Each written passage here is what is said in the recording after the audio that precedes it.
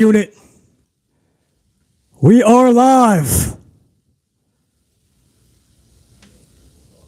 Gold team, channel member. First of all, red team. My entire unit is able to watch, listen in to this live reaction, watch along, review the good, the bad, and the ugly. My entire unit. This is open to all you guys. The chat open to my channel members as a perk, a benefit over to you guys to show that appreciation back to every single one of you guys that show it every month for the last 7 months that we've had channel membership. This is for you guys. Salute. SummerSlam, the good, the bad, and the ugly. Put that up. Square that up a little bit more. There you go. Perfect. There you go. A little bit better. We are live, unit. We are absolutely live. So if you are watching this on the replay, you're not live. That's a difference. Check what time it is. See if SummerSlam is already over. If it is, this is not live for you. But we still welcome you on in. Appreciate it. Smash that up. Help out the algo. Show BC you're amplified. But you're not live. Now, if you are live right now, salute. Let's have a party, man. A summertime party. This is always one of the best events of the year for BC. Summertime. My birthday's around the corner. You got Stegmeister celebrating 7 months. SummerSlam time, baby. You know it. 7-month membership. Appreciate you, brah. This is the big party of the summer, man. Vincent Kennedy McMahon's birthday, August 24th, if anybody wants to celebrate VKM. No? Crickets? So we'll see what the boys and gals do tonight. It's simple, guys. This is a different review than what you're used to anywhere else. Every single match is going to go in one of these tallies. Every match will either be good, bad, or ugly. If we're in a conundrum, I take it to my chat, which tonight is a special chat. Everybody in this chat has a gold card after their name because they're channel member gold team unit. That's channel members only. So this is... when we decide something tonight, it's going to be the most amplified of decisions. If there is an ugly tonight, that gets crossed off, it turns into 2 bads, guys. 2 bads apiece. So you want to stay away from the ugly column. Honestly, you don't think it's going to make a big change until we get to the end of the review and you have 4 uglies and they turn into 8 bads. And before you know it, 12 bad to 10 good, it's a bad pay-per-view. Because we can put tallies in for anything, not just for the match. We could put tallies in for really bad booking. If something is great, we could give it 2 goods. Tallies go throughout the night. If there's a good surprise, you guys are talking Kari Sane, JR9 Gaming I saw. All right, that's a surprise. That could get its own good. If they do something really cool with LA Knight, possibly a great, who knows? But that is the rules, guys. The good, the bad, and the ugly. We're kicking it off right now. We are just starting the show. Lone Revolver 1, welcome to the Amplified Unit Gold status. Lone Revolver 1, I feel like you already were a channel member in the past. Welcome on back if so. If not, welcome for the first time. Salute. Cassandra Love, welcome to the Unit Gold status. Cassandra Love has also just earned her gold card tonight. Cassandra, welcome. Alicia Vukovic, member for 7 months, ready to get amplified, BC. Thank you for 7 months of honoring this channel the right way. PB Silly Pride, 7-month membership. Amplified Unit Gold status, PB Silly Pride. Appreciate you, brother. Angel Alega, 6-month membership. Hey, BC, can't wait to hear the best and most truthful podcaster, period. I appreciate them words, man. I'm glad to have you on board tonight. Angel Olega, 6-month membership. James Shrimp Fajitas, 7-month membership. Thank you, BC. What's it say? Thank you, BC. Thanks for doing everything you do for the Amplified Unit. Keep on rocking. James Shrimp Fajita, you keep rocking, brother. Always appreciate seeing your comments up on the channel, whether it's a straight podcast or up in these live streams. Seeing James Shrimp Fajitas, always fucking awesome, man. I appreciate you. Dave Mealy, 7-month membership. A bit of amplified booking. Jimmy Uso will interfere in tribal warfare. Possibly, Dave Mealy. It is absolutely possible. This injury might not be as bad as we once thought. Ray Hunt, 6-month membership. Got my Starbucks and Tylenol already. Thank you for your time. Thanks for spending your time with the rest of the Amplified unit and BC. Ray Hunt. If the show is really bad, you're going to need that Tylenol. Hopefully the coffee and BC can get you through it. Appreciate you, Ray Hunt. Appreciate you big time, man. Colin, 6-month membership this month. Month 21 years since marks 21 years since I started watching WWE back in 2002. And I believe it's around SummerSlam 2002. I appreciate you, Colin, man. Good anniversary for sure. DeMonte, Ty Drew, 7-month membership. It's party time. You know it, brother. Good to see you up in here, man. DeMonte, Ty Drew. We're still in a video package, guys. You're missing nothing. I'm just going over a bunch of channel members saying what up. Sadiqua Flowers, 7-month membership. BC, what happened to all your hair? We shaved that in the summer. You know that. It's summertime, Sadiqua. It gets hot. Hair be gone. Pimp Jesus, 7 months. I'm in the 7-month club. Yeah, that's all we had, channel membership, only for 7 months. So Pimp Jesus, you've been along for the ride from moment one, bro. Appreciate you, dude. Guys, if I missed any month membership milestones, I do apologize. There's a lot to get to. There's a bunch of super chats already. We just started. There's banger bombs we got to go over. They just went live in Detroit, guys, just now, man. The live crowd is popping off. The camera is going all over. Instead of, okay, maybe not section 605. 605 is passed out right now. They're like, we're too high up in the nosebleeds. We ain't cheering. Nobody's going to hear us anyway. Fuck it. Section 605 was like, we ain't making any noise, bruh. We ain't wasting our fucking energy. Oh, bro, they're going to do it, guys. Logan Paul versus Ricochet is going to start the night.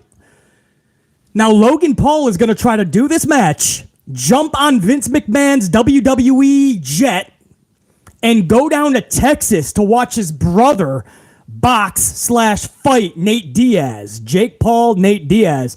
So that's cool that they're honoring Logan Paul's request. We'll see if they can get this match in. Hopefully no injuries, and he can make that jet down to Texas. This is going to be one hell of an opening match, guys. I love the stadium shows, the long entrance. Look at how cool that is, bro. You guys remember back at WrestleMania, I think it was WrestleMania 4. They had the little mini rings that rode you to the ring because the aisle was so long. And they're like, we don't want you to waste your energy. So they had these little mini rings.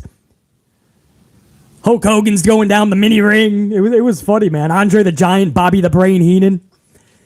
Guys, real quick, there is a broadcast switch I am hearing. Starting this Monday, Michael Cole and Wade Barrett will now be doing Monday Night Raw. SmackDown will be Kevin Patrick, Corey Graves, and Michael Cole. So Michael Cole will be doing double duty. Raws and SmackDowns. Kevin Patrick has been booted over to SmackDown with Corey Graves. So that's something that I'm hearing, guys. I'll get more confirmation. I had a lot to cipher through before we actually went live. But Michael Cole is doing both Raw and SmackDown. Kevin Patrick has been moved to SmackDown with Corey Graves. Wade Barrett going to Raw. Ricochet is now coming down to the ring. As we're going over that, if you guys don't mind, because there were so many super chats, I want to start knocking these off right now because you guys showed so much fucking love. You tossed so many coffees at the channel before we got rocking that I got to show that right back to you guys. Let me get that back. Hold on. I got to get that on the big screen. JR9 Gaming kicked us off with a 10-spot coffee. Couple of coffees saying, what up, unit? After Tuesday's NXT crushed my mood towards the company, WWE must deliver tonight, but they need surprises like Bray or Orton in their return for this to be a success. Regardless, our stream will be fire. JR9, you're in Ford Field, tens of thousands of people. I don't know about Bray. I don't know about Orton. I don't know about Karisane, but you better have surprises with an S, bro. This is a big show. You got All In from AEW taking the airwaves in just a few weeks with their massive stadium show. You got to deliver tonight, no doubt, JR9. And I'm so glad to have my right-hand man on the channel up in this bitch as well. Guys, if you're wondering, hold on. First of all, William F. with a 10-spot, couple of coffees. William F. Let's rock out to BC to entertain us for the night, even if SummerSlam may or may not. Appreciate you, William F. I hope I can, brother. Drop a little bit of truth, some knowledge, entertain you guys, but more than anything, have fun, right? We're hoping this event truly delivers. Stegmeister, Ash Steggles with a banger bomb, 50 spot. Let's do this the right way and start the biggest party of the summer, good, bad, and ugly review with the awe-inspiring, ultra-devastating banger bomb from the party starter himself. Stegmeister, did you just give yourself a nickname, another one? The party starter, Stegmeister, Ash Steggles. I fucking like it, bro. I'll manage you. Hit up WWE, bro. I'll be the manager. I might get involved, though, and start power bombing motherfuckers. Stegmeister, that banger bomb starts us off the right way, dude. And I see Angel Olega with a banger bomb, too, bro. And I'm going to get to that in a minute for sure. That needs dedicated time. Because that's a $100 banger bomb and so many more coffees. I'm going to get through them all, I promise you guys. But we just started this match. Ricochet versus Logan Paul. All those banger bombs in the chat, that's for you, Stegmeister. We're going to get over to Angel Olega, I assure you. The party starter with a $50 banger bomb. A bunch of coffees being chucked over to the channel. Square this up a little bit more. There you go. I like that. All right, that's a little better. Guys, that's a real tribal lay right here, man. Okay, maybe not tribal, but it's a lay from Honolulu. Somebody real close to me just went down to Hawaii, visited all the islands, and brought home a couple of lays for BC. This is a Green Bay Packer lay. I felt this was the time to do it. You guys can't even see the patch. Right there you go. This is my Packer, my tribal Packer button up from Tommy Bahama. You know we rock out the right way. This is authentic Tommy Bahama Green Bay Packer merch. Tommy Bahama Green Bay Packer. And we got a real Honolulu, brother. This is a lay. I got the tribal lay for the main event. You guys got to remind me. This is a shelled tribal lay, all right? Not saying that I'm the tribal chief, but I came rocking, guys. I came rocking, bro. Appreciate that. Ray Hunt, appreciate that. It does look sharp, right, man? I loved it. I was like, you got to be kidding. I'm going to wear this. I don't care if I wear this to Starbucks, bro. Santivia, you know Tommy Bahama. You know we rolling. All right, let's see a little bit of this match, man. I'm really hoping this is good. Logan Paul and Ricochet currently on the outside on the apron. Looks great, man. Nice color scheme. Tens of thousands of fans. I love the setup. Just the visual of it. Logan Paul gives a little bit of bicep flex. Snap me right down. Ricochet into the apron. And then he kisses. Who the fuck was that? That must be his girl, obviously. Remember Ravishing Rick Rude? He would kiss anybody, any hot chick in the front row. And then he'd make fun of them, too. Logan Paul talking shit to Samantha Irvin at ringside. I'm going to hurt him real bad to her fiance, Ricochet. Corey Graves says, I think I saw a twinkle in the eye of Samantha. Stop it. Stop it, Corey. Corey's getting Das Boot to Friday Night SmackDown. That's going to be crazy to come to terms with that switch, right? Kevin Patrick is off Monday nights. Him and Corey Graves on Friday nights. Michael Cole, Wade Barrett on Monday. And they're obviously not happy with Kevin Patrick's work too much because they're going to have Michael Cole do Fridays as well, guys. That's what we're hearing. So a big change with commentary. Logan Paul doing jumping jacks. He's doing some fucking sidestepping. Some Shane McMahon. Oh, man. I was able to get a fresh hot latte right before we went live, guys. I'm so happy I was able to get this. Starting off the right way. A little slow right now. It's going to pick up. The problem here, guys, here comes a power slam. British Bulldog, 1991. Correct, guys? British Bulldog versus Bret Hart, SummerSlam. Family implosion way before the bloodline, man. Bret Hart's sister was married to the British Bulldog. They were both fighting each other for the IC title. British Bulldog's move was the Power Slam. Bad Big Dog 95, welcome to the Unit Gold, bro. I know you were before, so it's really good to have you back. Welcome to the gold status. You have just earned your gold card again. Bad Big Dog 95. Logan Paul is getting that natural, organic heel heat. I love it. 92, thank you guys. It was 92, not 91. 91 was right after the Gulf War, or during it, so that was Sergeant Slaughter and his crew versus Hulk Hogan, Sid Justice, and Ultimate Warrior. And after that, Ultimate Warrior got fired because he held Vince McMahon up for more money. That's a true story. So that was 91. It was 92 where Bulldog and Bret Hart faced off. Look at Logan Paul really fucking with the crowd, guys.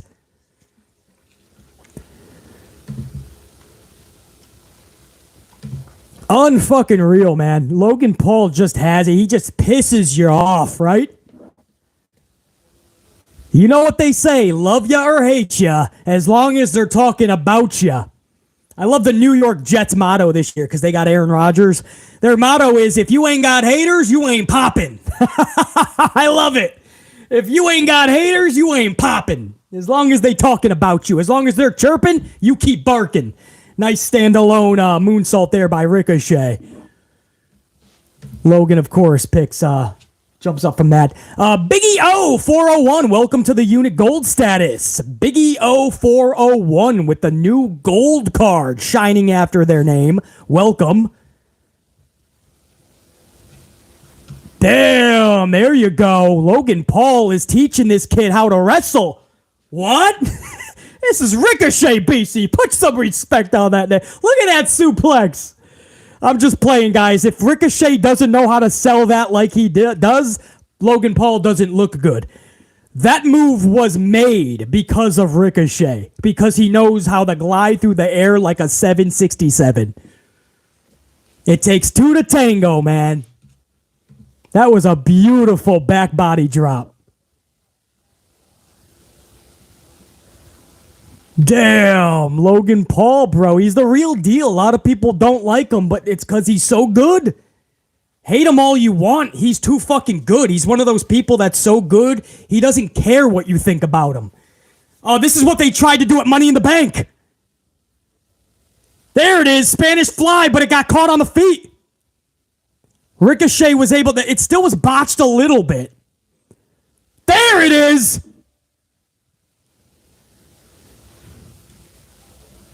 That was like a Spanish fly moonsault because he landed on Logan Paul. They are defiant, guys, to land that move. They don't care how long it takes, how many times they do it. They're gonna do that fucking Spanish fly. That was from the ring apron. Oh, Logan Paul fucking slingshotted face first onto the mat outside.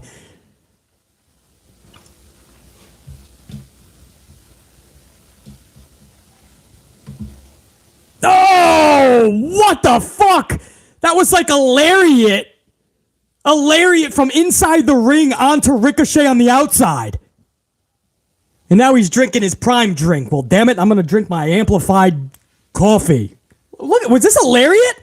That was a fucking lariat from the inside to the outside, bro. Bro, Hangman Page was loving that. Hangman Adam Page was like, that was pretty fucking good. A buckshot lariat from inside the ring to the outside. A fucking top rope planche into a standing moonsault by Logan, not Ricochet. Logan is showing Ricochet that even though he's been in the game a fraction of the time, he could do everything he can do. This is fucking insane. Logan Paul's amazing. Logan Paul is a natural... He's got that natural it factor, bro. A big shout out over to Jacqueline Robinson, 7-month membership, and I'm under the weather, but wasn't going to miss this stream. I predict by the end of the pay-per-view, I'm going to have no voice. Thank you for your time and truth, BC. Jacqueline Robinson, always good to see you up in here, and I appreciate the 7-month membership. We've had membership for 7 months, which means you've been on board since day one. So I appreciate you, Jacqueline Robinson. Oh, Ricochet jumps up. Logan Paul hits the ring post.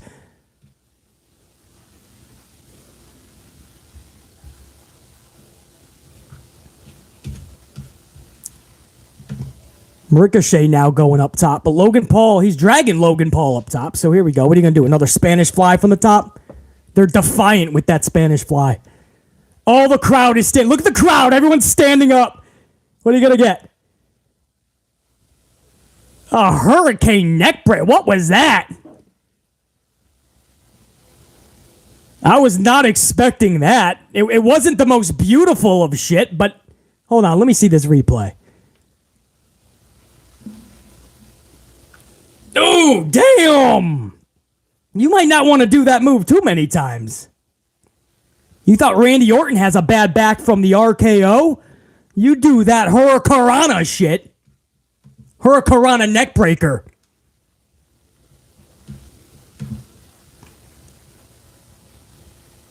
Spicy Mama McCaleb with a 10-spot, couple of coffees. Spicy Mama McCaleb, what up, handsome and amp unit? Can't wait to watch this live with you all. Hopefully we get some awesome moments tonight.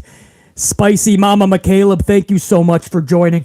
Even if you can't stay for the whole stream, it's always good to see your name pop up. I appreciate the coffees.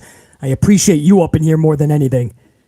Spicy Mama McCaleb, I'm hoping it's a good show. This match so far has been fun and entertaining. Can they keep it going? How much time are they going to give them? The pace has picked up big time. Ricochet from the outside. Springboard. Springboard clothesline. Ricochet on the Logan Paul. Logan Paul down. The Maverick is what we're calling Logan Paul. No, I am not. I am not calling Logan Paul a Maverick. Shooting star. Standing shooting star. Kick out at 2 4/10. Logan Paul. I want to give a shout out over to Carlos Ray, 20 spot, but more importantly, just seeing Carlos Ray up in here. We don't get to see him all the time. He's got life things of his own going on, so much respect and love over to Carlos Ray. Now, SummerSlam will be amplified.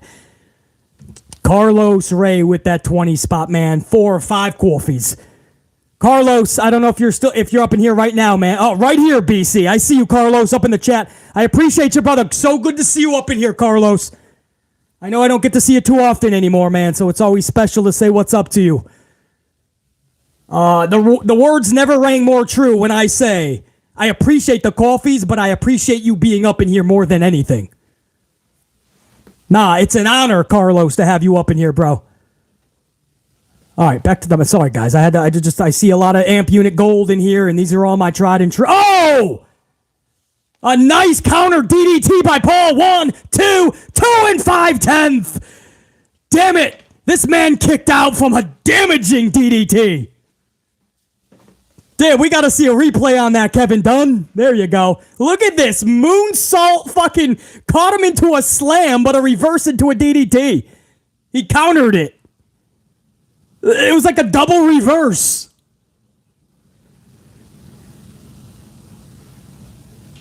Damn, man. Logan Paul, he just gets something in his dome piece and he says, let's do it. If I fuck it up, I fuck it up. But he doesn't want to. He tries not to botch, or at least as limited as possible. Oh, damn. Ricochet with a nice counter to get back on top here. Ricochet now says he's going up top. Well, we got a 450, a 620, a 950. What are we going to hit here, Ricochet? He's going, by God, he's going for the 970. Ricochet up top. Oh, no, what's he doing? He's holding his back or his ribs. He's selling a rib injury.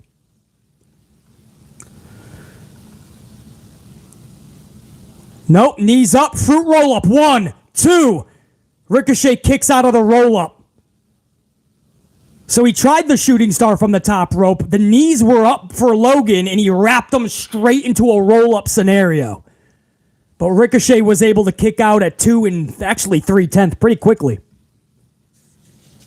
Ricochet did not get the memo. You do not kick out of a fruity roll-up.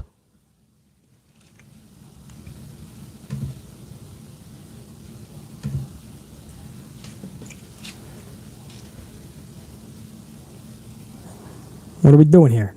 Damn, now they're just like doing they're just dancing with each other now. That was just like a flapjack powerbomb position, just chucks them over the top, flapjack style, face first into the canvas. Shawn Michaels, HBK kick up from Logan Paul. Crowd is telling him to fuck off. That just makes him even more happy.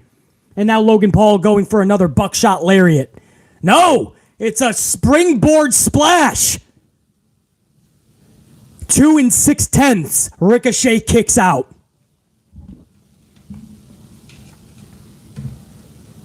Shout out over to Derek Fleming Jr., 5 Spot Coffee. Finally got the courage to leave my job. Stood up for myself, unlike HHH. Wasn't being appreciated. Thanks to BC for always preaching the knowledge. Hey, Derek Fleming Jr., if you're being treated like shit, walk.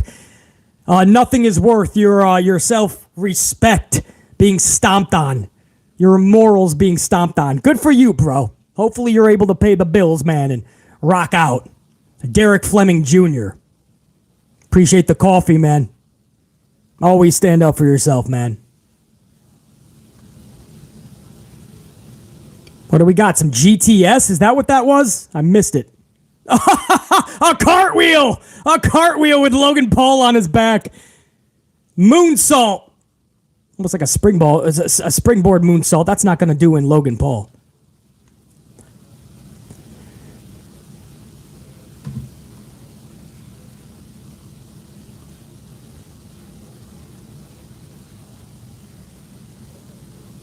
Dave Mealy, man. There's a lot of super chats before Dave, but I just saw Dave pop up with a 2-spot. Imagine that. Or imagine this. A spot fest with selling. Dave, I know, bro. Look at Ricochet selling. Good for him. He's been showing me a lot. This Logan Paul feud, whether he wins or loses, this does wonders for Ricochet. This put him on the map with a lot of people that just gave up on him because of booking, unfortunately. And he's just not that good on the microphone. But this whole thing with Logan Paul, it's made even BC look at this dude differently and say, hey, you know what? We can rock with this dude again. We know he's got the talent. Ricochet is up top now. Top rope. Logan Paul down and out. 950 splash.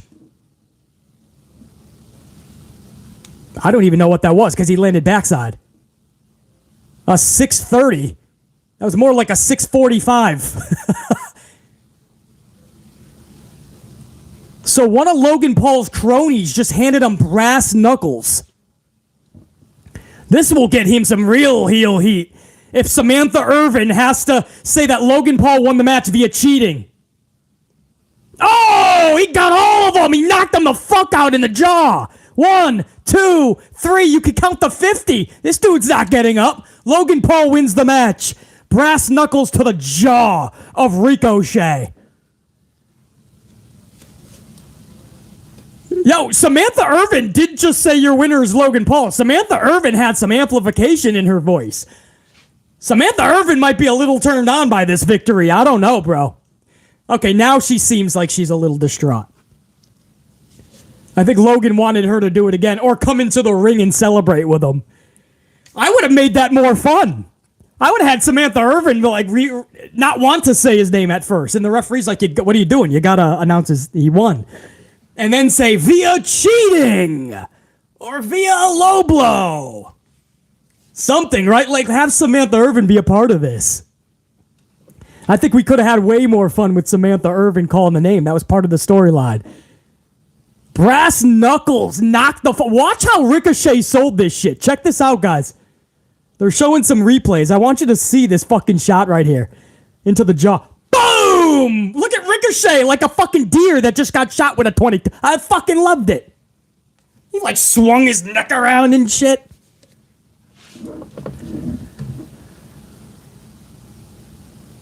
Sae Parker, 7-month membership. Thank you, brother. It would be good to see the new Hurt Business with the last part of the group.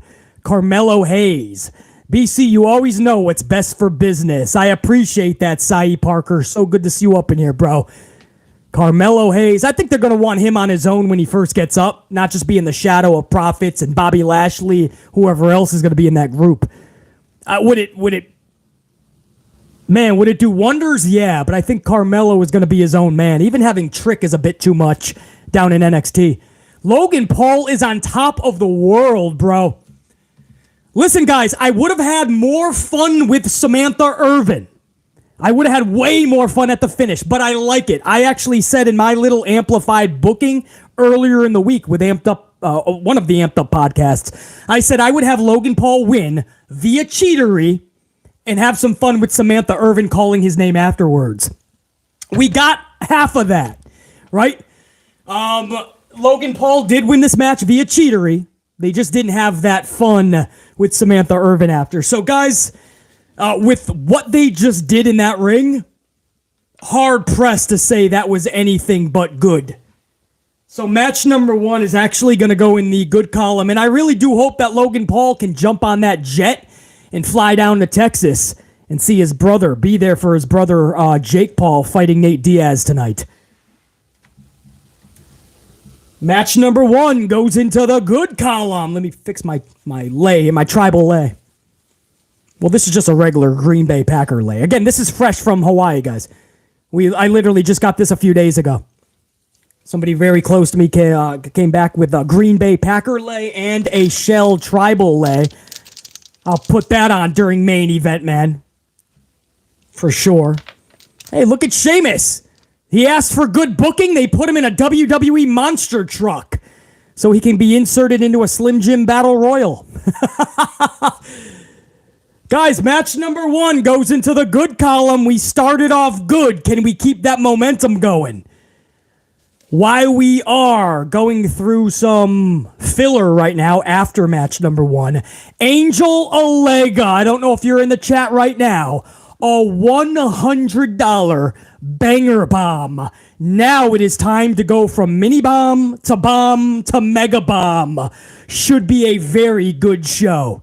It started off good. If you're talking about this review show, you know we're going to be amplified, Angel. Angel Olega earlier in the Amped Up podcast, guys, a few podcasts ago, he put up a mini banger bomb, 25 spot. The last podcast, he put up a $50 banger bomb, and now we're at 100.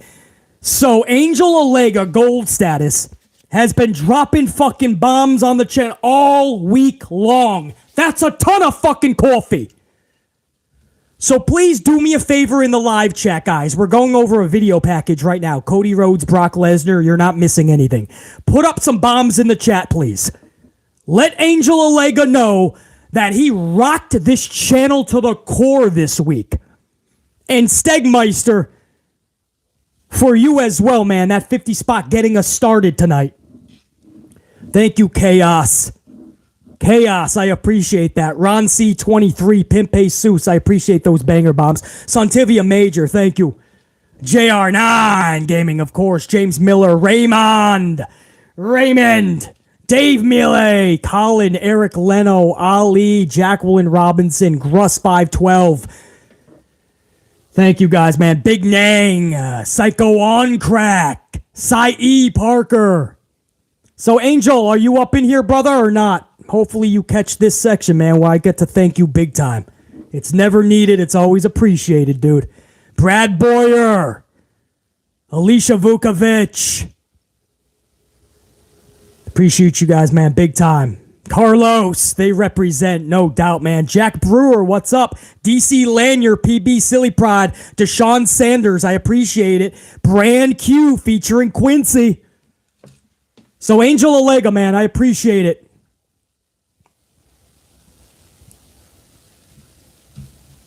A $100 banger. I knew I saw that before I went live, you and Stegmeister. I was like, damn, man, I got to give that the proper salute. Biggie Joe.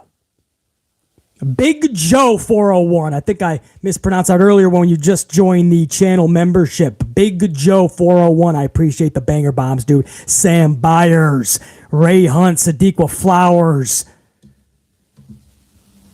Angel Olega, man. Massive, massive appreciation. JR9 Gaming with a 2-spot says there are reports that Kyrie is returning to WWE. And I did see that, JR9. You know how I feel about her. Let's rock. The bad news is they don't book Asuka correctly. They don't book Io Shirai Sky correctly. And the reason Kyrie said check you and wanted to go back to Japan is there was nothing for her in this company. So what makes us think it'll be better? Because of Schnoz? Look at Asuka and Io still. Asuka's got a title. Io's got a briefcase. And they're both still booked the same way. L after L or completely irrelevant. We'll see how that goes, JR9 Gaming. Appreciate the news, bro. Strict Tango with a 2-spot. Night in Battle Royal without a prize is pointless. The whole Slim Jim Battle Royal is pointless, Strict Tango. Guys, you're missing nothing. We're going over a video package of Brock and Cody Rhodes. Looks like that's going to be match 2. I think they wanted that to be match 1. But Logan Paul asked for it so he could jump on the WWE jet and go see his brother fight in Texas. And, of course, they're in Detroit, so he needs that jet he needed to go on match 1. Cassandra Love with a 20-spot. 20-spot, bunch of coffees chucked at the channel. Cassandra Love says, love your truth. I think they may make WWE. They may make a WWE belt for the fruitiest of roll-ups in the world and make it relative for Pinocchio Schnoz to boast. But we'll see if Wyatt comes back. They give him good bookings. We'll see, Cassandra Love. I appreciate the love. Sam Byers with a couple of 20 spots, brah. Brock Lesnar is coming down to the ring, guys. We're going to get Cody Rhodes and Brock Lesnar right now. We're not going to wait for it. Sam Byers with a couple of 20 spots. 2 of them to be exact. Almost a mini banger bomb right there. Sam Byers, if you're up in here, appreciate you, brother. Old school. Sam Byers would always just chuck coffees. No words needed. He would just chuck coffees. All right, here comes Brockton Lesnar looking all juiced up, ready to rock. 2-month membership, Ali. Hey, BC, being a part of the Amplified unit for 2 months is an honor. And I can't wait for the surprises to happen at SummerSlam. We're still waiting on the first one. The good news is we're only going into match number 2. Ali, I appreciate the 2 months, bro. Deontay Thomas, welcome to the gold team. You just earned your gold card, and I believe this is your second time as a unit member. So shine up that gold card. Welcome back to the unit, man. Channel membership. Deontay Thomas, welcome back, bro. Always great to see people earn their gold cards live.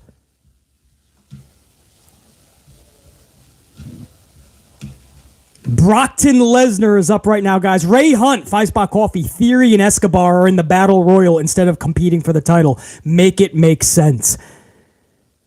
Are you fucking kidding? So Austin Theory, you kept this guy off the pay-per-view with his championship just to put him in the Slim Jim Battle Royal.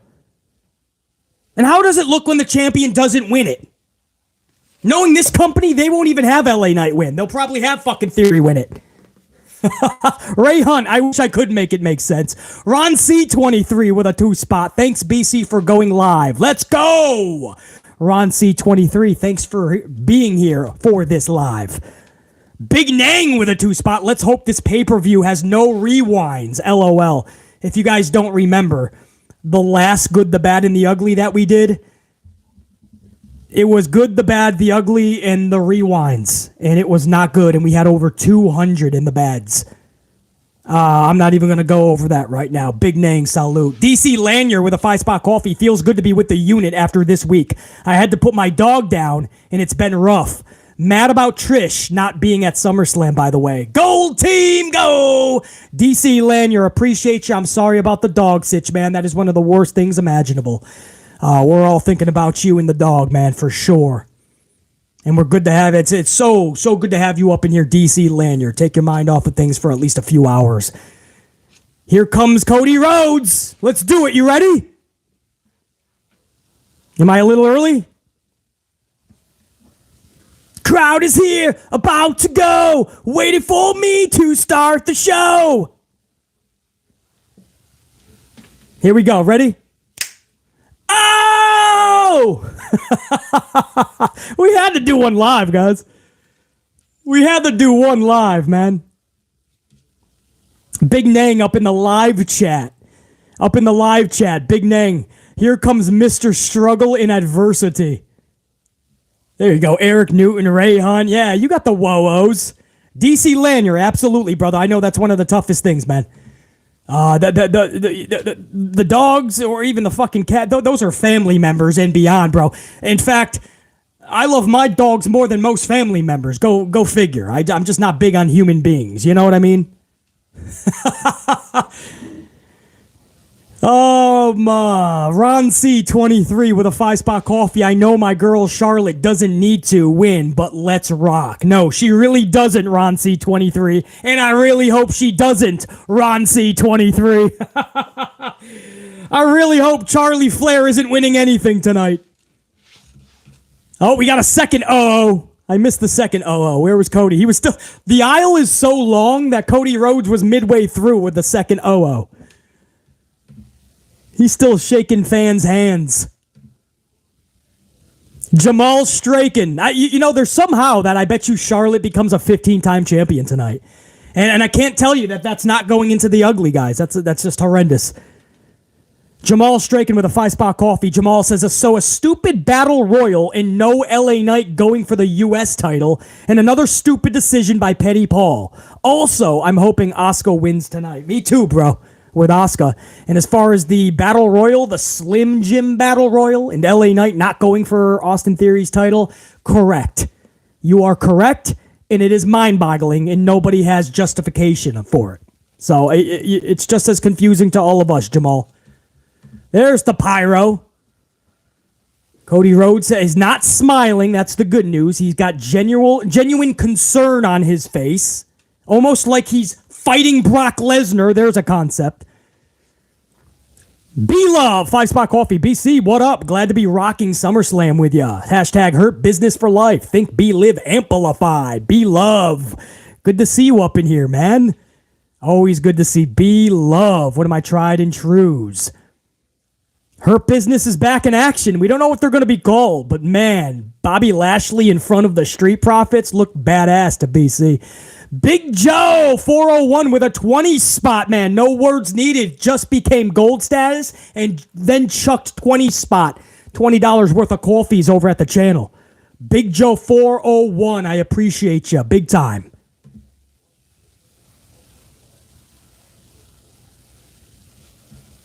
Eric Newton says, all right, you're taking a bit too long to get in the ring there, Cody. Get in there.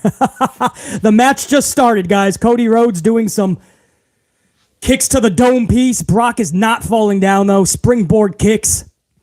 And Brock doesn't go down. He just like flicks his fists at Cody, and Cody has probably another broken arm. On your way in, guys, smash those ups. I totally forgot. We're 40 minutes plus into this live stream, and I totally forgot. Smash the ups, but I didn't need to. We're already a couple hundred deep on the ups. So I appreciate that, guys. If you haven't, or if you're watching the replay later on, smash the up. It helps the algorithm, man. BC is going head-to-head with SummerSlam, man. We can use all the help we can get with the ups and the algorithm. Cody Rhodes with a suicide dive. That knocks Brock down to his knees. Now they're on the outside. It's funny to have the rubber match, the third match, not have any stipulation.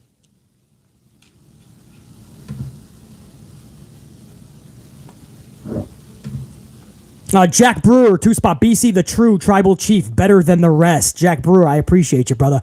I appreciate the words. And I don't know if I'm a true tribal chief, but I do have the tribal lays on tonight, man. The Green Bay Packer authentic Hawaii lay. I'm ready for tribal warfare tonight. Jack Brewer. Adrian Lachey, 2-spot. The Charlotte SummerSlam streak continues tonight. Boo. Adrian Lachey, I think so. I think Charlie's getting that title. I don't know if Io cashes in and takes it from her. And I don't know if I want to see that. Because then Charlie gets number 15. And then she'll get number 16 within about a month. Adrian Lachey, tried and true from way back. Always good to see you up in here. Brock Lesnar is just toying with Cody Rhodes right now. Godswilla, who's a 7-month member. This struggle in adversity world tour has been atrocious. I want to be in the alternative universe where Cody beat Roman and LA Knight won Money in the Bank. You and me both, Godswilla. But that means everything would make sense right now. And we can't have that with the company. Godswilla, appreciate you. Savage, 1024, The Punisher. Welcome to the Unit Gold. You already were gold status, but it's damn good to have you back, shining up that gold card. Savage, Richie P. Welcome back to the Unit Gold status. Just earned your gold card. Richie P. Welcome back to the Unit, man. I love when people earn their gold cards. You guys are missing nothing, man. Brock Lesnar is just toying with Cody Rhodes, guys. Slow pace. Nothing is being missed. Dave Mealy with that 2-spot. I already got it earlier, man. A spot fest with selling. Yeah, props to Ricochet. Deshaun Sanders with a 2-spot. What's good, BC? I'm at the show. Much love. Deshaun is in Detroit at SummerSlam. Showing love to BC, man. In the channel. I appreciate you, Deshaun. Whenever you catch this, man, I hope you're having a good time there live at SummerSlam. Thanks for taking a moment to jump on your phone, smash that up, and show the love to the channel. I told you guys there was a ton of super chats, man. A lot of channel member activity tonight. You guys make this so much fun, man. You guys are the reason that I made sure to carve out time tonight. On a Saturday night, I said, no, this is what we're doing tonight. Savage, 1024, The Punisher, 2-spot. How's the Boar Fest known as SummerSlam? Match 1 was good, Savage. We'll see how this match is. So far, this match is not too good. I mean, I've been able to knock a bunch of super chats off during this match already. That's not a good sign. Very slow pace. Brock is just toying with Cody. Now he's delivering some Suplex City bitches. I appreciate it. Savage, 1024, The Punisher. Strict Tango. Watched Taker MDAE segments for nostalgia yesterday. MDA. Oh, Attitude Era. I gotcha. Attitude Era segments for nostalgia. Oh, bro, that's kind of sad because then you see what wrestling is today and you're comparing it to the Attitude Era and it makes you want to ball in a corner somewhere. Strict Tango. Richie P, 10-spot. Kana Asuka, better win.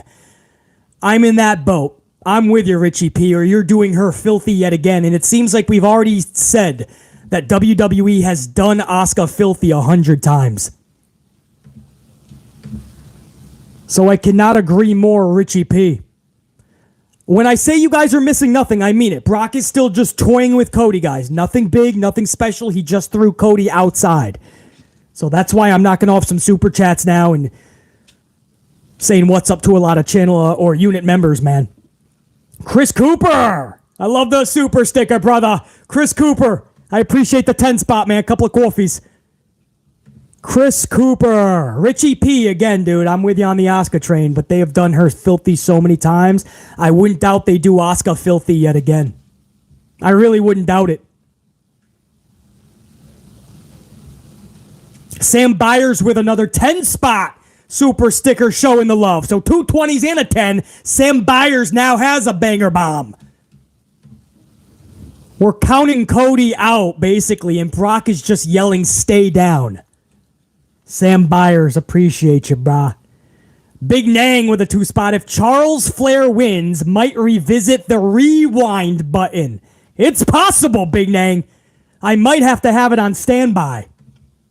Cody, of course, gets back in the ring. There's no way he was going to get counted out. Courtney Ward, 2-spot. Courtney, heading to work. Watch the first match. Red team, go.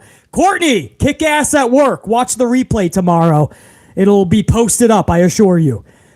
Thank you for tuning in just to smash that up and say hello to the unit. Courtney, honestly, when I say much love, I mean much love and appreciation, Courtney. Colin with a 5-spot. BC, I thought Cody Rhodes is getting a title shot at SummerSlam. Man, IWC lies again, LOL. Yeah, no, remember that? They're going to do it at SummerSlam, BC. Now they're going to do it at WrestleMania 40, BC. He needs more struggle and adversity. Yeah, we'll see. We'll see, Colin, how this goes. 4th one with a 2-spot. FTR versus Young Bucks at Wembley. That'll be good. I just feel I'm past that match for AEW fourth one, but I'm sure it'll be really good. But we've seen what they can do. They've already rocked it out. We'll watch it again. Dave Mealy, 5 spot. The fact that Brock and Cody is second shows how what the WWE really thought about his story. Yeah. Cody's story, his summer-long feud. It's only good enough for the second match of the night.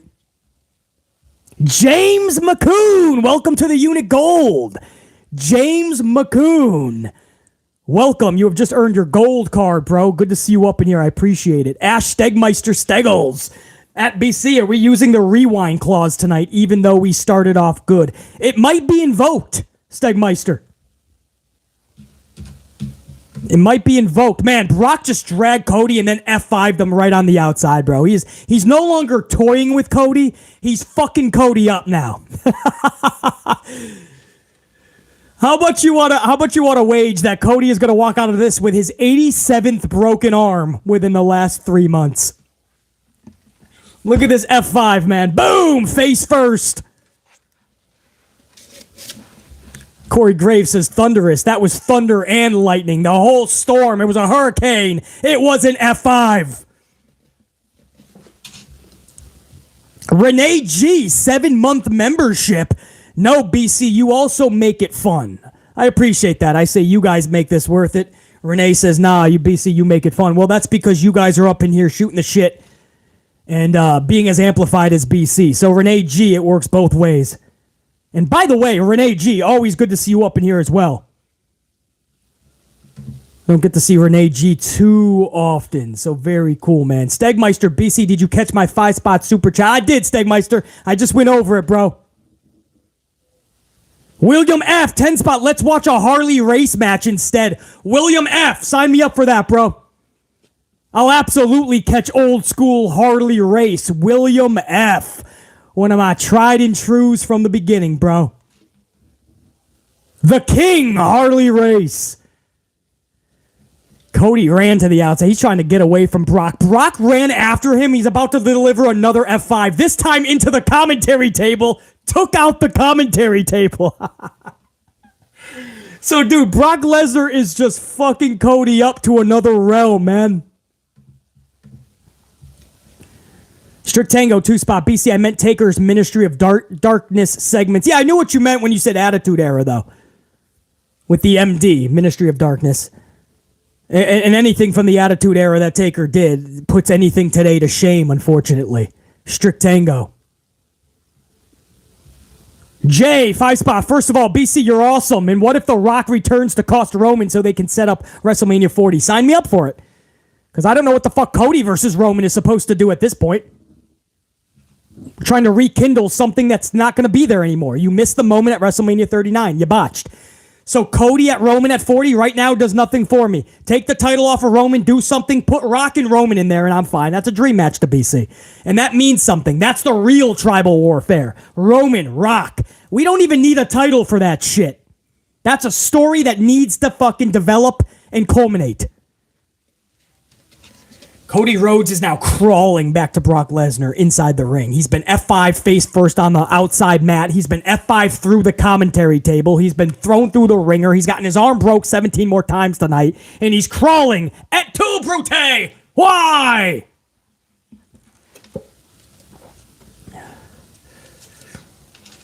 Brock just pounding down now on the small of the back. It doesn't look like Sheriff Rivers up in the chat is having fun with this match. I'm actually falling asleep, LOL. Sheriff Rivers is not a fan of Brock Lesnar being the tiger in this match and Cody Rhodes being the mouse and just getting fucking thrown around the ring.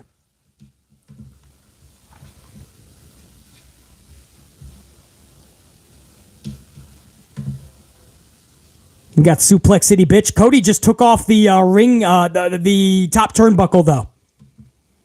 Savage, 1024, the Punisher, 10-spot. They built up Cody Rhodes so well from Hell in a Cell with the injury to the Royal Rumble return, just to lose at Mania, all for the sake of struggle and adversity. What's the logic behind this? Savage, 1024, the Punisher, there's no logic, honestly. I've covered this so many times, and you know it. And I'll probably have to say it a million more times. There's no logic. Cody needs the title right now. That's why this match should be for a championship and not the second match on the card with no reason of the story still. But it's what it is. We can flip out about it till we're blue in the face. This company doesn't care. Cody Rhodes now has the steel steps. He's coming back to life. He's hulking up. What you gonna do, brother? He's got the steel steps.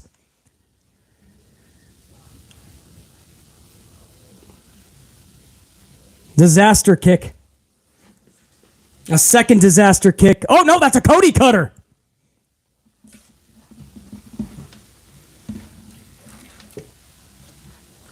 Disaster kick followed by the Cody cutter. Oh, springboard Cody cutter. Brock sold it beautifully. Brock is so good, man. 2. Brock kicks out at 2 4/10. Guys, Cody Rhodes is amazing to do that springboard Cody cutter. But Brock Lesnar, Kevin Dunn, show us a replay, please. Somebody get word to Kevin Dunn. Thank you. Listen, look at this. Slow motion. Watch Brock. Caught Cody beautifully and sold that Cody. Brock Lesnar is a giant, a massive man. For him to sell that the way he did is better than most of these wrestlers that wrestle 5 times a week. And you would think they have no ring rust. They're ready to go at all times. Brock will put him to shame. Uh-oh, Kimura lock. Kimura. He's got the Kimura lock. Now Cody is about to get his arm broken for the 18th time in 3 months.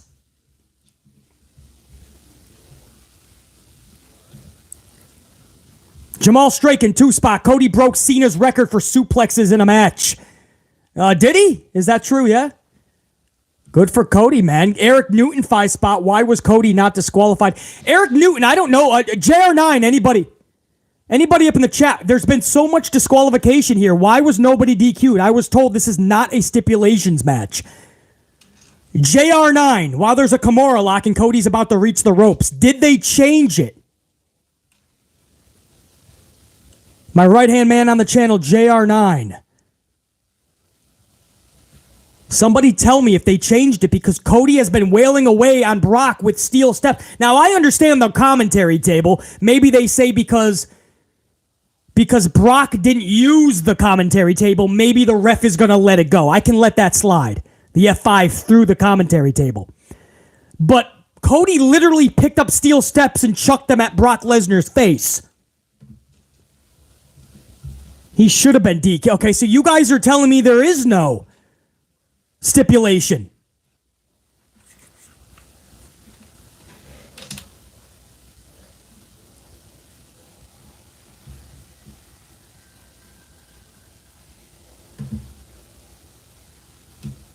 Yeah, I don't understand that, man. That's honestly like AEW officiating.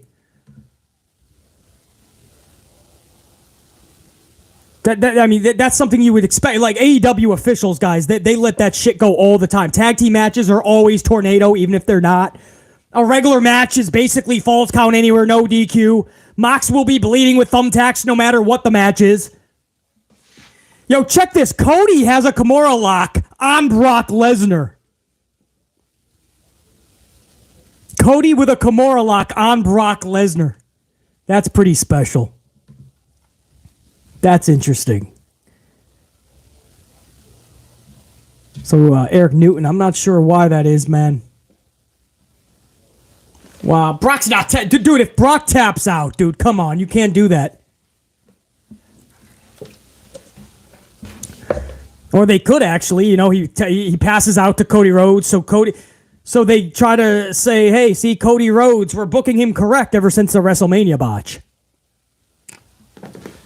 But you can't have Brock tap out, bro. Come on. Not to Cody. You just can't do that.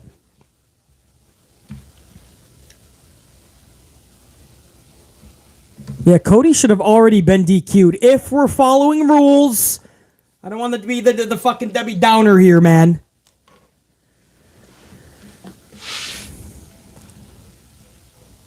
It's funny to see Corey Graves and Michael Cole without any table in front of them. Just two dudes casually having a drink at the fucking pool. They're at the bar. Oh, they're trying to go for the trifecta crossroads. And it's tough. Brock's having a tough time selling this. I don't even know if he's landing, but 3 crossroads and Brock Lesnar loses. That was the finish that should have been at Mania, guys. 3 crossroads to Triple H. Or Triple H. Triple H is the one that said, no, we're going to call an audible. 3 crossroads to Roman Reigns. And they decided to go with an audible. And after the crossroads, Solo Sikoa hit him with a spike. And then Cody Rhodes lost via spear. So they went with the 3 crossroads to Brock. It's the same finish that we saw at Mania. They just actually finished it this time. I'm not. Oh, guys, man. I don't know, man. I'm not sold on this match. Is there a surprise? Is Randy Orton gonna come in and RKO Cody? Like, something better happen. If this was this whole summer-long feud was just to watch Brock lose via the same finish that was supposed to be at Mania, the 3 crossroads, I hope this isn't it, man. Do not go to a video package. Are you gonna shake hands? What's going on? This dude broke your arm 18 times. You're not realistically going to shake his hand and Brock's going to be a face again. Please don't tell me this is where we're going. Do not have Brock Lesnar extend his hand. Please. Please don't do that. It doesn't make sense. You beat the shit out of this guy the day after WrestleMania, still for no reason. You had a summer-long feud where you broke his arm 87 times. Do not shake hands. It doesn't make sense. Walk out of the ring, Brock. Or F5 him 87 times. Are we shaking hands? Is this like we're partners? We just wanted to see who the best one... No, this was an actual feud, I thought.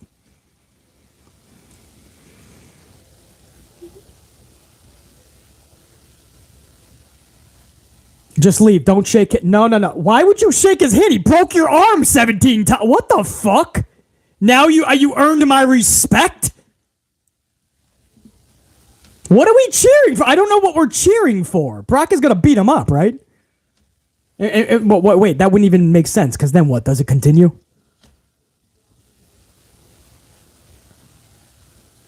All of that was for Cody to earn Brock's respect. Or Brock to earn Cody's... No. Cody earned Brock's respect. And now Cody's got that stupid smile on his face again. What is happening? What just happened, guys? We waited the whole summer for... Well, I didn't. I told you guys this was stupid. I told you they had nothing planned for Cody, didn't I? I told you that. This guy's on his knees now, and he's going to... What are you going to go to WrestleMania and try to get on Roman again? Listen, I'm high on Cody. I've been high on Cody. I've been preaching since after Mania that he should have won the title. I don't understand what this is. Good pop, though. Everybody loves Cody. I don't understand what just happened. This was an actual feud, I thought. He broke your arm 17 times.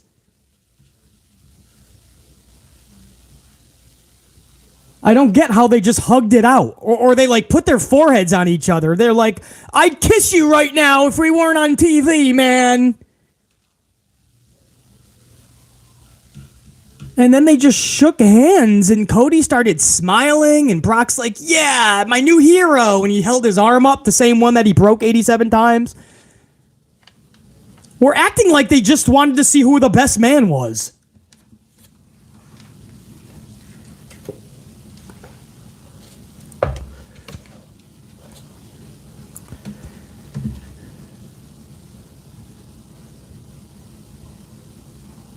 JR9, yeah, Cody's great, but this story... Cody is great, but yeah, this story wasn't it. I don't even know what the story is. JR9, what just happened? Guys, what just happened? It was the same finish that we were going to see at Mania. 3 crossroads. This time they just said, okay, you can beat him. Well, we can't have you beat Roman, but beat Brock Lesnar in a nonsensical rubber match. See? We gave you the 3 crossroads finish that we didn't give you at Mania. And then afterwards, they hugged it out, basically. They tapped foreheads. They whispered sweet nothings into each other's ear, and they shook hands, and they held each other's arm up. The one that wasn't maybe broke 87 times. Or maybe it was the one that was broken 87 times. Kevin MD for 7 months. Pass the torch moment. Cody Rhodes doesn't need a torch from Brock Lesnar. Cody Rhodes been in this business for a long time. He's the son of fucking Dusty. He went and created a company with his friends and a multi-billionaire. If that was supposed to be a passing of the torch, wow, that torch was never flaming. Passing of the torch. You're probably right, Kevin MD. That's what it looked like it was supposed to be. As if this is the same thing. Like, remember when Papa H said good things come to those that wait? He talked to him like he's his child. You didn't win at Mania, but at least you were on Mania and in the main event. And don't worry. Oh, no. I think he told LA Knight that. He told Cody there's more story to tell. Just hang on. The fuck was that? Dante Jaron 23, 5-spot coffee. What up? What's good, BC in the AMP unit? Hopefully Triple H will not make stupid decisions tonight. Well, he just made one. He doesn't know how to book Cody Rhodes. He just doesn't. The Audible at Mania ruined everything. A summer-long feud with Brock Lesnar just to end with basically them hugging it out. He broke your arm all summer long. Beat the shit out of you for no fucking reason, insulted your fucking mother, your sister, your family, and beat you up in front of them, and you shake his hand and hug it out? I can't even. I can't even, guys. I'm just looking for a little semblance of fucking something that makes sense here. Just a little fucking semblance. Savage 1020 for the Punisher 10 spot. Cody should have won. Cody should have won at Mania. LA Knight should have won at the briefcase and cashed in at Mania after Cody dropped the title at 40. It would have made sense, but this is WWE. Anything smart isn't their thing. No, and they just did another thing. Savage 1020 for the Punisher. Big Joe 401 5-spot coffee. Hopefully Asuka wins. Charlie winning is so forced it's cringy. Plus, I wish it was Io and Asuka one-on-one instead of a three-way. There's no question Asuka versus Io would have been electric tonight in Ford Field with tens of thousands of people. They screwed that up, Big Joe 401, no doubt. Big time. And by the way, Cody was supposed to be DQ'd in this match. He used the steel steps. Brock Lesnar sent him through the commentary table. We can let that slide because he didn't use it per se.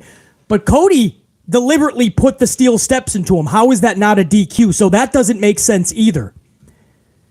Dave Mealy, 5-spot. Cody versus Brock deserves 3 uglies. 1 for Brock short splitting. I thought that's what I saw.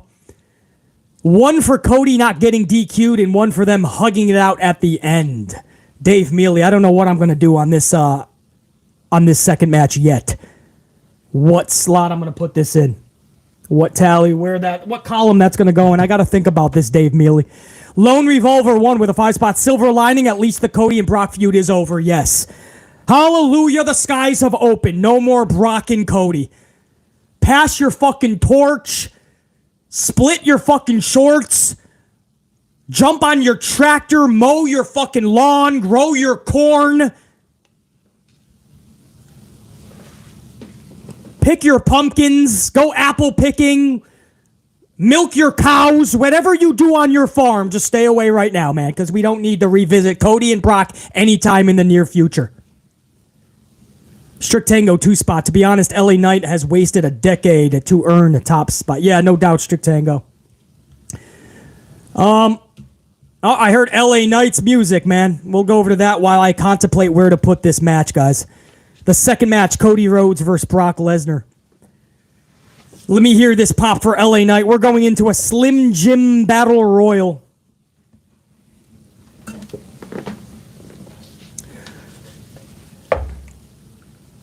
All right, guys, so here's what I'm going to do. Oh, shit, everybody else got a jobber entrance, guys. LA Knight did not. There we go. Hey, it's a start. It's a start, unit.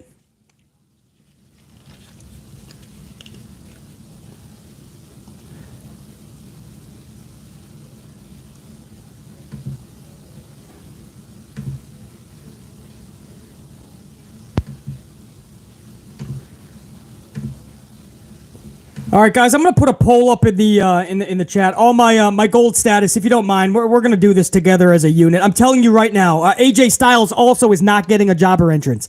AJ Styles is getting a real entrance. Smash that up on your way in, guys. Let's get that to 300 plus for the third match of the night. 300 plus. There's no reason we have not hit that. We're about to hit it, but there's no reason we didn't. Let's get that up if you haven't already. AJ Styles is coming down to the ring. I'm going to ask you guys in the chat. It's not match number 2, Cody versus Brock, is not going into the good column. I appreciate their effort. The booking all summer just never made sense. It never had a purpose. Cody should have been DQ'd in this match, but he wasn't. The finish is weak AF. Beyond mid AF. Oh, I just heard the fink, guys. I just heard the fink. That was cool. So the finish was weak, and then after the match, they just basically hugged it out, shook hands, put their foreheads together. That doesn't make sense because Brock was destroying him all summer. Why would you just... That's not earning somebody's respect. That's not passing a torch. You'd be pissed off. None of it makes sense. So it's not going into the good guys. Now I just have to ask you guys. It's either going in the bad or the ugly. Match number 2, Cody versus Brock. So what I'm going to do is ask you guys, does Cody versus Lesnar go into the ugly column?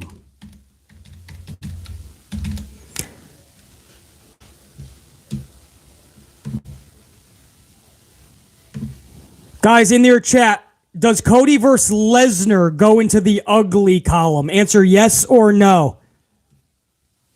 If no, it'll go into the bad column.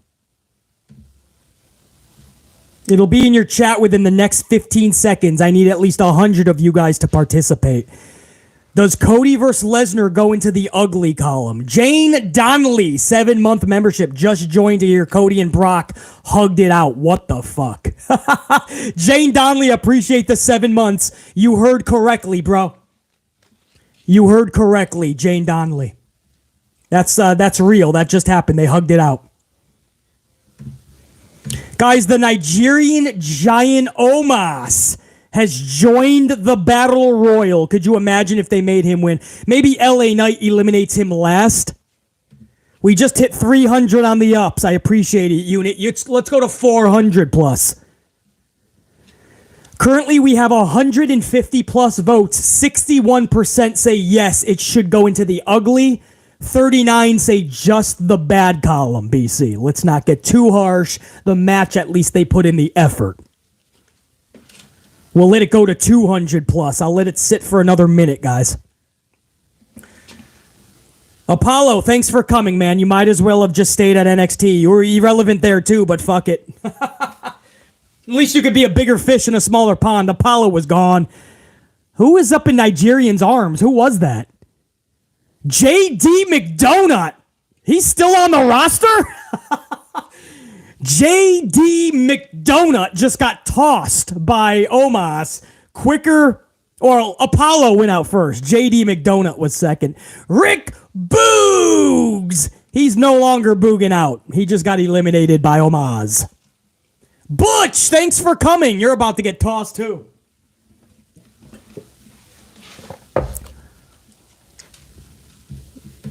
Guys, you guys have spoken 60 to 40, 225 votes. I'm going to end the poll right now. 59 to 41. You guys believe that match number 2, Cody versus Brock, goes into the ugly column for reasons we just aforementioned. And the results are in your chat right now. You should see the results in the next 15 seconds. Dave Melee in the chat. I love it. Donuts can fly. Is that in JR's voice? Donuts can fly! King! Donuts can fly! By God, donuts can fly! So, guys, let me put a different one in there for the good column. This was in match 1. Logan Paul and Ricochet goes into the good column. Match number 2, Cody versus Brock Lesnar, goes into the ugly column. Otis just got eliminated, guys. Imperium, I believe, eliminated Otis. The Slim Jim Battle Royal is currently on. We have an ugly, unfortunately, guys. I did not want to do that for a Cody Rhodes match. You guys know how high I am on Cody. The match wasn't awful, but nothing makes sense in it. He should have been DQ'd. The finish was the same thing that we were going to get at Mania, but the audible was called. And then after the match, nothing makes sense. Why would you hug it out and shake hands and raise each other's arms and show admiration and smile? It doesn't make sense. This guy broke your arm all summer long. Told your mom to basically fuck off and beat you up in front of your family. What the fuck? That doesn't make sense. We were told all summer long this was a volatile, vicious feud. That's funny. One of the Vikings jumped up on the ropes and he had no destination, and then he just got tossed out by Tommaso Ciampa. Then the other Viking went through the ropes with no destination, and Tommaso took him out too. The Vikings look like such idiots. Don't sail a boat, Vikings. You'll go right into an iceberg. I tell ya. DDT by Tommaso, and it looks like he's going to eliminate Shinsuke. Tommaso just eliminated Shinsuke. DDT and then booted him right out.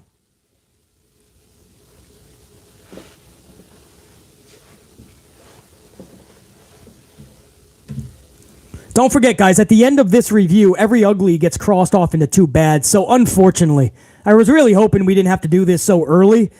But unfortunately, it's already two bads to one good. Every ugly gets crossed off to two bads, so we don't want to do that. But that finish to Brock and Cody, and then the post-match shit, and then the DQ thing is still dumbfounding to me. So, it doesn't make sense.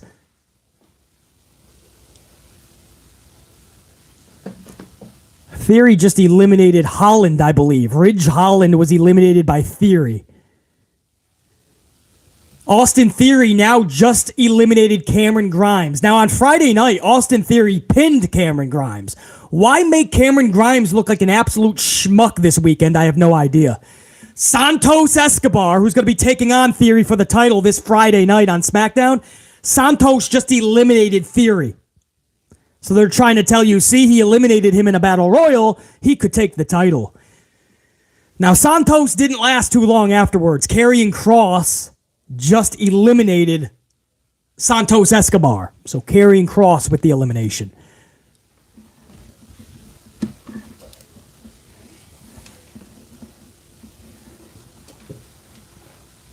Kaiser thinks he eliminated Gable, but Gable was like, nope, he just did the Shawn Michaels Royal Rumble. Remember the early 90s, or maybe it was 1995. Shawn Michaels did that kick up, and him and the British Bulldog like landed the same time or something. Same thing like Lex Luger and Bret Hart did. And actually, Kaiser was eliminated by Gable by doing that kick up. He was almost eliminated, and he pulls himself back up, and he almost does like a Hurricanrana to Kaiser. Dude, Omos has fucking Flips, Flops, Flanagan, and Butch. Dude, Omos just eliminated Butch and Flip, Flops, Flanagan, Matthew P.H. Riddle at the same time, guys. A human being was on each of his shoulders, and he just tossed them out. No joke.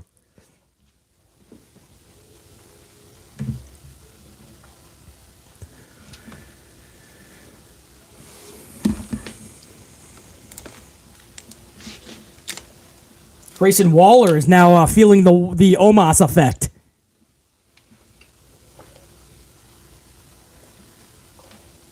LA Knight's about to feel the Omos effect here. No LA Knight. There you go. The crowd comes to life a little bit. I forgot LA Knight was in the match. He was like hiding the whole time. Some big clotheslines. LA Knight going for another one. Oh, he gets an Omos boot. Omos said, sit down, young fella. Yeah. Look at Big Bronson Reed. Big Bronson looks like a little marshmallow fella compared to Omos. You ever see the movie Ghostbusters Afterlife? The little marshmallows that are like fucking killing each other and whatnot? Oh, everybody that's left just eliminated Omos. That got a pop from the crowd.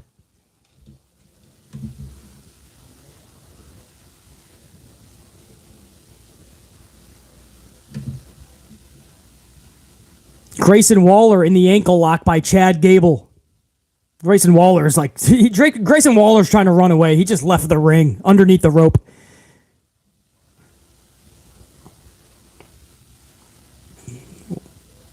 Did Grayson Waller just do his own skull-crushing finale, or was that kind of like a hybrid with The Miz?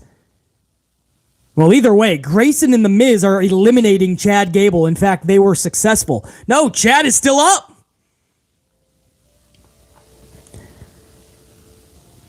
Chad Gable stayed alive. Man, hey, they're booking Chad Gable strong so far in this Slim Jim Battle Royal. Oh, Miz just tried to mock LA Knight and he got thrown out. Crowd massively popping right now for LA Knight. It's almost like they want these two to feud, but they can't because Miz is on Raw and LA Knight is on SmackDown. Not that they honor the brand split anyway, but still. LA Knight is telling Sheamus, let's work together, brah.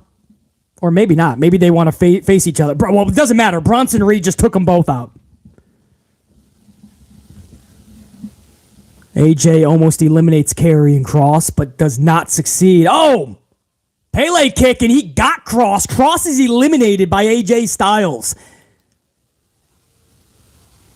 Knight hangs on. Big Bronson Reed almost eliminated LA Knight. Chad Gable gets an elbow by Bronson. Bronson now. No, he holds on to the ropes. Gable is about to be eliminated by Bronson. Oh, no. There goes Chad Gable. Bronson Reed eliminates Gable. LA Knight is trying to eliminate Bronson Reed by himself. That's not smart. You'll get a hernia. Oh, shit. Wow, I thought Bronson was going to eliminate LA Knight. LA Knight's trying a different way to get Bronson Reed over the top. This time he's trying from the outside on the ring apron, and he got him! LA Knight has single-handedly taken out Big Bronson Reed. Back in the ring now, you got AJ Styles and Sheamus tussling it up. Oh, down! Right onto the knee of Sheamus. AJ Styles is down and out. Big drop onto LA Knight from Sheamus. Sheamus with a bro kick. Nope. AJ Styles ducked it. Clothesline. Styles down. Sheamus down. No, Styles is now up. Styles and LA Knight are the only two men up right now. Sheamus is down. Are they the last three, I believe, or is Karrion? Karrion was already eliminated, but he's holding the leg of Styles, who's on the apron, and a bro kick just eliminated Styles. So Styles was screwed over by Karrion Kross. Down to the final two, LA Knight versus Sheamus. And they just took each other on Friday Night SmackDown last night. We're about to see the LA Knight elbow. Hits the ropes.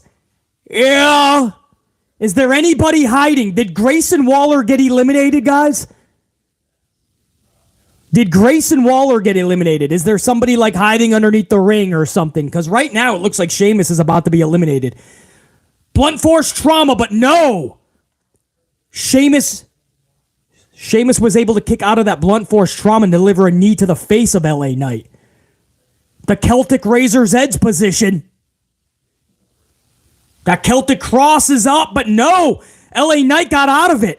Chucked Sheamus over the top rope. Sheamus hangs on. Slingshot. Snapmare into the top rope. LA Knight is shaken up. Sheamus going to the top rope. That didn't work out Friday night. They're going to try it again. They did it from Friday night. They botched it. They remained defiant and stubborn. Now they connected. That was the move that they were supposed to hit on Friday night, and they botched. Scarily, I thought they both injured themselves. They both fell to the outside. They did it again, guys, and thankfully it worked. And now Sheamus is clothesline over the top rope. L.A. Knight just popped the crowd. Look at the crowd. Look at the crowd. The crowd is backed up. They're backing him up. They're popping off. L.A. Knight wins. What does he win? A year's worth of Slim Jims. I don't know what he wins. I don't know why we're this amplified. This Battle Royal doesn't even mean anything, but for some reason it was actually fun. I don't know why I had such a good time watching a fucking Battle Royal. Maybe because my boy L.A. Knight's getting a little bit of shine. Oh, listen to that pop. Kevin Dunn, give me a replay if you don't mind. There's Kevin Dunn. Thank you. Kevin Dunn showing the replay. LA Knight with the Christopher Blackshear 7-month membership. What up, BC and Amp unit? Still no explanation as to why Cody and Brock had to happen. The Battle Royal, fuck the majority of the SummerSlam card. Christopher, we still don't know about Cody and Brock. It went into the ugly column, bro. Let me talk to you, Stegmeister, with that 5 spot. Let me talk to you. Stegmeister. I see that super chat, brother. Let me talk to you. Listen to this pop, guys. Look at before he even eliminated Shay. Look at the crowd. Watch this crowd. Look at that. Look at that crowd. That's what we wanted to see. Tens of thousands of people live. That's what we wanted to see at Money in the Bank and all the other pay-per-views. Why not do it? We're not asking you to move mountains. We're saying just do what's in your lap. Look at LA Knight, man. That's a genuine smile. I'm so proud of that guy. Guys, he's been doing this a lot longer than you think. He's been wrestling a long time. He's 40, 41 years old, and he's finally getting a chance. I know this is little. He should have been winning a title tonight. Austin Theory. He should be having a briefcase. He should have been on Mania. He should have been on Night of Champions. He should have been on Backlash. But listen, beggars can't be choosers. This is extra special. WWE AEW Marvel fan 7-month membership. Let's go! LA Knight 1! Exclamation point times 5. 2 freaking greats. No rewind. 100 greats. Let's not get carried away there, brother, but it is a big moment, man. It is absolutely a big moment. So proud of the dude. Guys, I enjoyed that. I know it's going to get shit on. BC's one of the people that shit on this whole Slim Jim concept. I still don't know what it's for. It's nonsensical. You win a year's worth of Slim Jims. There's no reason. But the Battle Royal was actually fun. Chad Gable looked really good in there. LA Knight, the justified winner. Sheamus was electrifying the crowd with LA Knight at the end. I love the Defiance doing what they botched on Friday night to show that they could hit it and they are going to hit it. Guys, I got to tell you something, man. I didn't think I was going to do this. I did not think I was going to do this, guys. But it's happening. You guys ready for this? You never know what you're going to get on an amplified review. It's going into the good section. In fact, because it's LA Knight finally winning a match on a pay-per-view. That's all we've ever asked for. It goes into the great column. We don't have a great, so that just means 2 goods. So that gets a 3. The first match, Ricochet and Logan Paul, gets a good. And then match number 3 gets 2 goods because it's a great. Because it's LA fucking Knight, and the Battle Royal actually entertained BC. Unfortunately, that ugly turns into 2 bads. That was the Cody Brock. There was so much illogical shit in that match. And unfortunately, that ugly gets turned into 2 bads at the end of this review. So currently it's 3-2, guys. But the slight edge going into match 4 is in the good column's favor. 3-2 in favor of the good. Hopefully that makes sense, guys. Awesome, man. Who would have thought? Thank you, Slim Jim.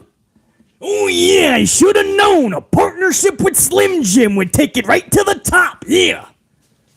I guess that was the Macho Man Randy Savage looking down from way up high and sprinkling down his macho mojo. You know what I mean? Like really sprinkling that just good mojo, man. And I'm not talking Raleigh. That one was for the Macho Man. Yeah, James Shrimp Fajitas in the live chat. That was actually a fun match, I gotta admit. I was more into that match than Cody and Brock, easily. Go Jackets, 5-month membership. LA Knight now 1-1 in brand gimmick matches. He's found his niche. Fruit roll-up match insight for Survivor Series, basically. And Go Jackets, I appreciate the 5-month membership, of course. Love seeing these gold cards tonight in that chat, guys. I love it. Go Jackets, what he's talking about is the gimmick of Bray Wyatt in the Mountain Dew match. LA Knight was in a partnership match with Mountain Dew against Bray Wyatt, and then he was in the Slim Jim partnership. So what the hell is that Survivor Series? The Hershey's slam dunk match? Right? Where the winner has to fucking try to dunk you in a Hershey Syrup tank? Do we do a Pizza Hut match where you're just wrestling in a pit of pizza with pepperonis? I don't know. Go Jackets. Appreciate you, brother. Now, guys, we're going to go into match number 4 right now. Ronda Rousey is currently coming down the aisle, the long aisle. By September, we should start this match. Rousey's got the, okay. Rousey looks like she means business, man. She's ready to have an MMA rules match against Shayna Baszler. Smash that up on your way in, guys. We're about to hit 350. 350 on the live ups going head to head with SummerSlam.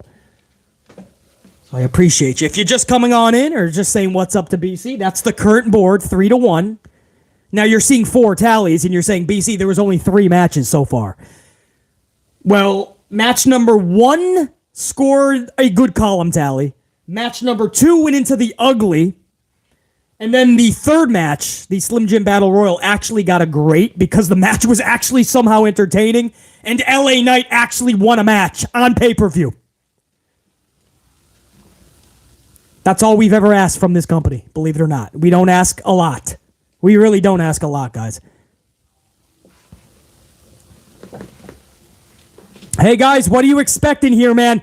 Let me look at the live chat. Carlos Ray is still up in here. Pile Driver, Finisher, Stegmeister, Jer9 Gaming, Buggy. Eric Leno's still up in here. Lone Revolver 1, Go Jackets, James Miller, James Fajitas, Alicia. What do you guys expect from this match? Is it going to be a dud? Is this going to be really bad?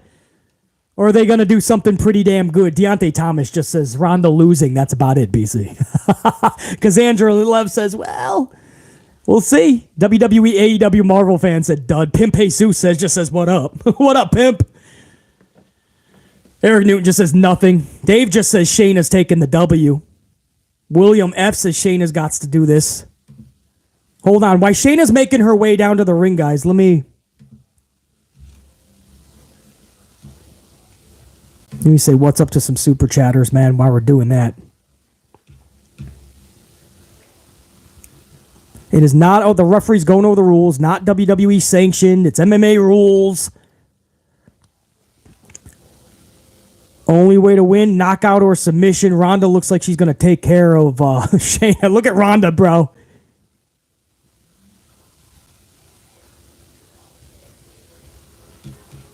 Touch gloves if you choose. Ronda says, let's do this. Shayna says, nope. Shayna did not touch gloves. Damn. She said, no way, motherfucker.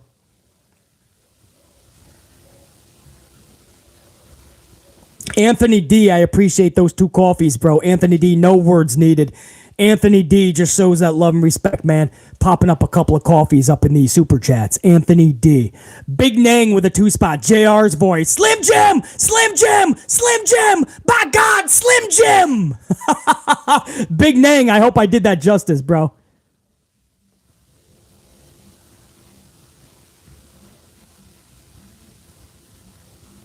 Dave Mealy, 5-spot coffee. LA wins a year's worth of Slim Jims and Macho Man's old Slim Jim wardrobe. LOL. Hey, let's fucking rock it, Dave Mealy. Fuck yeah, dude.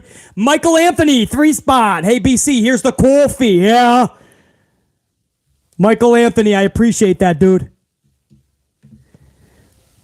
MMA rules, you guys are missing nothing. They're just grappling right now. It's a little... I hope Ronda lands them heavier than that, dude. That was not realistic. There you go. That's a little better.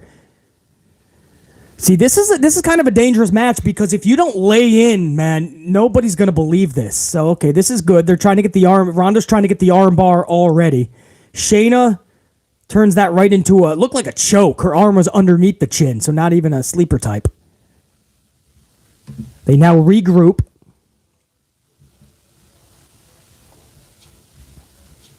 Yeah, no rope breaks in the match. Dave Mealy, 5-spot. I just figured out why LA won the Battle Royal. He was in the Slim Jim commercial that aired directly after the match. Oh, was he really? Well, I think they knew exactly anyway that he might be the new spokesperson for it, Dave Mealy. LA Knight might be the new spokesperson. Shayna lands a kick onto Ronda. And guys, this is what I was hoping wasn't going to happen. These are not really... They're not laying into these kicks and these punches. And if this is supposed to be MMA rules, you have to lay in. Look at this kick. Hold on. Guys, that wasn't even that was the laziest kick in the world, man. At least Ronda sold it good. They just sold slow motion. Ronda, to her credit, sold that pretty good. But Shayna just nonchalantly raised her with it. See, Carlos up in the live chat. BC, that's what I'm thinking. Carlos Ray, that's exactly what I was thinking. Like, they have to come up with a way to really lay into it. I'm not saying hurt each other, but you got to really make it look as real as ever before.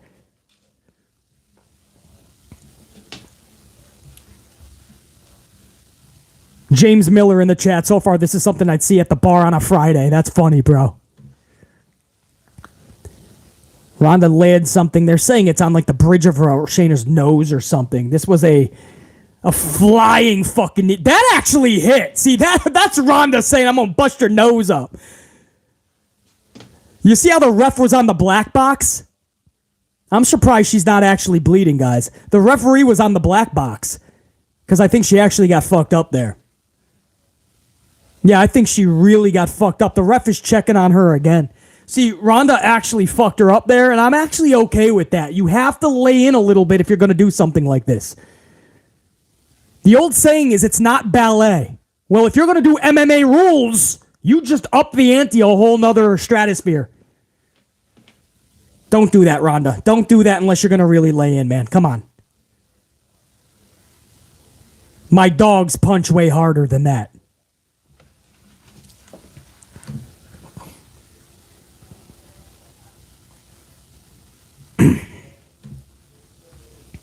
Shayna made it back to her feet as Ronda was trying to go for the tap out. They're on the ropes, but the rope cannot cause a break in this, guy. Submission and knockout only. Both of them just went over the top rope. Ronda refused to let go of her submission, and Shayna just refused to let go of the concept of chucking Ronda over the top rope. So the end result is they both went ass over tea kettle.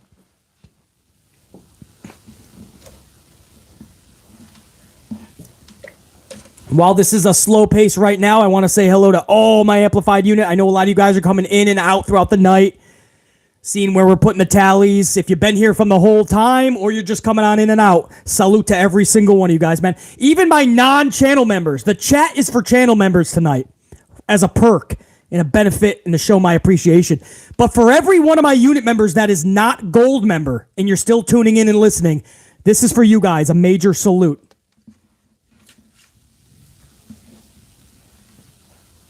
Much respect to all of my unit, man.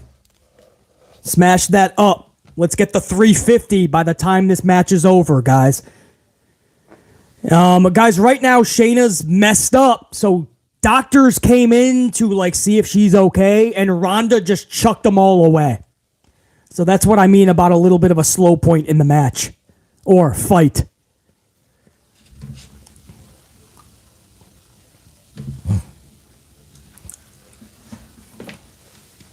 Shayna, I think, chucked her mouthpiece at Ronda's face and said, fight! Like Shinsuke, come on! Hey, 350, guys. We just hit it in this match. So let's go to 400 now, man. Let's keep rocking amplified style. I appreciate you guys, man. Let's go to 400. Shayna, this looks more of a choke because Shayna has her arm under Ronda's under Ronda's chin. Ronda doesn't care. Ronda just turned it into an armbar. But Shayna has her hands clinched so she won't let the arm go. Ronda said, I'm stronger than you, and literally just ripped her arm free. Shayna said, no, I'm stronger than you, so I'll see your arm lock, and I'll turn it into my own ankle lock. And that's what Shayna just did. Ronda's now in a ankle lock. Ronda now has her own choke. No, that's not a sleeper, Michael Cole. That's under the chin.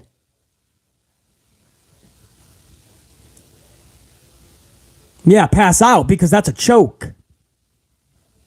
Sleeper is when you're on the chin, guys, right underneath. There's a pressure point there that'll put you to sleep. If you're too low under the chin, that now becomes a chokehold. It's supposed to be illegal, but that's not the rules right now. So you can technically choke. Like, see what Shayna has right now, that's just the forearm is just underneath that's on the throat. So that's at least realistic. I like that.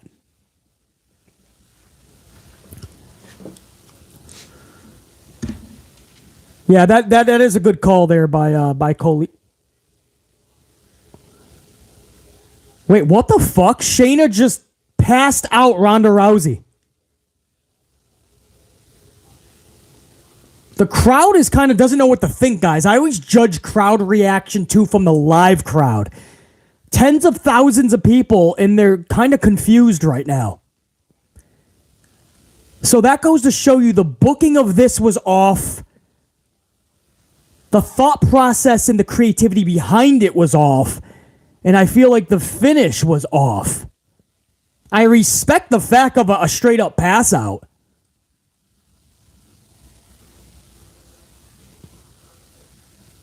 See, that would have been more realistic if she actually put some oomph into it. That was like you're just like playing around with your, like a little brother or some shit. Give him a tap kick. See how it's under her chin? It is a straight choke. And then Shayna was biting on her glove for more leverage. I don't mind that at all, guys. But look, the crowd, a lot of them didn't even stand up. What the fuck is that? Was not the crowd. Oh, Germany. I was going to say, that is a fabricated, Kevin Dunn is tricking us. That's a Germany. Why was Germany that excited? What happened in Germany? Is Shayna Baszler from Germany? Why the fuck was Germany just flipping the fuck out when Shayna won this match? Did they all have money on this match? That's probably footage from the World Cup.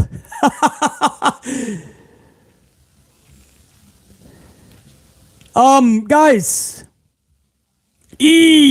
All right, I'm bringing it to you guys. I don't even know, guys. I won't call it ugly. These ladies did have some nice stiff shots. They did the best with what WWE fucking gave them. So I guess what I'll do is I'll take it to a poll question to my unit. I'm going to ask, this is either going to be good or bad. Does Ronda versus Shayna go into the good column? Okay, so in the next 15 seconds, this question will be in the chat. Does Ronda versus Shayna go into the good column? If you answer yes, it'll go into the good. If you answer no, it's going to go into the bad. Guys, the reason I'm not giving it an ugly is because they did the best with what WWE gave them. There was some stiff shots. It was as advertised. I don't know if it was all that good. I know, Silver Black 31. I know, a lot of you guys are saying ugly.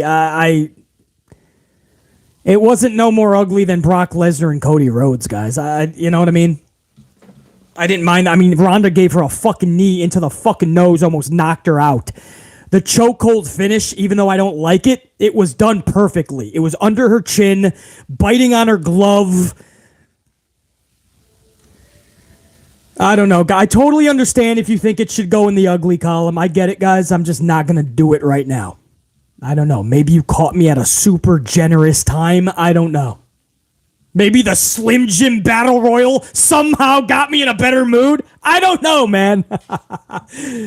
After seeing the bullshit after the Cody Brock match, I don't know, man. The Ronda and Shayna just, I don't know. It wasn't that ugly to me, but. Does Ronda versus Shayna go into the good column? We already have 200 votes in less than 1 minute, guys. 70% say no, it does not go into the good column. Guys, I'm going to end it right there at 225 votes because there's no need to keep going. It's not going to... There's not enough time for that 70-30 to go the other way. You guys have already spoken loudly in the chat. 70% plus now, 71 to 29. I'm going to end the poll. The results are going to be in the chat within the next 15 seconds. Match number 4, MMA rules. Ronda versus Shayna. I took it to the boardroom committee. That's my gold team. My channel members, all those gold cards. That's my boardroom. I took it to the committee. The committee spoke loud. Match number 4 goes into the bad column. Sorry, Ronda, not sorry. Sorry, Shayna, not sorry. Hey, what can I do? The unit spoke. Match number 4, bad column. Well, no, there's got to be a better one than that. There you go. You guys are missing nothing. We're in a video package right now for some stupid shit. I don't even think it's a match. All right, guys. So after 4 matches, 3-1-1. Now you're saying, BC, 4 matches, 5 tallies. Are you doing Steiner math? No, this is not Steiner math.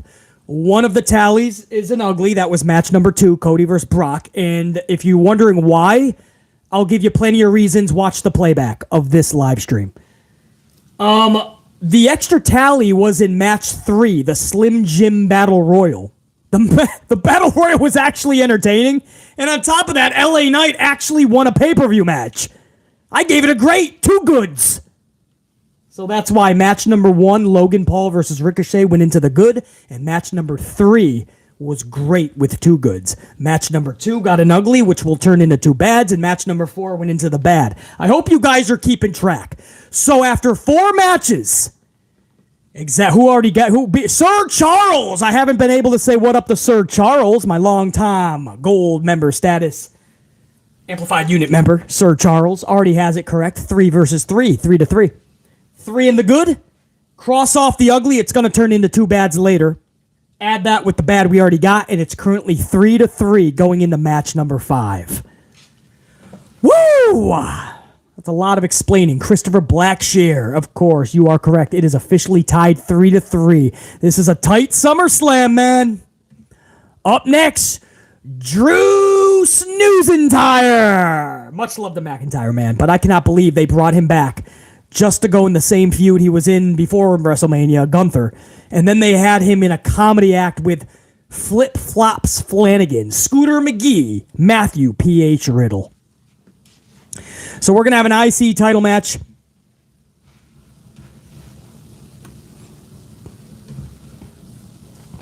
All right. There's not going to be any going back on this, man. I'm going to ask right now so we know exactly how we all felt when this thing is done. I'm going to ask something right now from all my unit or my gold team, my channel members up in this chat right now. Does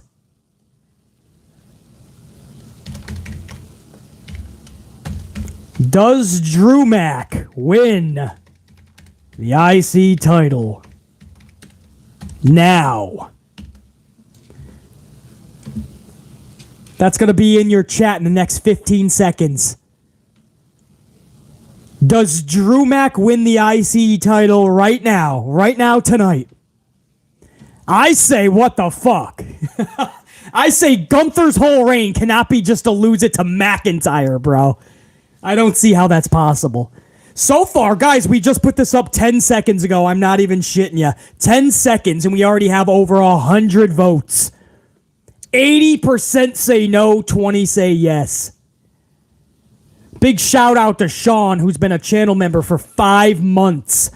That Jose Ramirez, Tim Anderson brawl in the White Sox Guardians game tonight was better than Shayna Ronda. Dude got knocked out. I didn't see any of that. I've been watching SummerSlam. So I know nothing about that, Sean. But I wouldn't doubt it. They can really fight. WWE, they can only go so far. But at least there was some stiff shots. I got to check out that brawl. Sean, I appreciate it, dude. Dave Melee, 5-spot Shayna versus Ronda in an MMA match. Reminded me of Big Show versus Akabono in a sumo match at Mania. Oh my God, I remember that, Dave. At Mania 21, both matches just didn't work. Yeah, it definitely fell flat, but I enjoyed them just like getting some stiff shots on one another. It wasn't as bad as people thought it was going to be. It's probably better than a straight-up wrestling match. Cassandra Love, 2-spot. Hope there is no rewind with Cody and Brock stuff. No, Cassandra. It wasn't that bad to do a rewind. Cody and Brock just got weird. It doesn't make sense what happened in that match. Cassandra, I appreciate it. Michael Anthony, 8 spot. Hey, BC, why can WWE have War Games but not War Machine? Just something I've been thinking about. Probably don't want them to get over. Sadly, Michael Anthony. That name is too badass. They would get instantly over, and they can't have that. There is no reason. They don't want the name War, but you're exactly right. We'll make a whole event around War Games. There's no good explanation, Michael Anthony.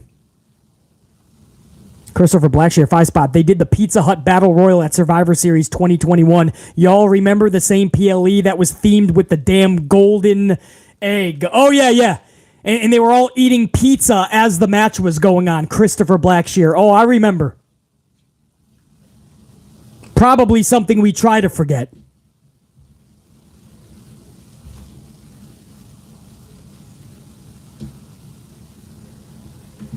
Stegmeister, hold on. I got to go back into the super chats. There was a banger bomb, apparently. Hold on. I've been trying to keep up with the latest super chats first, and I got to go back into maybe a couple of matches ago, I would think. Jane Donnelly, I hope you're still up in here with a 50-spot banger bomb. I got to give a massive salute, Jane Donnelly, before I even read that. Gotta drop a banger bomb in honor of our boy L.A. Knight. Yeah, getting at least a little bit of shine. Maybe we'll get lucky and they'll actually give him good booking going forward. Jane Donnelly, several things. Number one, salute to you, man. So good seeing you up in here. Appreciate the coffees, especially in banger bomb form. I cannot agree with you more. If this is not the beginning of something special, then this company has there's no justified reason why they hold a pro wrestling card to run shows. Strip them of their promotional work because they should not be running a company. Jane Donnelly, I appreciate you. Bell just rang Gunther versus Drew Mac. I'm going to end this poll over 200 votes in 3 minutes. 77% of you guys say no. Gunther is not losing his title tonight. 77% of you guys said Drew Snooze-Entire will not be winning that title tonight. I'm going to hold you guys accountable for that. We're going to see what the results are at the end of this, man. I don't see how you can give this to Drew. I don't. Jane Donnelly says, I'm still here, BC. Jane, I appreciate that banger bomb, man. Big time. And those banger bombs you see in the chat, you've done this long enough to know that those are for you. Eric Leno, Silver Black 31, Big Joe 401, James Miller, Jacqueline Robinson, Deontay Thomas, the Pimp Jesus. Ashley Stegmeister dropping banger bomb earlier. Angel Alego with 100-spot banger bomb. JR9 kicked us off. Strict Tango, 2-spot. My birthday is on Monday. Thanks, BC. Your vids make my day. Bro, I appreciate those words, man. Happy birthday, dude. This Monday. If there's not an amped up podcast by then. Thanks, BC. Your vids make my day. I'm thankful to hear that, Strict Tango. Hollywood Guy, 5-spot coffee. Would you be willing to do a recap? I missed all of this. No, Hollywood Guy. I appreciate the coffee, but we're in the 5th match, bro. There's no way I'm recapping that. We just did 2 hours of live streaming, man. 2 hours of BC fucking being amplified. 2 hours of entertaining hundreds and by now thousands of people because a lot of people are coming in and out. But Hollywood Guy, man, this will be up later, though. This will go up on the channel as a regular amped up podcast upload. So you'll be able to see it all later, for sure. And if you guys are just tuning in, Beast, this is a real lay from Hawaii. Not a tribal. I do have one of those, too, for the main event. My Shell Tribal Chief lay. But this was made to me just this week. Somebody very close to me over in Hawaii brought me back a handmade Green Bay Packer lei. I felt SummerSlam, this was a good time to sport it with my Tommy Bahama Green Bay button-up. If you don't know Tommy Bahama, Google it. All right, you guys want me to call this match? Okay, all right. I just feel like we're just recapping WrestleMania just minus a Sheamus. I already know what these two can do, man, but all right. Nice back body drop onto the steel steps. Drew McIntyre looks like a 95-year-old man who just got his fucking legs broke by a hornswoggle trying to get some fucking Lucky Charms out of the fucking cabinet that's 7 feet tall. I don't know where I'm going with that. Very, very slow pace is my point. Crowd is out of it right now. Maybe they just need to wind down, man. Gunther talking to some shit, man, trying to get some booze out of him. Very good. The match just started. It looks like Drew McIntyre's been in there for 86 minutes. Hollywood guy, 2-spot. I tried. Oh, well, haha. Hollywood guy, much love and respect, man. I did get a laugh out of that, man. You popped BC. I just joined. Can you do a recap, man? I looked at the time. Almost 2 hours of being live. Fifth match of the night. Fuck no. I might do a little recap after this match for people that are just joining. Hollywood guy. JR9, very off, by the way. JR9 Gaming, very off from what I'm seeing so far. Again, Jane Donnelly with that banger bomb that I originally missed. I think that was from like a match ago. But I did end up going over it. Jane Donnelly, I appreciate it. I was going to get to it either way, guys. I assure you of that. The banger bombs are in different color coded, and they go on a separate category, so I would have definitely caught it.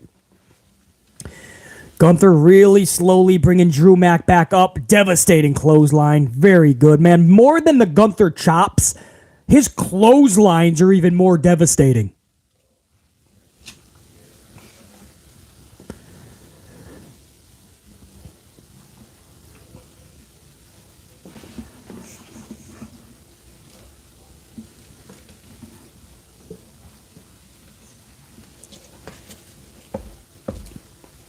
There you go. That clothesline just got fucking Drew Mac pretty pissed off. There you go. They're going to go the physical route. You're not going to get anything too over the top, but they're going to just try to be extra physical. That's what worked with Gunther and Sheamus. Sheamus and Drew Mac are very, very good friends, like brothers, and they probably said, as long as you're very physical, people will get behind this match. Suplex City bitch by Gunther. Drew no-sells it and just clotheslines the shit out of Gunther. That's funny. Drew sold that not at all, man.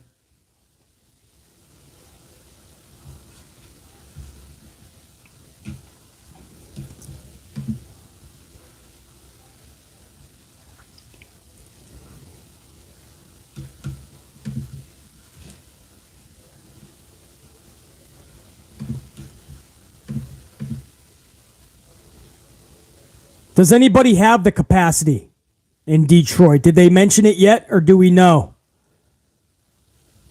I'm guessing it's at about 57 actual, and maybe they're going to say 68 or something.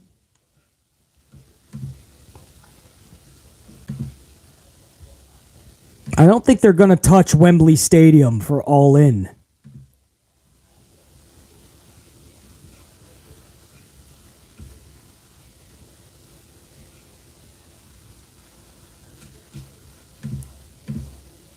$59, $194. I appreciate that, DeMonte. Jimmy Fingers 19. Jimmy Fingers 19. What up, dude?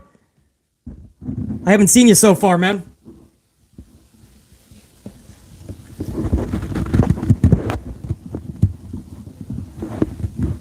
There you go. Almost fucking broke the microphone here, too, guys. I'm breaking shit as it is. Jimmy Fingers 19. Good to see you up here, man. So 59. Wait a second. What did I just say? Didn't I just say like 55 to 60? Didn't I? Or 50 to 60? I think I nailed that, man. I didn't even hear anything beforehand. No, it's Drew Mack who does the Gunther bomb on Gunther. There you go. Future Shock DDT. Gunther kicks out. Just under 60. Yeah, so All In at Wembley is going to have way more. Looks like they're going to eclipse 70, maybe even 75 Gs.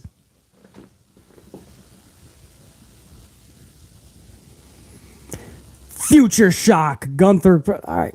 Listen, I'm not saying this is a bad match. I'm not feeling it. I'm not.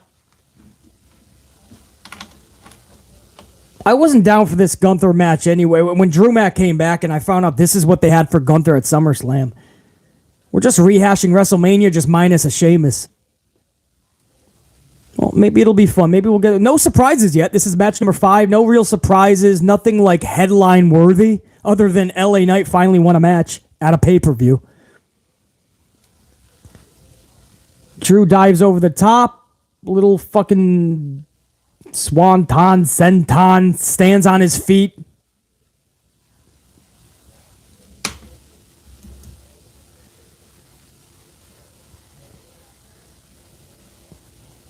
Went for a Claymore, but Gunther got him with the little drop kick there. Now a Gunther bomb. He got him. He got the Gunther bomb. 1, 2. McIntyre kicks out at 2 4/10. So that's his finisher. That's the Gunther bomb. Mac already kicked out of it. The crowd didn't really budge. There was some oohs and ahs, but that's really it. So, man, by the time you kick out of somebody's finisher, the crowd should be in the palm of your hands. That's not the case right now, at least not as of yet. Gunther goes up to the top rope, goes for the big splash, nails it. 1, 2, 2 4/10. Drew Mack kicks out. Again, the crowd, a couple of oohs and ahs, but nothing really big. Bad Big Dog 95 with a 2-spot coffee. Your live is more entertaining than this show so far. Bad Big Dog 95. I appreciate those words, bro. I'm just having fun with you guys, man. I ain't got to push it too far, to be honest. You guys make it easy just to entertain and have a lot of fun watching this with you. So I'm glad that I can make this more entertaining than it is. Bad Big Dog 95, and I'm so damn glad to have you as a new channel member, gold status. Because let me tell you something. Let me talk to you, Bad Big Dog 95. That gold card looks damn good after your name, bro. All you guys. Yo, I like that. Gunther's just slapping the shit out of Drew Mack, the back of his dome piece. Crowd has not been into this match yet. JR9 Gaming, my right-hand man. Do we have a time limit? I forgot when we started the match. Maybe 6, 7 minutes ago, possibly 8. Now we entered the chop phase of this. We're going to try to ooh and ah the audience from loud chops. Get a little bit more physical. It always works. A lot of Ric Flair woos with each chop. Oh, man. Drew Mack's chest turning red. Now they're just grinding meat.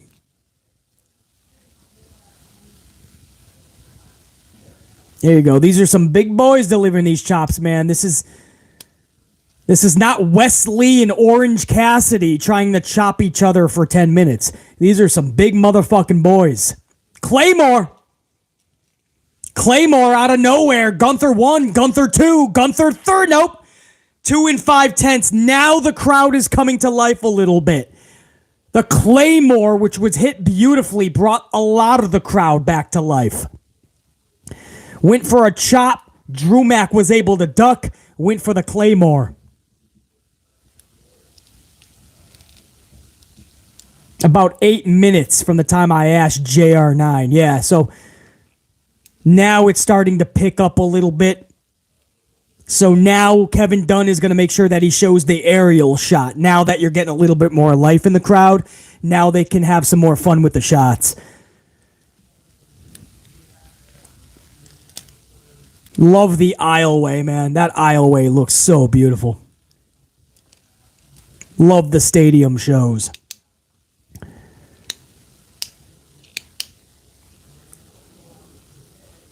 If this ends simplistically, this is going to be hard to put in a category, guys, because it's not enough to be bad, but I'm hard pressed to put it into the good yet.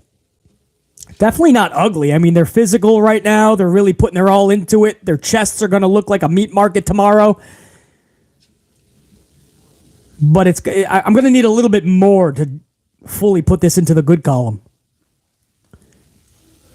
Gunther is at the top rope. Drew Mac on the second rope. He's almost trying to like Gunther bomb him from the ropes. But he's facing the opposite way. So clearly Drew Mac is going to fall backwards or we're going to get like a suplex. Now they're chopping the shit out of each other on the ropes. Badass visual. Sweat going into the fourth row. Oh, Drew Mac just got tossed nuts first onto the top rope. And then a big splash by Gunther. Gunther whips him right back up. Devastating clothesline. Gets him right back up for the Gunther bomb. Up. Down. 1, 2, 3. Gunther wins. Gunther keeps the IC title. Drew lost pretty simplistically. It's a badass ending sequence. A nut shot on the top rope. Into a splash. Into the fucking crazy clothesline. Into the Gunther bomb. So the sequence was badass. The reason I say simplistic is, wow, 10 minutes? Thanks for coming, Drew. Oh, that's wild, man. Carlos Ray, the ball buster. Eric Newton says this was a good match. Eric Newton follows it up and says, I'll put it into the good column. JR9 says felt was a bit like a Raw match. James Miller says it was an okay match. Stegmeister says in the bad. Ron C says, so nobody's beating him, huh? I just felt, Ron C, that I don't think it should be Drew, bro. I don't think that would do anything. We've seen Drew with a world title, and it just didn't do anything. That's not shade. We like Drew. We want good booking. This is a great visual of... This is a defining moment for Gunther. No, even though his title reign has been long, you can't really say it's been that good because you can only name a couple of matches that you actually remember. He's actually left off a lot of shows. So this is one of his defining moments, man. Pretty big for Gunther.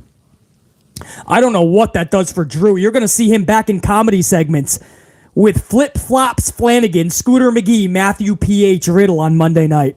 They're going to be making 420 jokes.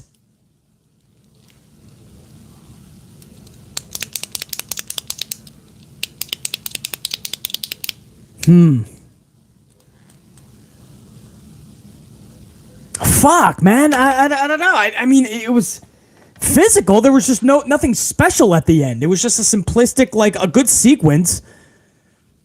And that was it, man. There's been no surprises, no nothing. I'm kind of... All right, you know what, guys, I hate to do this a third time, but thank goodness this is a channel member live chat because I got to put you guys back to work, man. I got to see what you guys feel about this. It's definitely not going into the ugly, obviously. Should Drew versus Gunther go into the good column? Guys, in the next 15 seconds, I'm going to take it to the unit. Should Drew versus Gunther go into the good column? I need at least 100 of you guys to participate. You know the rules. At the end of this poll, one of these categories will have a new tally in it. And a lot of you guys might not be happy with that, but I don't know. I'm in the middle here. I felt like we should have gotten a little bit more at that end. Save face a little bit more for Drew. Maybe a surprise at the end of this match. Maybe set up something bigger for Drew going forward so he saves face and there's a reason he lost. I don't know, man. But I'm in the middle, guys. I really don't know. You guys are going to have to decide this for BC if you don't mind.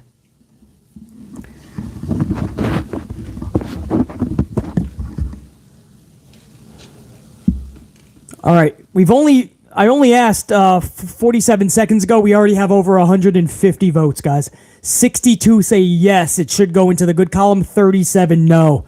62-38. I'll leave it up for a little bit more. They're in a video package right now. You're not missing anything before we go into match number 6, I believe, correct? Yes, 6. 175 votes, 62-38. It's looking like it's staying sturdy. That might be where we're laying. It looks like it's going to be a little bit edged out more, or a lot of it into the good column. Guys, 375 on the ups. I appreciate that big. We're actually about to hit 400, man. It's coming. We're going against SummerSlam, and we about to hit 400 on those ups. Big time, bro. I really do appreciate that. All right, guys. Once we hit 200 votes, I'm going to close that down. It looks like you guys are saying good column. I can't disagree with that. I was just undecided. I really wanted to take that to my unit. Couple more. I'm going to end that vote down, man. It looks like, all right, we just got 200 votes. 200 votes. 64 say yes. 36% say no. So I'm going to go ahead and end that poll right now. The results will be in your chat within the next 15 seconds. BC Lanyard, we need a mid-column, BC. I know, man, with a lot of these things. All right, guys, so I'm going to put that into the good column because my unit has spoken.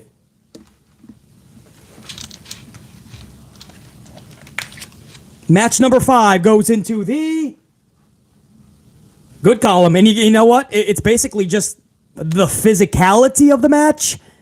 And the ending sequence was at least furious, right? It was Gunther's.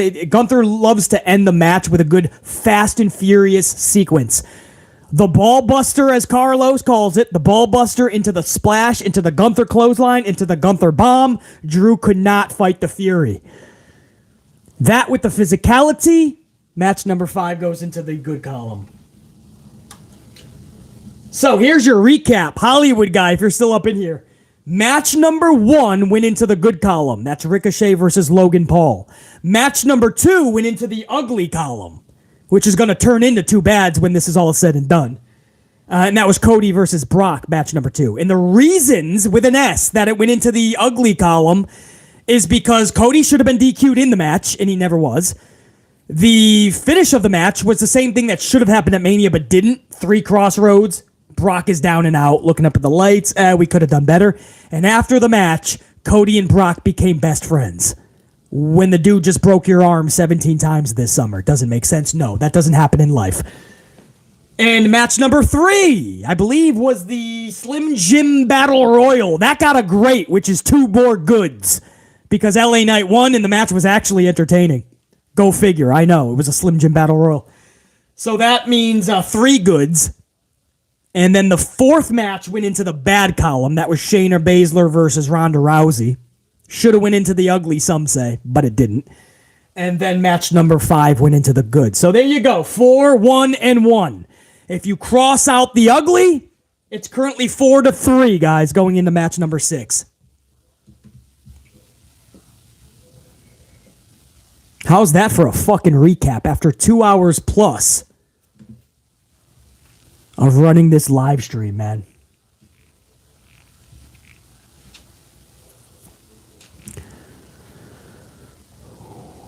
JR9, this is one of the closest good, the bad, and the uglies we've done in a while. Yeah, this might come down to the wire, JR9. The way that this is shaping up. 4-3 when we cross off that ugly and it becomes 2 bads. 4-3 and we're already going into the 6th match. Something tells me we're going to be at around a tiebreaker soon. And I'm not trying to do it. I'm taking these to you guys, a lot of these matches. You guys are voting on a lot of this. We're less than 20 away from 400 live, man. Man, that would be badass to get before this match starts. If there's anybody that hasn't smashed that up, man, now's the time. Let's get that over 400 and amplify the fuck out of this next match. There he is. Jimmy Fingers 19.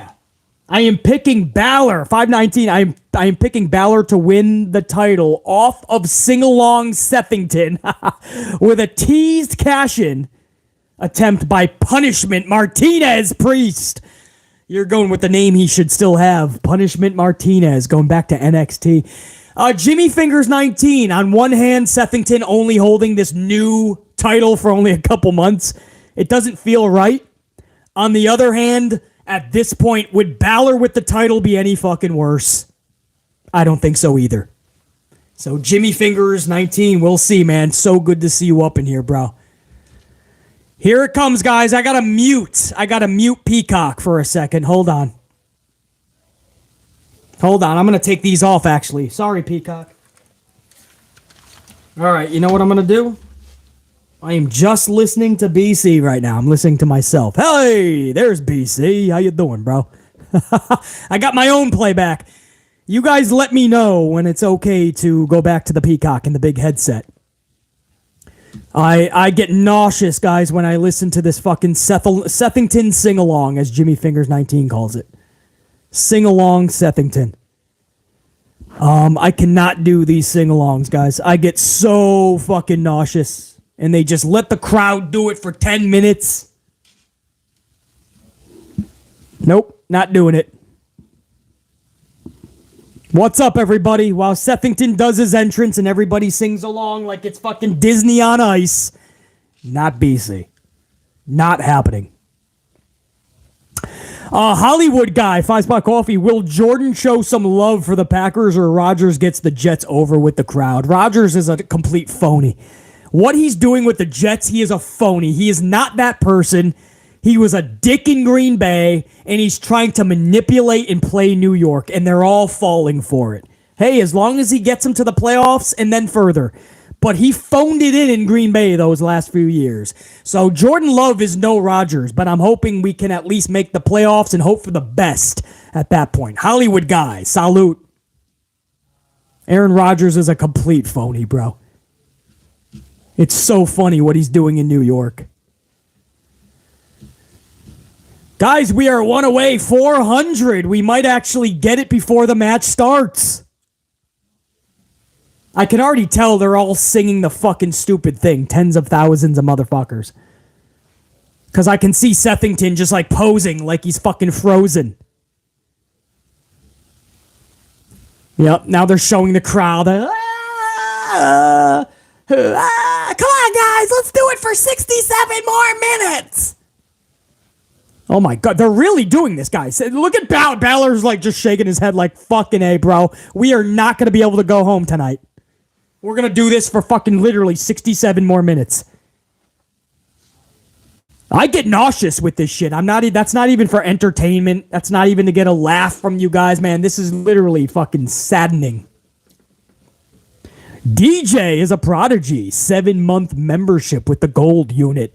Seth has been feuding with Judgment Day his whole title reign, so don't think he should lose the title. What top face would Finn defend against? Oh, I agree DJ is a prodigy. I do agree. I feel it does have to stay on Sethington just for the title to actually mean something. But it looks like Schnoz wants all of Judgment Day to hold an accessory. Because that's all these things are right now. Rhea Ripley has not defended the title at all since she's won it. I think maybe Natty Neidhart may have been the only one. Other than that, Natty has not defended. Or, I'm sorry, Rhea Ripley has not defended.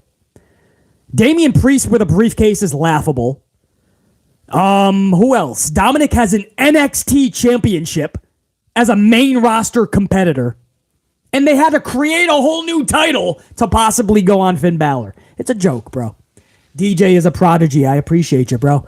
Colin with a 5-spot. That world title doesn't mean nothing to me. And the Raiders need to go to the Super Bowl because it's in my hometown in Las Vegas and we need one more. Well, you got my boy, Devontae Adams, the best wide receiver in the league. I don't know how the Green Bay Packers let him slip by and then lost Rodgers too. I can't believe here we are without Rodgers and Adams. But they're an AFC team, so I hope they do pretty good, but not better than my NFC Green Bay Packers. Colin, salute, bro. Jose Ortiz to Spa. Jose Ortiz, I'm the same way. I have to mute the TV too. Laugh my ass off. Jose, salute, bro. You know what? Look at this. I had a coffee on ice, guys. Check this out. Look at that. Ice on ice. Look at that. The ice is fucking dripping, man. Look at that shit. Coffee on ice, a fresh frappuccino for everybody that gets nauseous from Sethington's sing-along. I'm going to pop this live. Let me shake it up. To my entire gold team, we just went over 400 on the ups. We're headed to 450 now on those ups. To my red team, to my gold team, to everybody that's even tuned in for a minute tonight. And to Jose and so many others that just cannot do this sing-along shit. Salute. What is this? Frappuccino Mocha from the fine folks at Starbucks. Salute.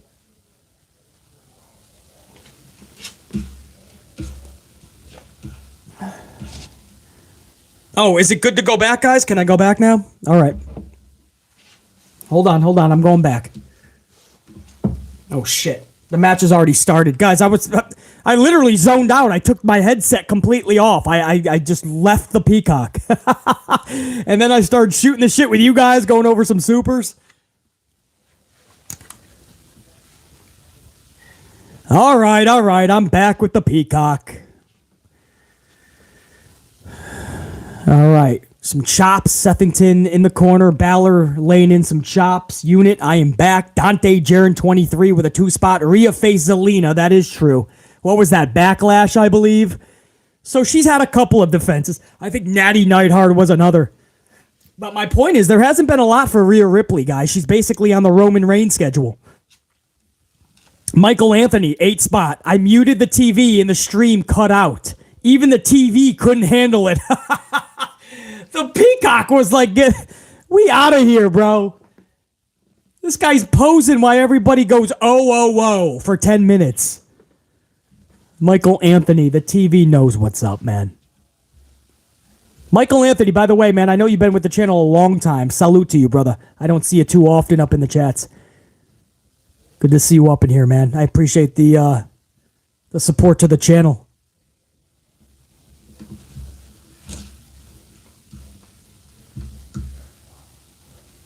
Pretty slow. Balor's got like an arm bar now on Sethington. Sethington is on the mat, agonizing pain.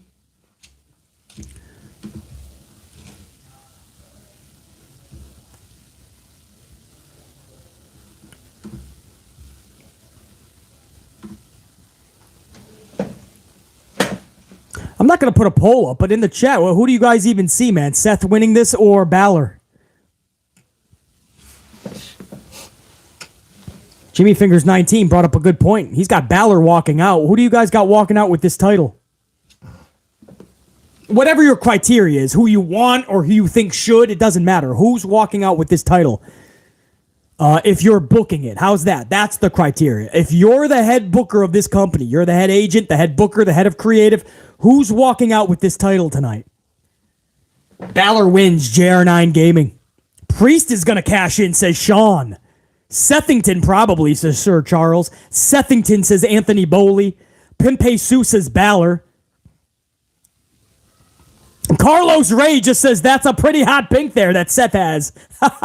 Talking about Sethington's outfit, picked out by Becky Lynch, who sadly her match got canceled, her and Trish, and she's on vacation. She sent a post, and she said, Detroit has palm trees now. In other words, saying, fuck off, I'm not even staying in Detroit if my match is canceled.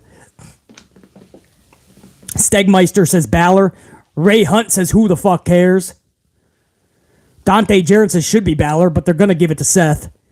DJ is a prodigy, says Seth. Forgot the women's match is it hasn't even happened yet. Yeah, Asuka and them. Charlie's just probably getting it, dude.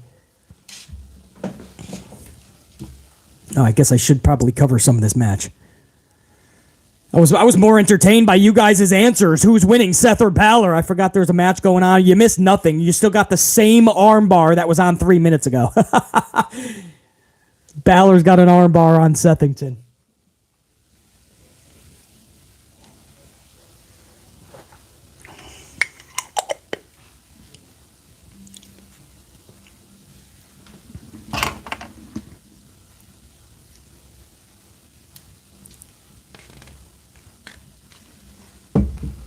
Elbows to the back of the dome piece. Balor to Sethington. 4-1-1 on the tallies. If you guys are just tuning in or in and out, 4 goods, 1 bad, 1 ugly. That ugly will turn into 2 more bad. So it's 4-3 technically in this 6th match. One match had 2 tallies. That was the Slim Jim Battle Royal. Go figure.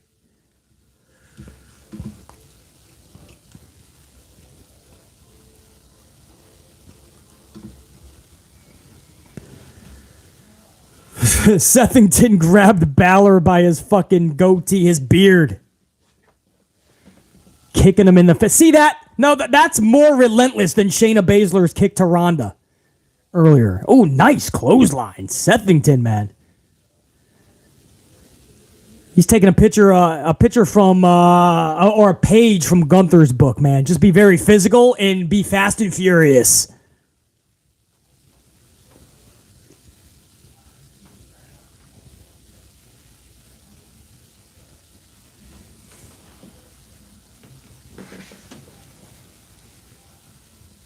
No surprises in this event yet, guys. 6th match. They're just kind of going business as usual. I really feel this is the night to do some special things, get some headlines, really get the wrestling world shooken up.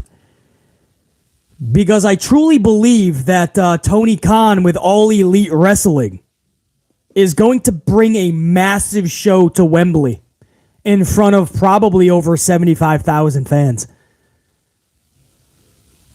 So I think this has to be a statement show. So far, it hasn't been. It's not horrible. That's the good news.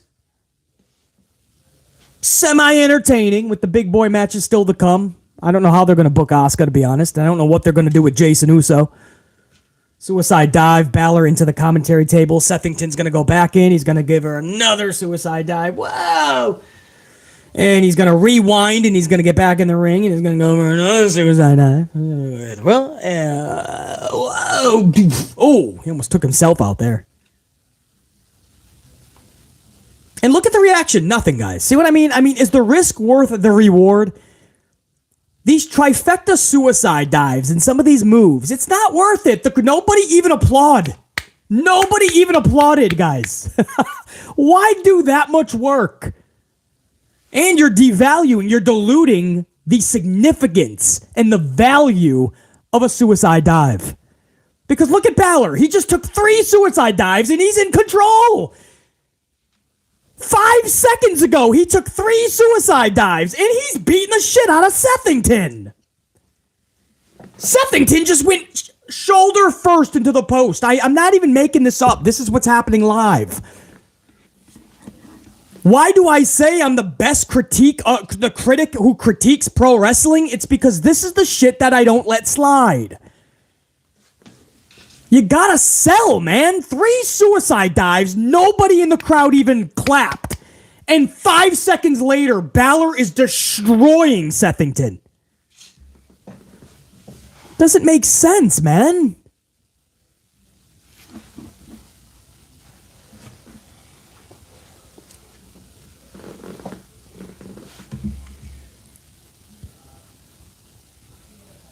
What the hell happened? I just clicked screens for a second. Sethington was in control. What the heck? Does anybody want to sell something? Power bomb to the outside, Balor.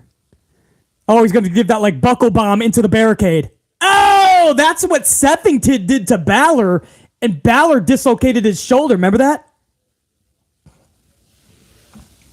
I said it before you, Corey Graves, motherfucker. Sling blade.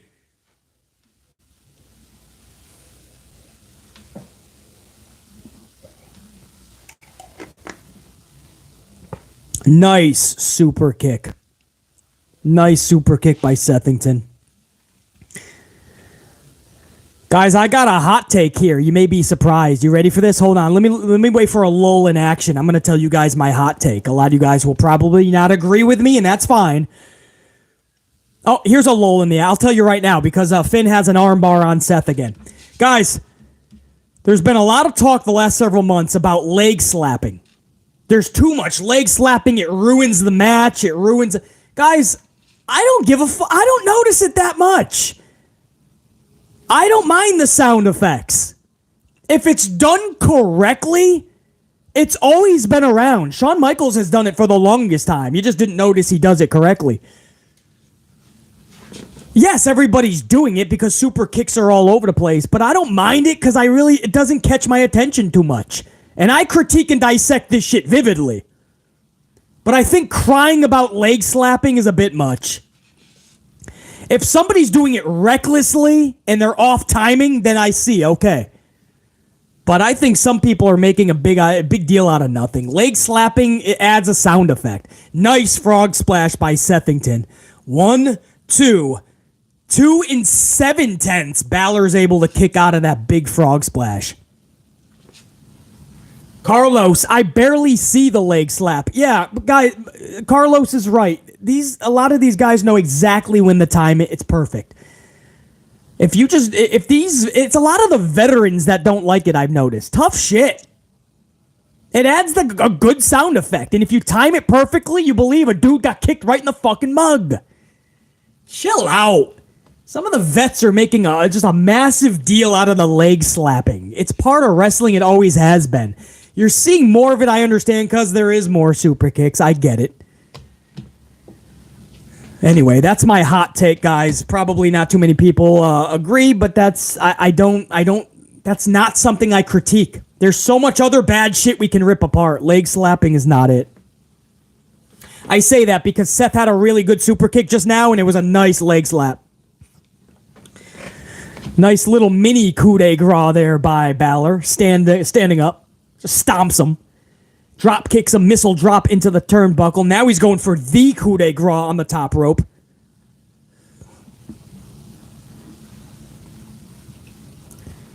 Sethington just matched him. Got right up there, top rope, suplex. Was going for like a Falcon Arrow, but a fruit roll-up! Fruit roll-up! My God, he's got a family! Fruit roll-up! Pele. No, insecure, my bad. Oh, there was good. There he went for the Pele. Balor bleeding a little bit from his mouth. High octane action, man. Good fast pace. A lot of the crowd got a little more into it there. Pretty decent. Pace picked up. Match picked up.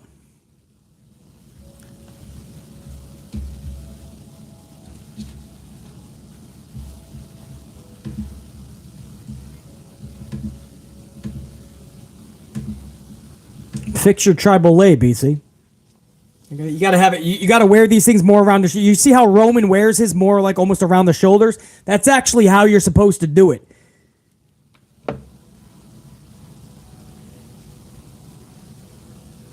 I find people that came back from Hawaii this week who gave me this Green Bay Packer tribal lay. Well, not actually a tribal lay, but a Green Bay Packer lay. They told me how you wear it and everything. There's a whole way you gotta wear it and everything.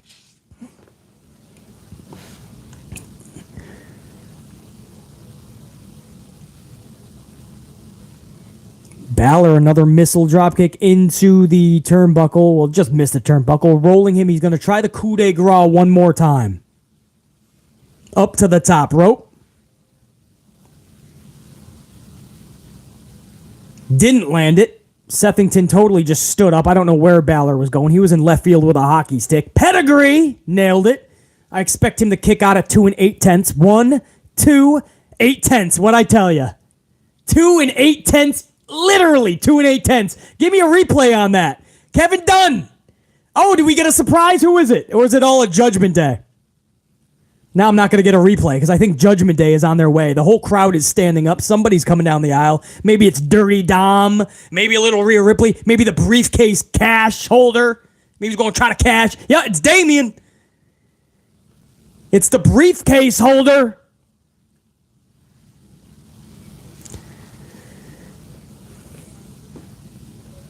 Fruit roll-up. Nobody kicks out of the fruit roll-up, but Sethington's like, I'm going to break the mold. Another fruit roll-up. Yep, fruit roll-up by Sethington. Balor kicks out of the roll-up. Damien gives Sethington a right hook. A pedigree by Balor. 1, 2, 2 8/10. Sethington kicks out. Damien tried to help out Balor, but to no avail.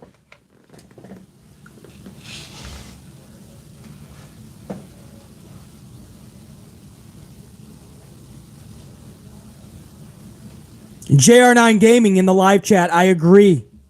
This is so far better than their Money in the Bank one. Yeah, the pacing was slow at first, and I didn't know how they were going to get it going, and they ended up easing right into it. And ever since, even though a little bit more selling would have been nice on some of the counterparts,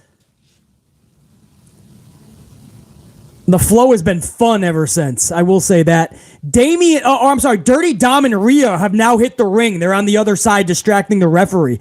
Damian now has the briefcase on the other side of the ring apron. Sethington hits Damian. Fruit roll-up. Stomp. Sethington hits the stomp on Balor. 1, 2. Whoa, he just pinned him. Wait. That was 2 and 99.99 tenths. But Balor kicked out, I believe. Is Kevin Dunn going to dare show a replay? Kevin Dunn is going to show a replay. Hold on, I got to see this. This looked like a pin. Stomp. Seth goes for the pin. 1, 2. Oh, 2 and 99.99 tenths. Sethington flies onto Damian on the outside. Dirty Dom gets a super kick to the midsection and a stomp. Dominic sells the shit out of the stomp on the outside. Back in the ring, Sling Blade. I swear to you, he's gonna do it. Drop kick into the turnbuckle. He's in position for coup de grace. He's gonna win the title. He's up to the top. Balor with a coup de grace. He covers.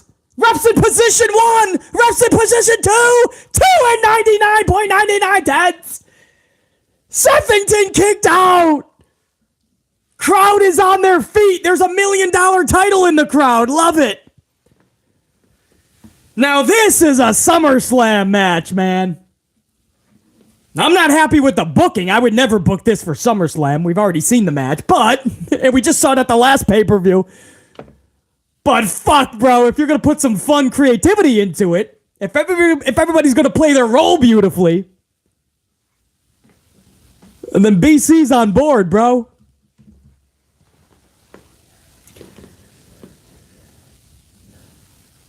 Eric Newton, you could be right. I think that means Finn's losing. I mean, that was the time. So Eric Newton in the live chat, I got to believe that's true, man. Damian's going to fuck this up. Oh, stomp with the briefcase. That's it, guys. That's it. Wow. Damian's briefcase was in the ring. And Sethington stomped Balor's dome piece into it.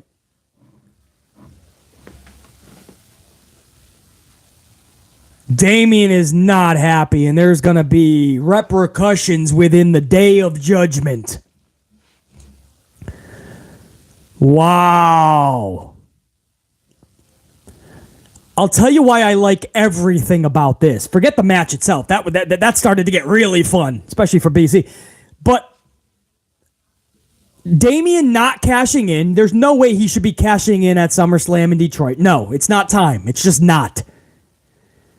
Number 2, Sethington losing the title right now after just holding a title that was just created for him in just 2 months. That makes no sense, guys. We cannot play hot potato with this title. So I don't mind this decision at all. Judgment Day doesn't look too good right now. One guy just beat all of them. Look at Judgment Day. They all are in different positions, looking like they just lost the Super Bowl, the World Cup, fucking Game 7 of the World Series, all in one night. And Balor is looking at Damian like he is fucking gonna pay. Hell to pay. Look at Balor's look, bro. That was your briefcase. And my face just smashed.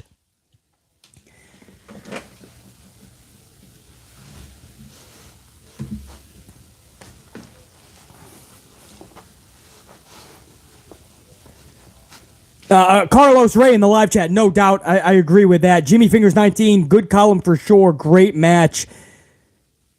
Money in the Bank ended the same way. Jer9 Gaming. Wait, did it? Balor was stomped into the briefcase? Wait a second. That was the same exact finish? His face went into the briefcase? Jer9?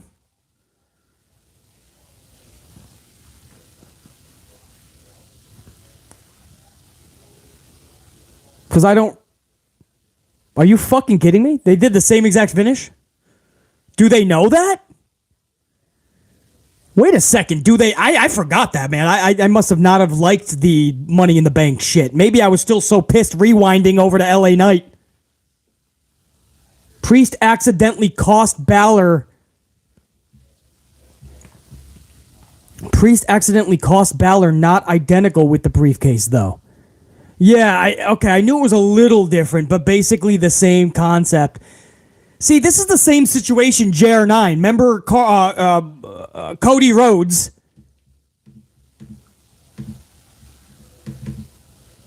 What the hell is Gable and Otis doing with Maxine? They're trying to pump up their new soft drink. Anyway, what was I going to say? Oh, yeah. Cody Rhodes versus Roman Reigns. It was basically the same exact finish to Roman and I think Drew McIntyre, right? Was it Drew McIntyre that was basically the same solo, but the same type of finish? So they're basically doing the same thing with Sethington and Balor, I guess. Well, they were still pretty. You know what? That takes away any great that it even could have gotten then. If they're not going to get that creative on the finish, then I'm taking away the great from the jump. Yeah, JR9 confirms it was Drew versus Roman. I got to tell you guys, man, I don't even need to go to the board committee for this one. I think we all, or most of us, are going to say that goes into the good column, man. Match number 6, Sethington Rollins versus Finn Balor. That goes in to the good column. I gotta be honest, I did not care about that match at all. And by the time it was done, I was into it, man. That just felt like SummerSlam, you know, like a fun match. A lot of moving parts. Judgment Day, I felt, was used pretty damn good. So currently, guys, after 6 matches, there's an extra tally, obviously, because match number, I think it was 3, the Slim Jim Battle Royal had an extra tally. So that's why there's 7 tallies with 6 matches. We're currently at 5, 1, and 1, but every ugly turns into 2 bads at the end of this. So it's technically 5 to 3, 5 good to 3 bads. Now, I think the women's title match is coming up. If Charlie Flair wins this title, that could be an easy ugly, which is 2 bads. And then we're tied 5 to 5 in one match. And then it's going to come down, I guess, to the main event.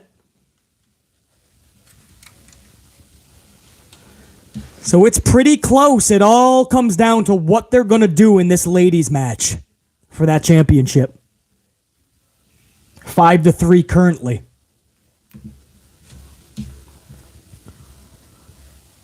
So a lot of you guys, when I asked you who's winning that match, who's walking out with the title, most of you guys said Sethington Rollins. As the Miz would say, you are correct. 5, 1, and 1 after 6. Jimmy Fingers 19, 5, 19. Remember, we were praising Amplified Miz a few weeks ago. Now he's back to Rodeo Clown. I am concerned for Otis. He looks 3 months from a heart attack. Yeah, I was hoping they were going to continue with Amplified Miz. He's right back to, I'll call it what you say, Rodeo Clown Miz, Jimmy Fingers. And I am very concerned with Otis, man. There's times he's in that ring and he literally looks like he can't get up from his caterpillar. Like literally, like he's exhausted and he's winded and he's about to pass out. So, man, it's, yeah. Thank goodness he's in a tag team right now where Gable can handle the blunt of it. Jimmy Fingers 19, an amplified Miz, an amplified Dolph Ziggler, an amplified serious Matt Riddle. Man, when these dudes tap into their amplified serious side, it's way more fun. It's going to connect more and it's going to do them much more service and justice than the clown show rodeo shit. Eric Leno, that's true. No title changes so far. Here we go, guys. Charlie Flair. Smash that up on your way in if you haven't already. We should be at 450 by now. I'm not sure why we're not, but it be what it be, man. It takes a moment to smash that up. 450 needs to be clinched.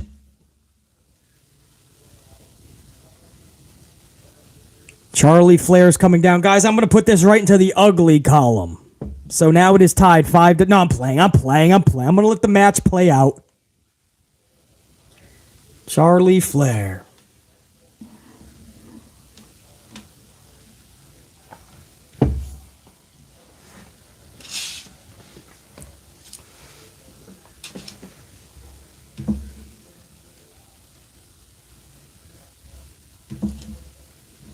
Know what she's wearing, man. It's like she ripped up some curtains.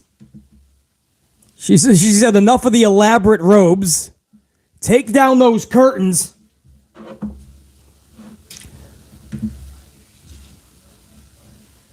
I'm going to wear the curtains tonight.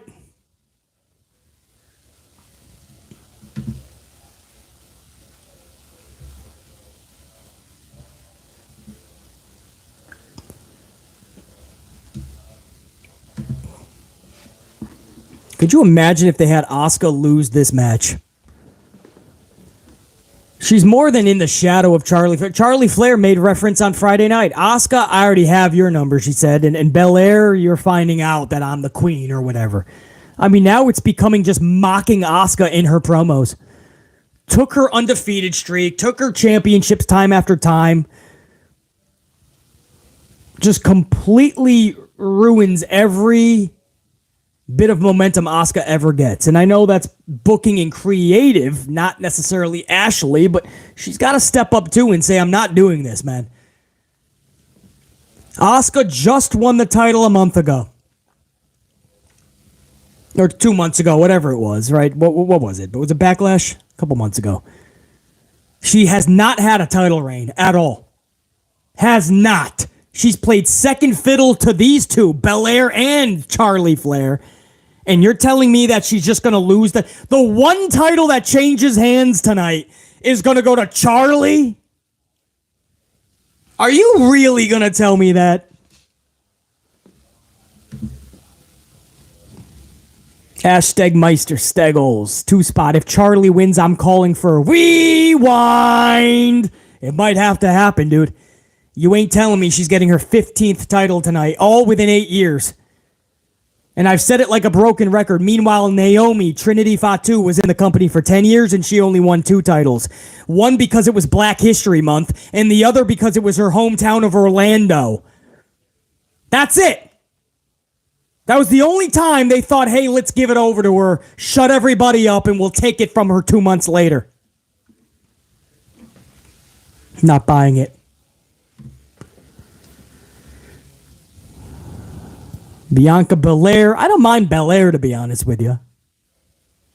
You know, should she have lost that title again to Asuka at Mania? Of course. Why would you not give Asuka the big moment? And why would you make her 0-5 at Mania? And then 1 month later on a Saturday afternoon with much less of an audience, then they have her lose to Asuka. Makes no sense, guys, and you know it.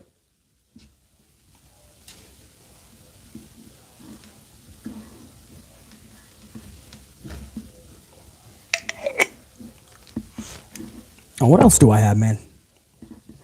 I got a Clearly Canadian. Let me pop this thing, too, if you don't mind. Salute, unit. Clearly Canadian from the fine folks of Canada. Fuck, I gotta get these on Amazon. They don't sell them in every state or city, man. It's called Clearly Canadian. They come in a bunch of different flavors. They're great, man. I grew up on these. Now I gotta get boxes from Amazon. Hey, it's my favorite referee in the business. Her name is referee Jessica Carr. That's my favorite referee, guys. The way she looks sometimes, you could tell she wants to take them all out and win the championship.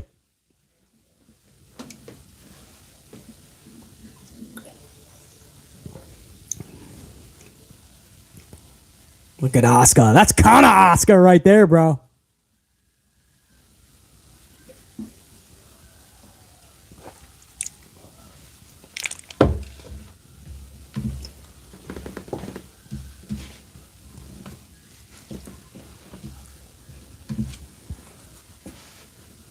Look at the face. Look at Asuka. She looks awesome tonight.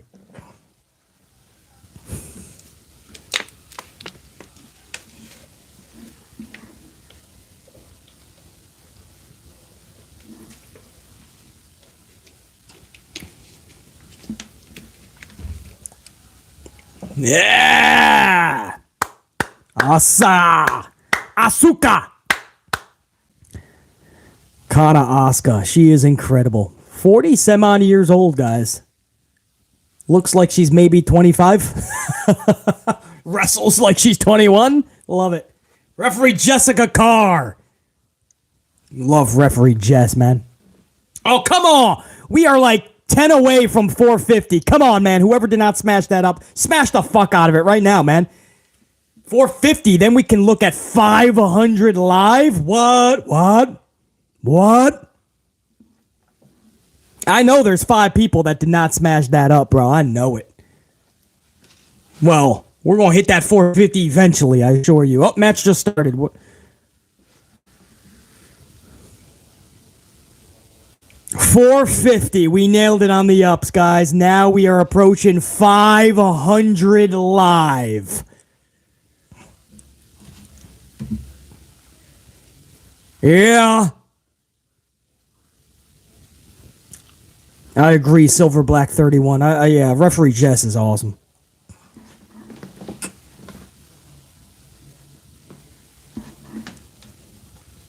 $10:48 p.m. Bell time.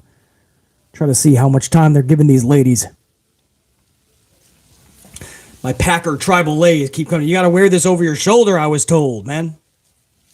There you go. That's my Green Bay Packer lay for tonight's tribal warfare match. Actually, I got the real one, man. This is a real tribal lay. Or, okay. Maybe not true. Maybe I'm just calling it tribal lay. Well, it's a real shell lay. Kind of like how Romans kind of is more... It's like a nutshell lay.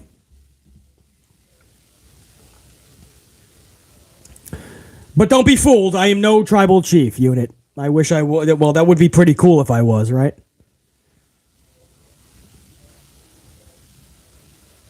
Rock, get my fresca. Roman. Get me an almond joy.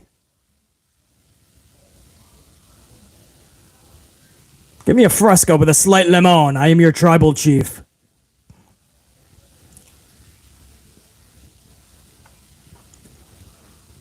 I don't even know who's a face and who's a heel anymore, man. They book Asuka like a heel, but fans love her. Belair's in the middle lately. Charlie Flair goes by whatever reaction she gets.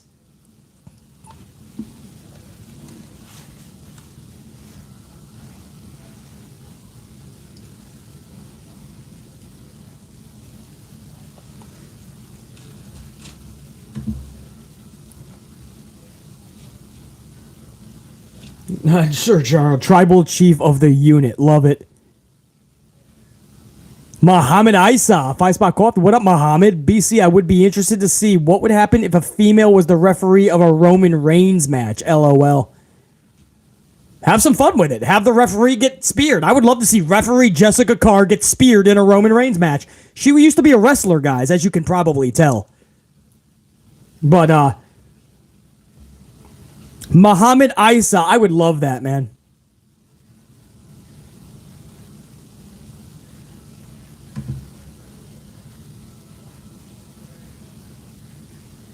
I would love referee Jess Carr to just get a lot more involved. She's badass.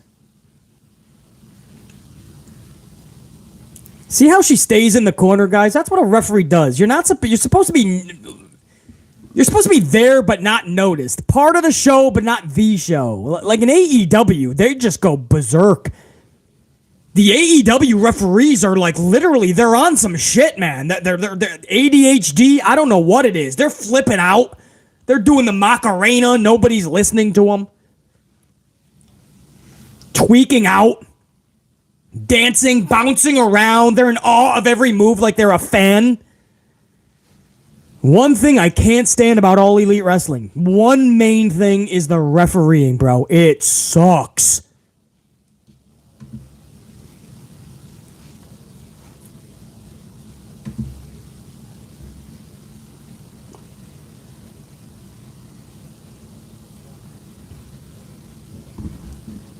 Fruit roll-up by Asuka on the Belair. That's not going to get the job. Well, actually, it's WWE. You do a roll-up, you probably got a 99% chance of winning.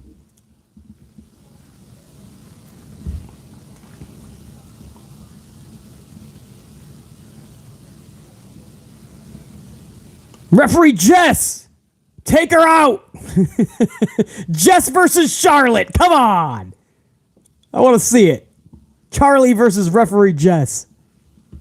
Oh, ref is talking on the black box. Look at Jess. She's talking to somebody. She's talking to Schnoz McGee. Paul Levesque McMahon. Something just happened on the black box, guys. I love it. She's back on the black box. Schnoz McGee doesn't see something he likes. Ooh, she's on that black box. Something's up. She's talking on the black box, guys. She just did it again. Oh, that's what it was. Paul Levesque McMahon said, wait, she's coming out of her bra. Her top. Charlie Flair's top was coming unzipped. Of course Paul Levesque McMahon would notice it. Paul Levesque McMahon told referee Jess to stop the match. I was wondering what they were telling referee Jess, because usually they don't like to talk about it. Like at the beginning of the match, they don't say too much to the ref, I've noticed. Toward the end, they'll start yelling at her much more in gorilla position. Very odd to see her go to her black box that soon in the match. Wardrobe malfunction. Exactly, James Miller, Brad Boyer.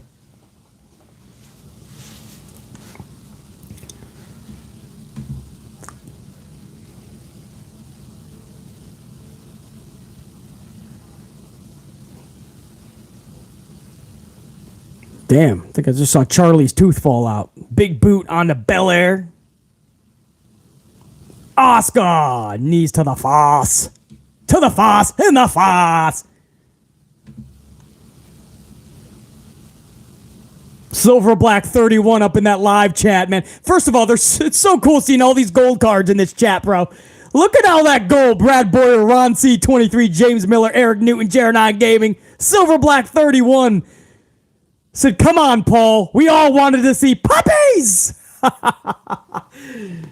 Oh, man. I love seeing all that gold, man. I haven't been able to do one of these gold live chat only streams in a while, man, to show that appreciation back to you guys. So I'm so glad we got to do this tonight.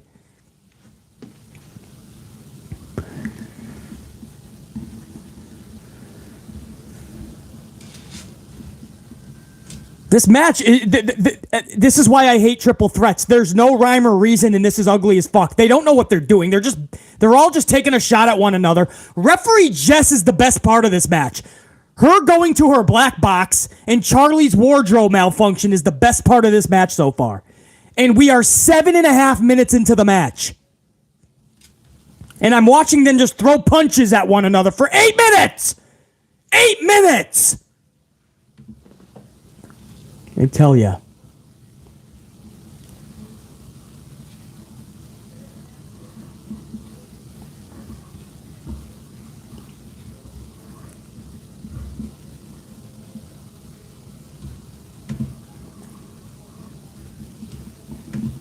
Two for one. Belair kicks up. Asuka flat down. Charlie's getting to her feet.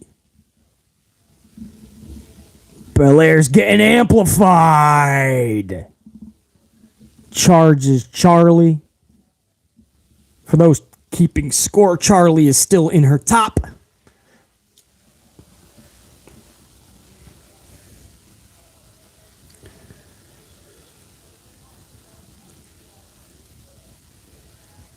Leave it to Paul Levesque McMahon to notice her wardrobe malfunction, man. You remember when Ronda first had her match at Mania? Oh, there you go. Four knees to the midsection of Belair. You remember when Ronda had her debut at WrestleMania? She tagged up with Kurt Angle to take on Stephanie and Triple H. You remember Triple H did the powerbomb on Ronda, and he had Ronda's crotch right in his face. And I'm like, who else but Paul, dude? He's going to use this to put Ronda's crotch. And Paul Levesque is a massive Ronda Rousey fan. He admits that, loves Ronda Rousey, big reason why she's a part of WWE.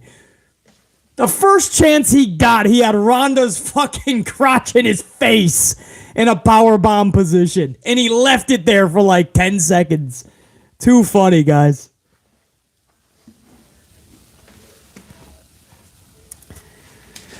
Oh, JR9, that was definitely Paul Levesque, man. Just like the backstage segments with Trish Stratus back in the day. This dude, man.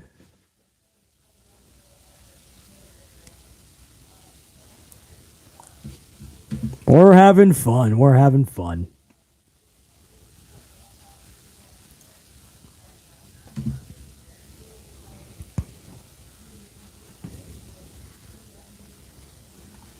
Saw a still photo of that. That's what reminded me of it. There was a still photo of Ronda in that position. She's up on Paul's shoulder, like crotch in Paul's face. And Ronda's like, and Paul Levesque's face is just, I mean, in that shit. I mean, in it. It was one hell of a photo, bro. I'm like, yep, that's Paul. Him and his women. Here comes the moonsault. Never connects. Didn't touch anything, guys. Didn't touch anything. Charlie just did a moonsault. I kid you not. Touched nothing. Is Kevin Dunn going to have the balls to replay this? I think she may have touched with a hand Belair's head or something. At least Asuka dragged Charlie down with her hand right there, right? Like, you can replay what Asuka just did, and she actually, like, gripped Charlie's. Come on, show me that moonsault, please. Come on, Kevin. Come on, Kevin. Oh, they're going to show this one because she actually grabbed Charlie. See, Asuka knows how to do it. Now show me Charlie's. Come on. Come on, show me Charlie's moonsault that never connects. Yeah, you're not going to do it.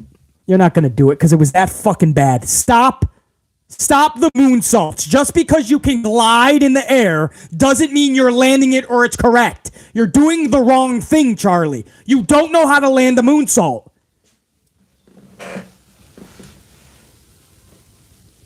Oh, man. Stop with the fucking shit.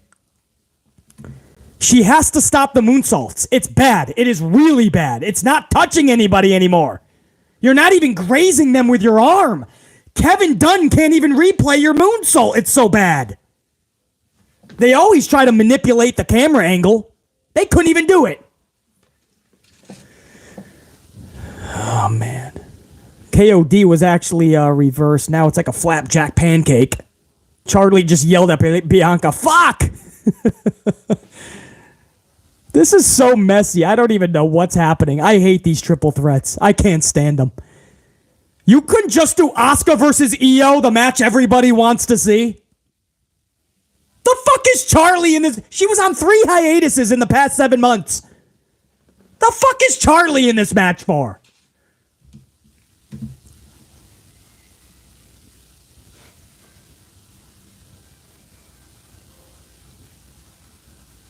Silver Black 31. That's funny, bro.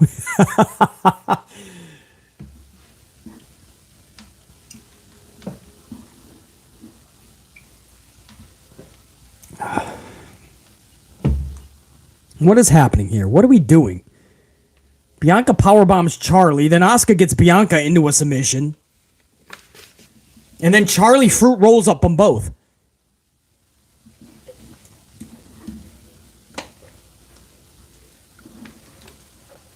Guys, if Charlie won the match with a double fruit roll-up, that was about to be 10 uglies. I'm not even joking. Like, all kidding aside, we've had a lot of fun tonight. I've been pretty lenient. I've been enjoying myself. The unit's been amped. We've been having a lot of fun. I was going to put 10 uglies in there if she beat them by a double fruit roll-up. I'm just saying, bruh. I'm just saying, as your host, I'll have no choice but to put 10 uglies in. Otherwise, I'm not a very good host for you guys.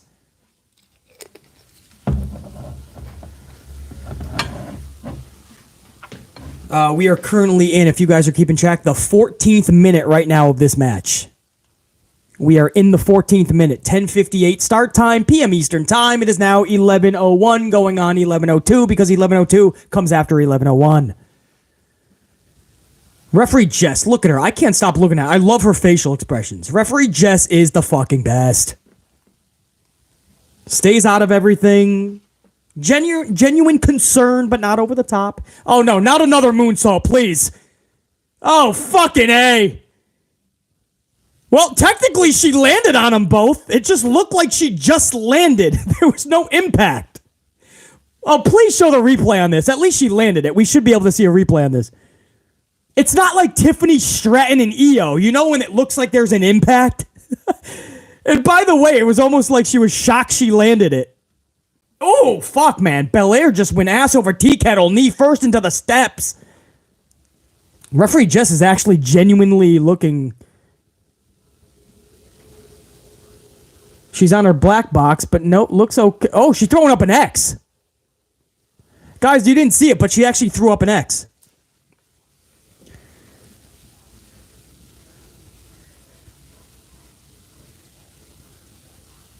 I think she threw the X up. Yeah, she threw the X up. I don't know if that's a legit X or not, but it sounded like she hit it hard.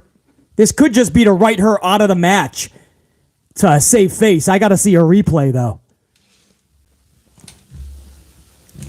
But Jess did go to the black box and did throw up an X. That's usually the criteria when there's an actual injury.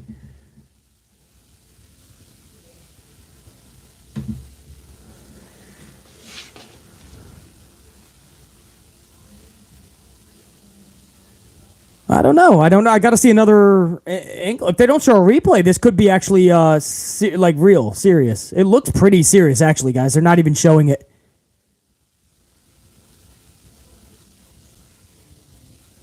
Suplex from the top rope with Asuka and Charlie. Charlie gets suplexed.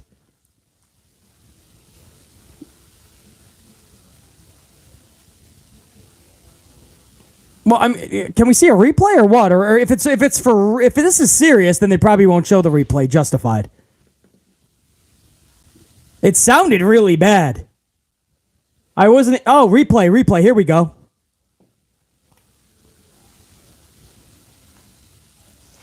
No, that's storyline, guys.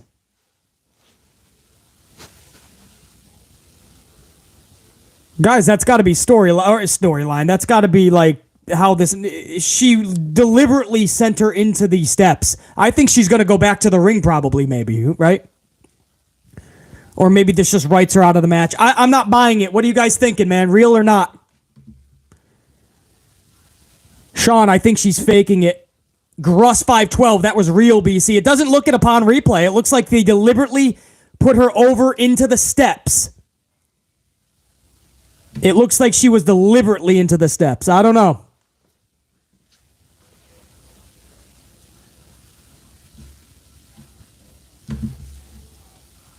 The way Charlie put her over was to deliberately go into the steps, almost like that was the way that Belair was supposed to exit the match.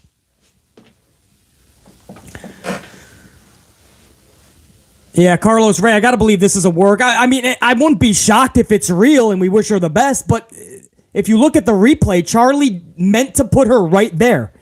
Yeah, I told you guys. I told you. Come on, bro. BC knows his shit, dog. Carlos Ray knows his shit, dog. Hey, Gruss 512. That's why BC does what BC does, bro. See, you can't think everything's for real, guys. You got to know how to dissect wrestling, and I know that's why you're watching and listening to BC, but I'm trying to teach you guys how to look for the same little things, the little nuggets. Belair is back in the match. 450 splash on the Charlie, and nope, Charlie kicks out.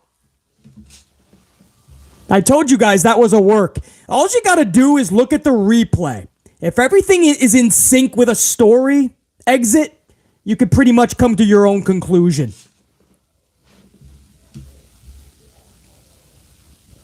It was pretty clear to see upon replay that was all a work. It was beautifully done. She sold it. They did the X, the black box, had the trainer come out with the ref. Loved how real it looked. But something wasn't right about it, man. The way the sound was, the way her expression was after. Nah, you're not putting one past BC. I've seen way too many pro wrestling matches, bro.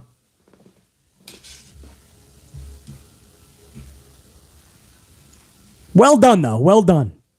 They almost got BC. They had me thinking, well, it could be. Too funny. Where's Gruss 512? Gruss 512 was in the chat like, no, BC, I got you on this one. It's real, man. Trust me. I just talked to my docs.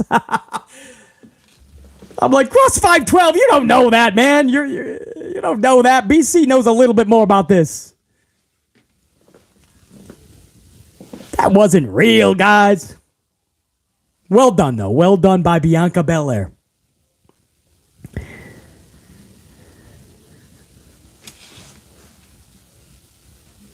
Now, that's a beautiful way to write Belair out of not winning the match. You know what I mean? I mean, she's wrestling with one leg, basically. I think that's brilliant. But if Asuka's losing, what's her purpose? What's her excuse?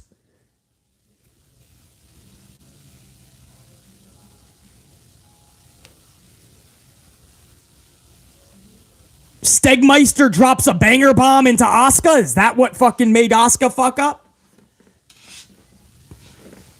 Charlie Flair has the figure 8 on Bianca, who has one leg, basically. Where the fuck is Asuka? Are you having a picnic?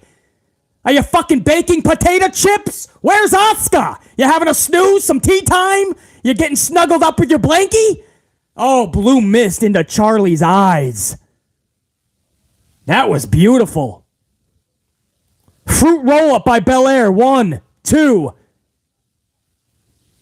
Belair just beat Asuka by a fruit roll-up.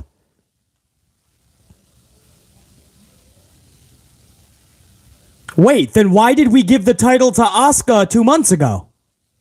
And she never had a title reign.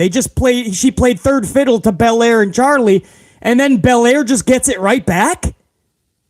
And wait a second, via a fruit roll-up?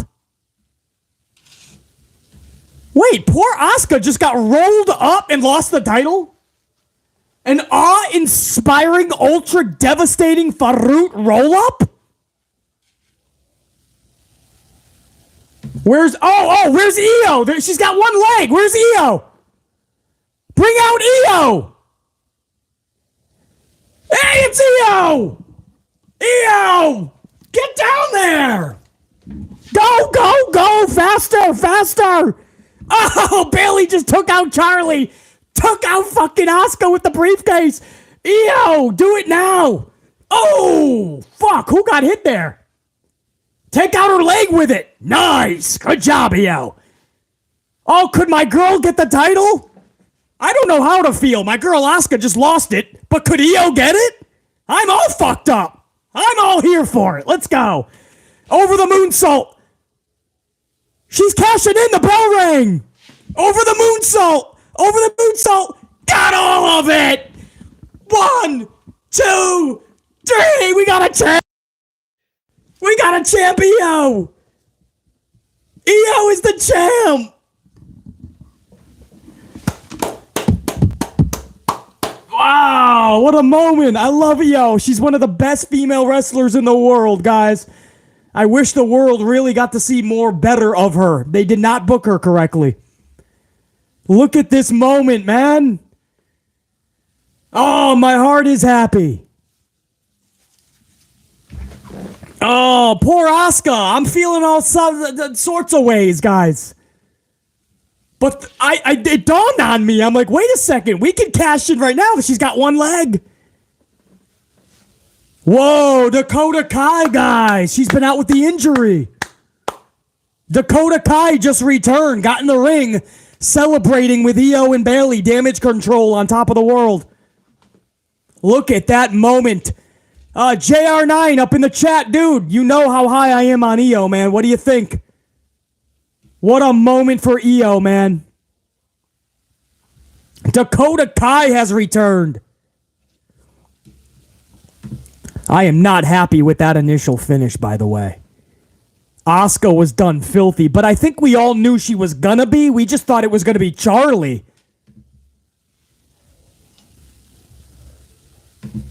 But I think they didn't want the cash-in to be on Charlie. They tried to save face on her. Belair wins the title, then... I don't mind how this was done. I don't like Asuka being pinned the way she was.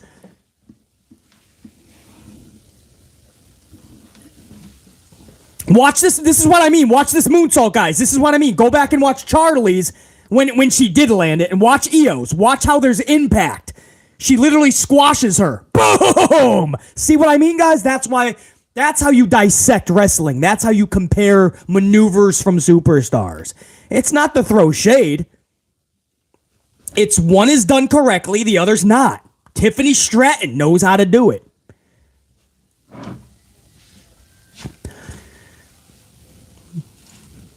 Look at this moment for one of the best female wrestlers in the world of wrestling, Io Shirai Sky.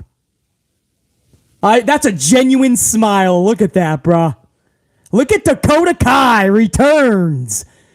Dakota Kai looks great. Bayley's on top. Bayley's so proud of these girls, man.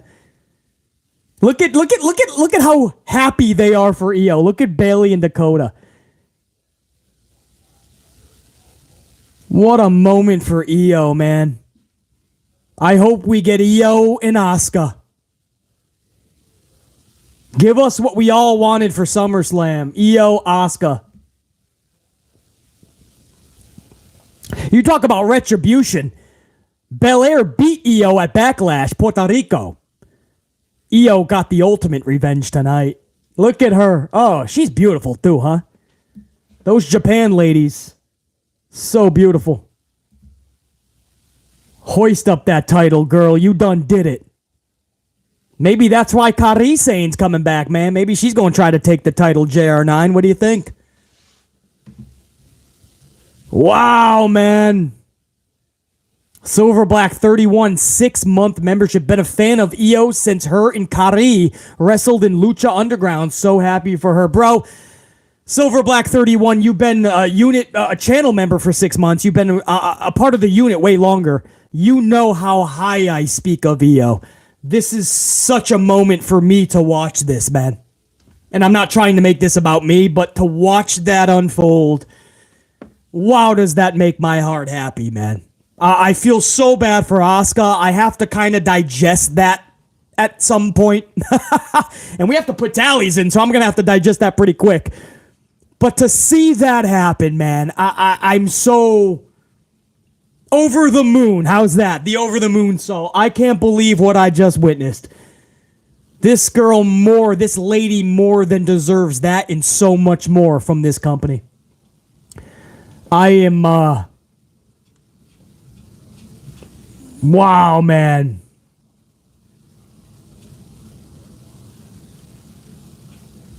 Dave Mealy, 5-spot super chat. Charlotte always coming out of her top shouldn't be shocking. I remember all the times Ric Flair used to always come out of his tights. LOL. Yeah, Dave, runs in the family, bro.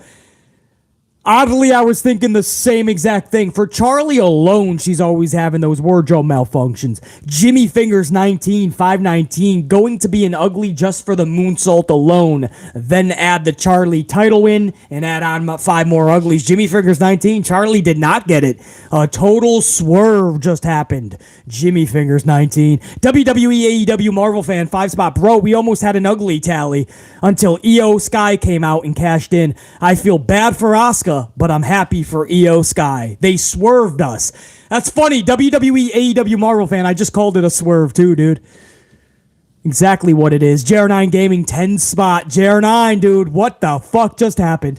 So happy right now. Io is phenomenal. Loved seeing her win Money in the Bank in person, and now the Genius of the Sky finally has a world title again. First time in over 2 years. What a SummerSlam moment. Congrats to Io. I am so ecstatic for her, JR9, man. You know how high I speak of her. I never thought I was going to see a world title with her again.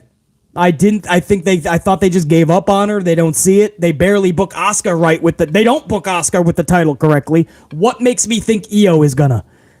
She wins the briefcase. I was expecting a failed cash-in, or she wins it and then somehow there's a schmazzery. She loses it straight after. Could happen, by the way. Charlie could get it back next month at the pay-per-view. Who knows? But what a moment. I will never forget what we just witnessed. One of the best female wrestlers on the planet winning that championship. I feel so bad for Asuka, guys. Michael Anthony, 3-spot. Bayley can use my tongue as toilet paper. Oh, somebody likes Bayley, I'm seeing. All right, Michael Anthony, I see where you're coming from. Jimmy Fingers 19, 519. I had to send this super just to make sure you don't read my last super. That's a good. They got me. Well, I did read it, Jimmy Fingers 19, but I knew what you meant. We got swerved at the end, and it was actually pretty fucking good. Eric Newton, I just said that, bro. Eric Newton says, you do realize they're just going to feed it to Charlotte, right? Of course, Eric Newton. It all comes back to Charlie. We know that. But for this moment, man, when you know the character, the person behind the character, and how hard she fucking fights and trains, how much she's given this business, how good she is, and she gets a moment like that in front of 60,000 people and millions at home. Bro, that's a moment, dude. And Charlie Flair did not walk out of Detroit with that title. That is always a plus. Asuka losing the way she did sucks. Charlie not taking a title out of Detroit, that's good. Maybe I can equal that out. Io walking out of Detroit as your new women's champion, that is fucking great. Great, I tell you. And a great gets two goods.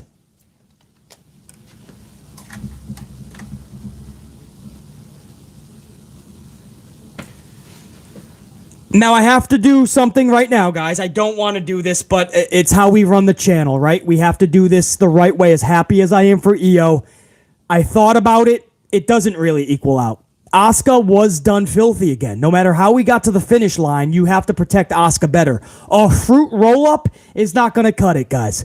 You cannot have her lose with a female that has one leg at the time. One leg. And even the good leg is in like a figure eight leg lock or something. She's tied up with Charlie.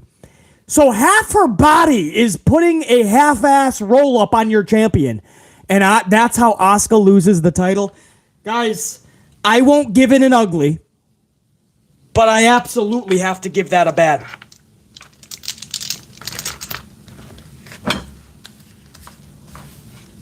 The way Asuka lost is going to get a bad.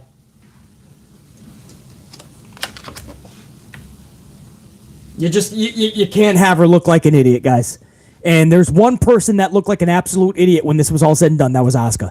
I love the Io thing. I like what they did with Belair. Why can't Charlie eat the pin? It's a triple threat. Asuka doesn't need to even lose the title, so why not save face a little bit? My question to you guys, why the fuck does Charlie never have to eat the pin? Why does Asuka have to be done filthy again? It's rhetorical. Stop. You don't have to answer. There's no clear reason other than VKM and HHH love Charlie. Love her.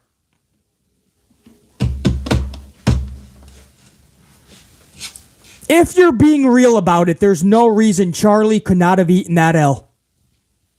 Stop. Stop. Asuka taking that L instead of Charlie because Charlie needs to be protected even more than she's been for 8 fucking years. She's got 14 titles. She's probably going to get 15 next week on SmackDown. But no, we have to keep protecting her. Asuka? Let her actually lose the title straight up.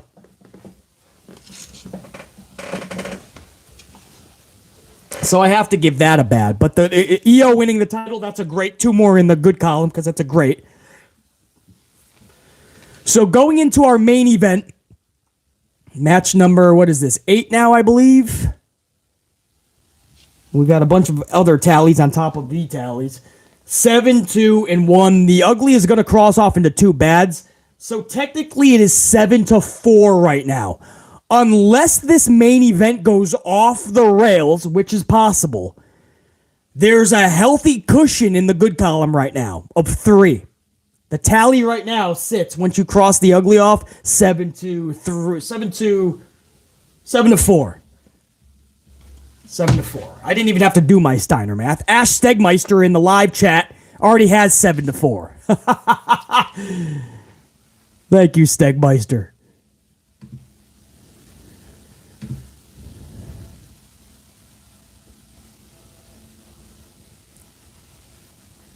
Man, that was a wild ride, guys. The ending of that was nuts. All right, here we go. Main event time, guys. Jason Uso versus Roman Reigns.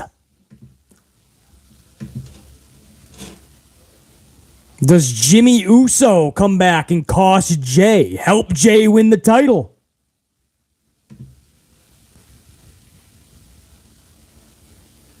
Jimmy Fingers 19, 519. Roman should come out wearing the lei on his waist instead of the title.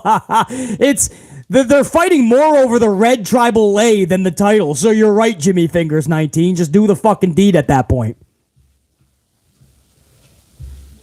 Literally no reason not to.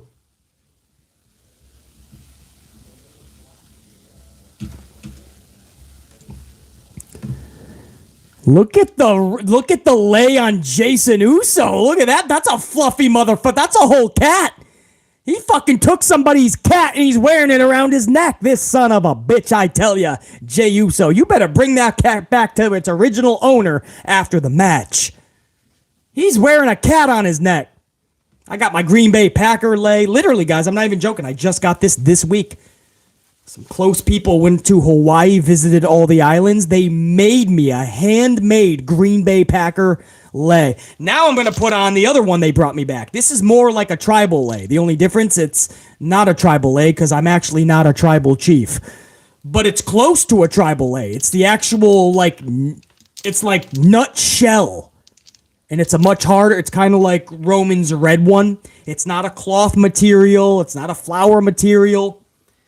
So if you don't mind, I'm going to put this sumbitch on me as well for this main event. Let me take off the peacock real quick. Here we go. Boom. There we go. You got to wear it more around the shoulders, Bob. Come on. There you go. There you go. Now I got two.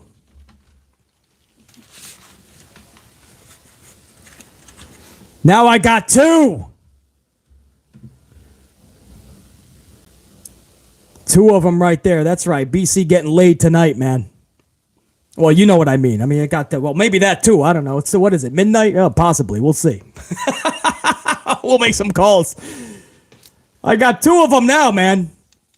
These again, both authentic from Hawaii, man. These leis. Badass. Jimmy Fingers 19, 219. I am calling for Jimmy turning on Jason for the finish. All right, Jimmy Fingers, you didn't get it right earlier when you called Sethington dropping the title to Balor. Damn it, Jimmy Fingers 19. You better be right on this one. We'll see. Jimmy Fingers 19. WWE, AEW, Marvel fan 2 spot. I'd have The Rock cost Roman Reigns. Me too if I was booking. Hey, if The Rock is in Detroit, damn right I'm putting that thing up there. Carlos Ray, BC getting lucky for SummerSlam, man. You know? Honestly, guys, there's no place I'd rather be right now for SummerSlam. Shooting the shit. Having a blast with you guys, man.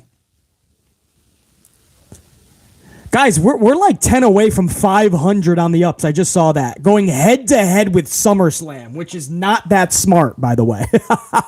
But I always like to do wacky things. So why not go live while SummerSlam is on the air? But even though we're going head-to-head with SummerSlam, we're about to hit 500 live on the ups. Oh, yeah. See, he's got the badass red tribal lei, man.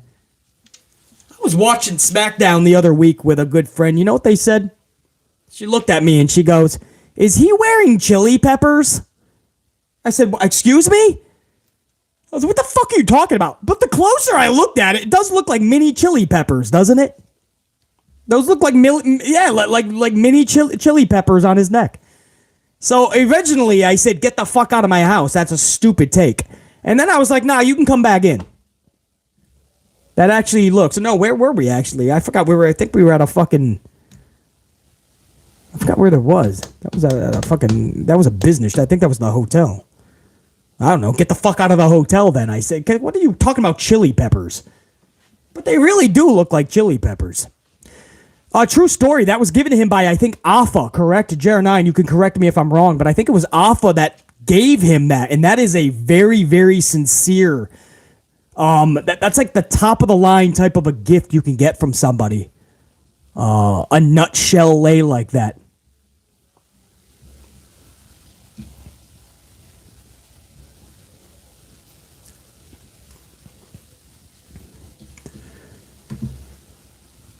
Look at Paul Heyman, the way he looks at Roman, bro.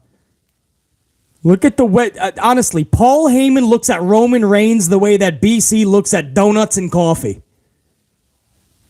Because I love coffee and I love donuts. Seriously. That's basically how Paul Heyman looks at Roman. That's how I walk into a Starbucks or a Dunkin' Donuts every morning, right? I even got the song playing. Right? I play Roman's fucking theme music. I walk into that bitch and I'm mean grilling that coffee and those baristas.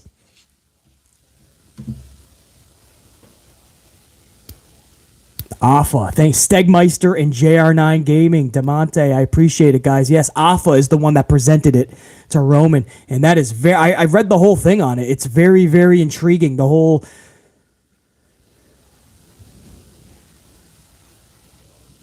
heritage and that whole tribal lifestyle, it's very awesome, you know? Family is so special.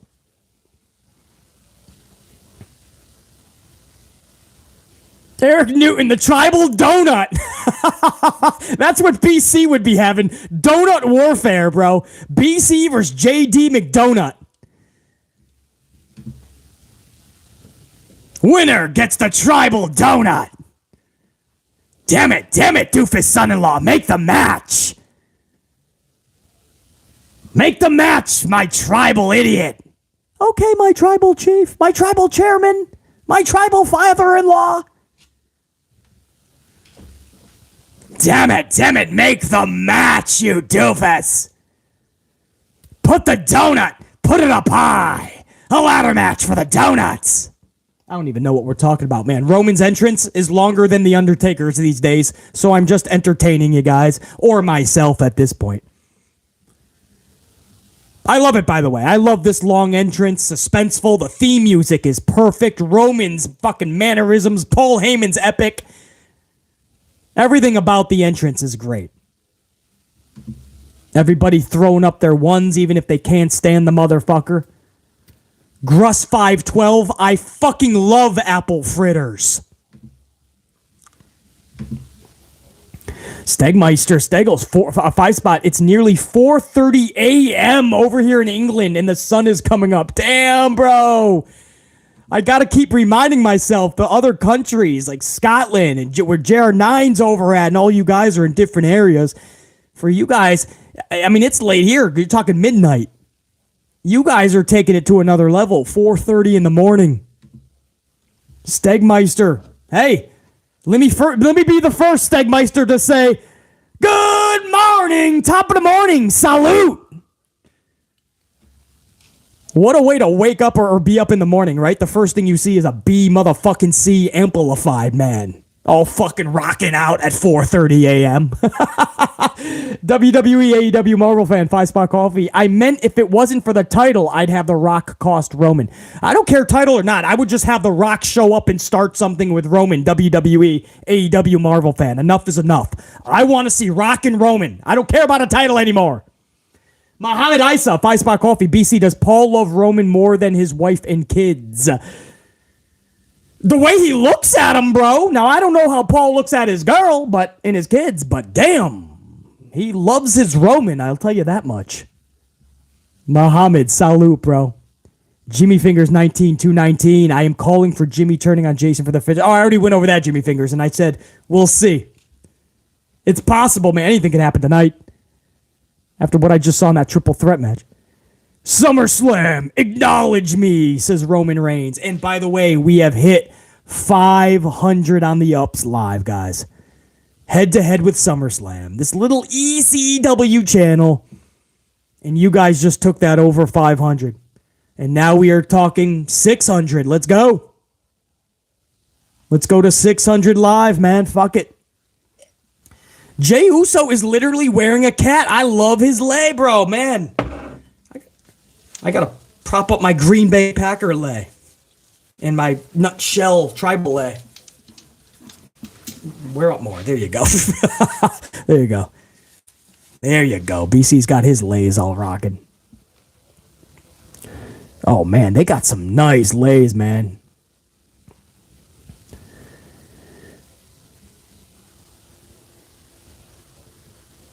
Not bad, Michael Rome. I still miss the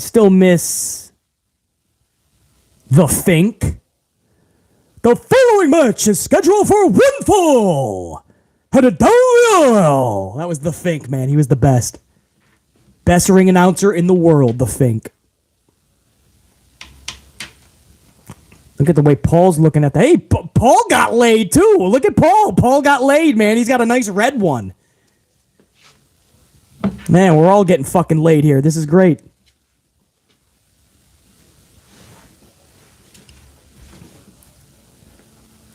Dust off that title. Could you imagine if he actually lost to Jason Uso?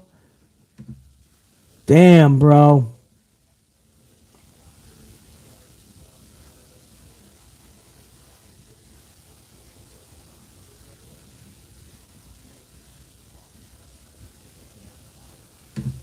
Man, you can't give it to Jey, right? 3 years. They didn't give it to Sami Zayn in Montreal. They didn't give it to Cody at Mania. No Cena, no Big E, no Cesaro, no Kevin Owens, nobody. Jey Uso in a rematch at SummerSlam? I don't know, guys. What's Heyman doing? Why is he looking like that? Put your lay on. You got to get laid. We're all getting laid tonight. Put that shit on, Roman. We're all getting laid tonight. You want to smack him in the face with it? Salute, unit. Main event time. I told you guys, the red tribal lay is more important than the title right now. That's why he doesn't need a title. Nothing he's done in 5 months needs the title. This is all about these tribal lays right here, man.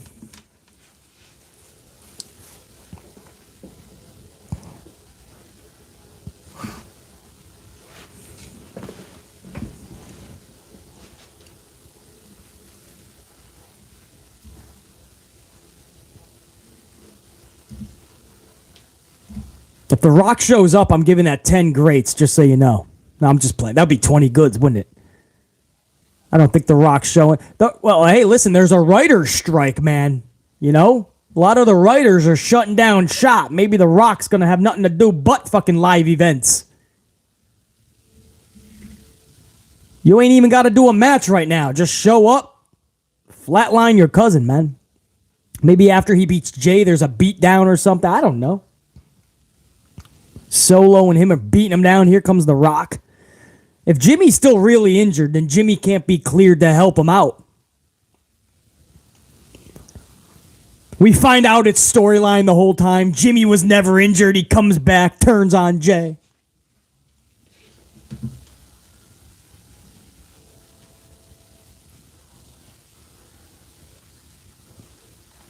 Eric Newton, it is, bro. It is secondary. That's what I've been saying. That's why he doesn't need the title, but it is what it is, man. We're beyond that. Yeah, Sontivia Major, they're on strike big time, man. Hollywood is upside down right now. New York, they're picketing every day. Actors and big Hollywood stars joining the picket lines to show solidarity. So that's why live events right now, it's looking mighty sexy, man. Nick Khan, Ari of Endeavor. The price is going to go up for those TV rights deals, man. Bell time, 11:35 technically, even though they haven't really locked up yet. We're going to say 11:36, guys. 11:36.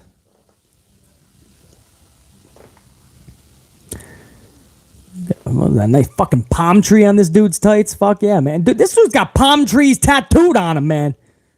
You living that vacay life. Nice shoulder tackle.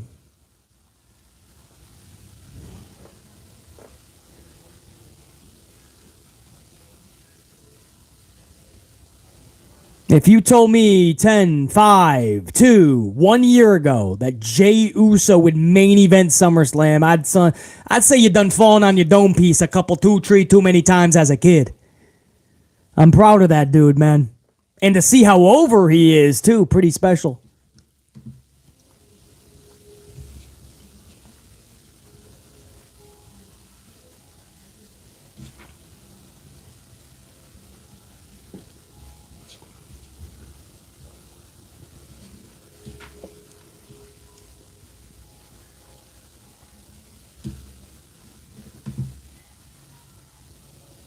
Let's go Roman. Roman sucks. Again, if you guys are just tuning in or you've been in and out, you haven't heard, I am hearing that the commentary team is shaken up starting Monday. They're moving Kevin Patrick and Corey Graves to SmackDown Friday nights. Michael Cole and Wade Barrett are going to Monday nights. Michael Cole, Wade Barrett to Monday. Kevin Patrick and Corey Graves to Friday. And here's the caveat. Michael Cole is going to do SmackDown as well. They do not trust Kevin Patrick to run it by himself. So that's probably a Fox request. So a massive commentary change starting this Monday in WWE, guys. I'm going to try to get more information for you, but I found that out right before we went live.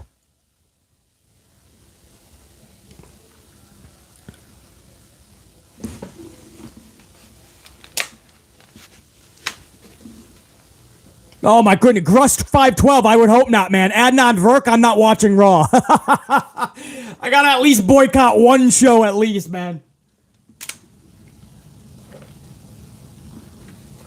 You guys remember Adnan Virk? Oh boy. And then there was Mike Adamle, remember? Jeff Havey? Remember he called Jeff Hardy Jeff Havey? The poor guy. I feel bad because come to find out he was so nervous he was basically having panic attacks on air. So he was like, Jeff Havey. He's taking on triple L or some shit. I don't even know what the fuck he's calling, man. I never understood what he was saying. All right, here we go. Match is picking up a little bit. Jey Uso throwing some right hooks, some slaps. Super kick to the gut of Roman. A wind up. I don't know what the fuck that was. Became a human wind up toy. Suicide dive, but it's too late. Sethington already overused them in his match, Jay. That was already used, bro.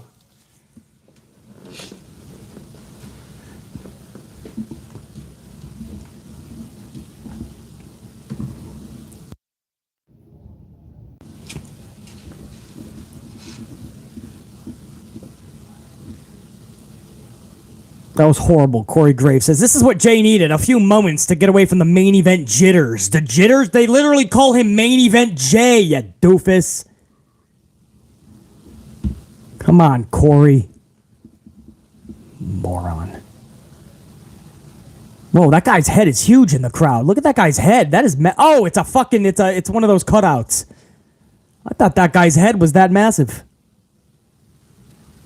Hey, leave Paul alone. He's just an advocate. Come on, Jay. He comes in peace.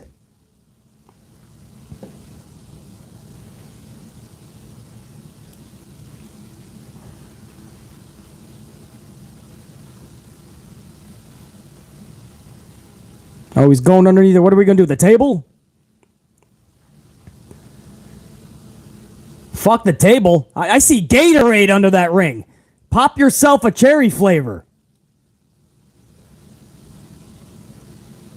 Pop a Gatorade, man. Who the fuck's going to fight? What is fucking Paul Levesque McMahon going to fire you because you had some Gatorade? There goes Paul. There's the storytelling. He loves you. Please don't do this. For 3 years, he's loved you.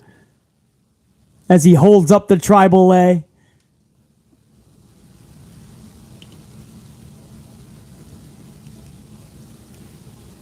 If you are a pro wrestling company and you have Paul Heyman, you just hit the lottery. That's how special Paul Heyman is. There's a table set up. Awkward position. I don't know how they're going to go through that, man. But Roman just looked at it, too, like it's in the right position he wanted it to be in.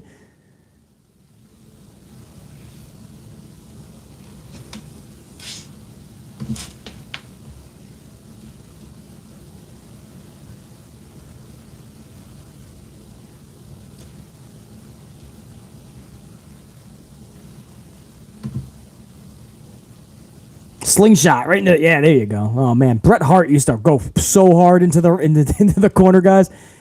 Bret Hart would go sternum first into the corner. Badass. 190 miles an hour, it sounded like. Man, people like Bret Hart, I miss their wrestling style, man. No, not too many people did it better.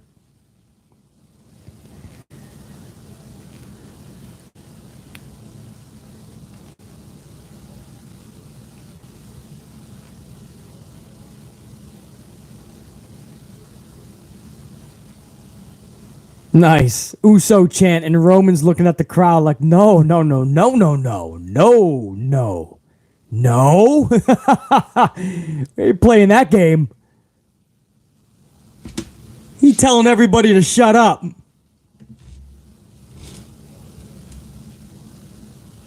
Of course, that's going to get him some more boos.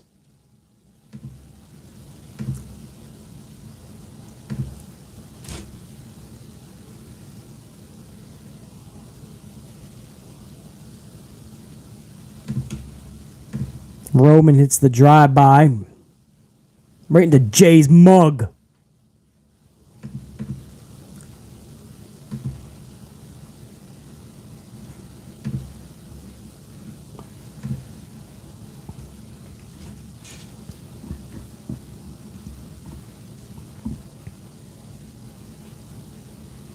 Very slow pace. This kind of mimics their first time around, but the story kind of took precedent over the action until the end of the match. And there was a hell of a lot of story the first go around.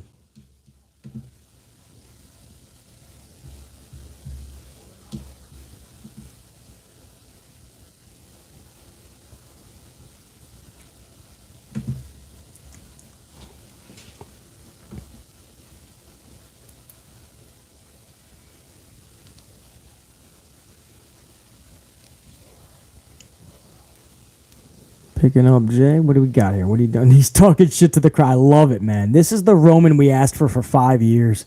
I can't believe they tried to force this guy for 5 years. They were so stubborn to turn this guy with a 50-50 reaction, and they just said, as long as he's making noise, it doesn't matter. No, it does. You can get a much better reaction.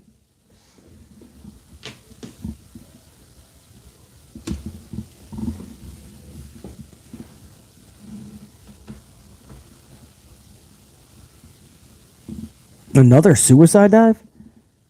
Oh, thank goodness. A kendo stick to the dome piece of Jay. Sorry, Jay, but like I cannot. I'm suicide dived out. We've seen 12 tonight. There comes the kendo stick. I was gonna say tribal warfare.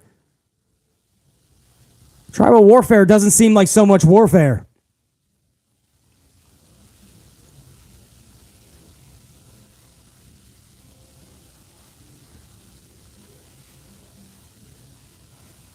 That actually got a big portion of the crowd pissed off. Roman beating him up with a kendo stick got people pissed.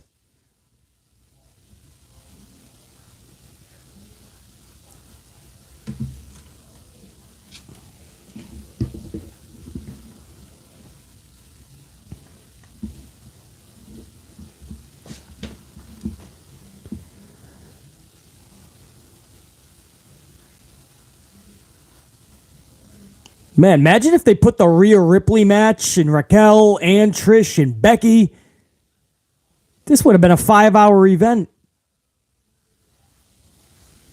They decided not to have Kid Rock perform, correct? I think they just had him with the opening montage, the opening video sequence. Originally slated to do a performance. Way too much controversy. I think they shut that down immediately. Kid Rock, Bud Light, Dylan McAfee, or whatever the fuck that kid's name is. That guy's name is. Girl, whatever it is.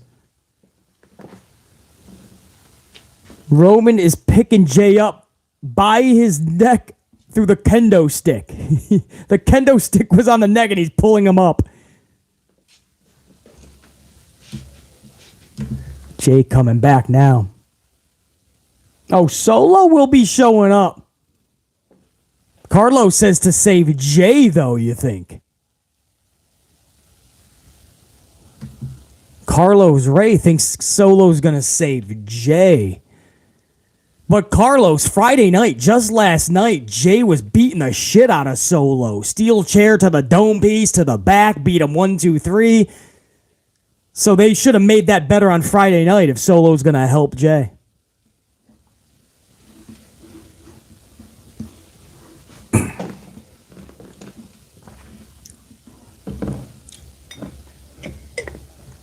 Michael Cole said that's the exact pace that Roman Reigns wanted. Well, let me tell you, it is a slow-ass pace right now, guys.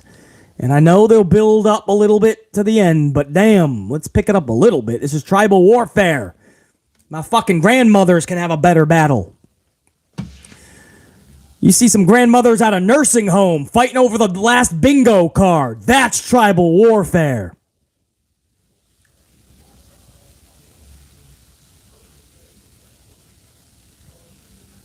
See a couple husky bikers fighting over the last potato stick at the Cracker Barrel buffet. Now that's tribal warfare. There you go. Kendo stick clothesline over the top rope. Now Jay's gonna fly. Damn. He put his booty into Roman's face over the top rope. He said, have my tribal ass, bitch. Roman got knocked out from Jay's ass. No kidding. Like, look at the slow motion, man. His butt hit him right in the face. Check this out. Boom. Take that shit, he said.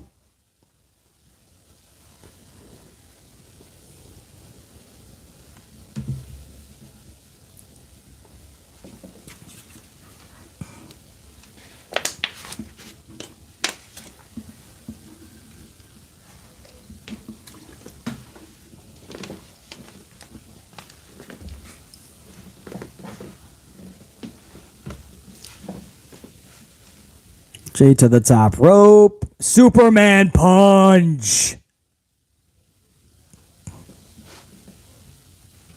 Kick out from the Superman punch. Man, we're already doing false finishes out of nowhere.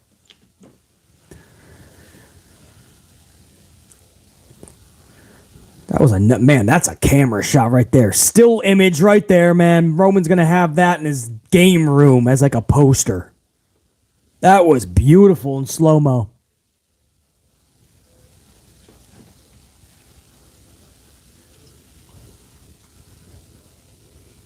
All right, kids, we're on our 15th minute right now, 11:36 start time. I think it was 11:35. They didn't do it. I'm saying 11:36. We're about to hit 11:51 p.m. Eastern time. We're about to hit 15 minutes. Slow as fuck, so let's pick it up right about now. How about it? Let's pick up the pace a little bit. I don't mind the first half, the first 15 minutes. Very slow. Tell your little story a little better. Nice selling. Okay. But this is now tribal warfare, and I've seen a kendo stick. What else you got for me? It's midnight. Let's get amplified, guys. Come on. Roman, Jay. Ooh! Ooh-ah! Is that what he says? Ooh-ah? Oh, he went for the spear. But he actually got fruit roll-up. Super kick into a big splash. We're going to get the big splash. He got him. Another false finish. It looks like 1, 2. Roman kicks out at 2 5/10. We have hit the stage of the match where we are getting false finishes, which is nice. You know, picks up the pace.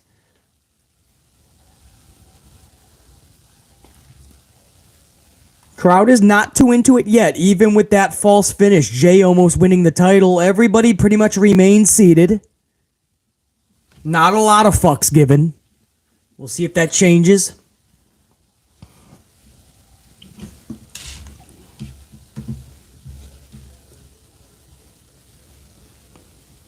Well, it's pretty slow, man. To all the new channel members tonight, man, welcome aboard again if you are still with us right now. I know we've been on the air for about 4 hours.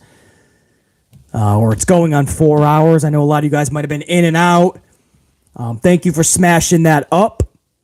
Thank you for joining. Welcome, and it's so cool that you earned your gold card on SummerSlam night. But now you do have your gold card. Shine it up every time there's an Amped Up podcast. You are now a part of the front lines, the board of the unit. You are the boardroom now. A lot of new channel members tonight, man. Very cool to see. Now there's a chair. Jey is beating down Roman with a chair. Paul Heyman begging, please, please don't do it. He's still your chief.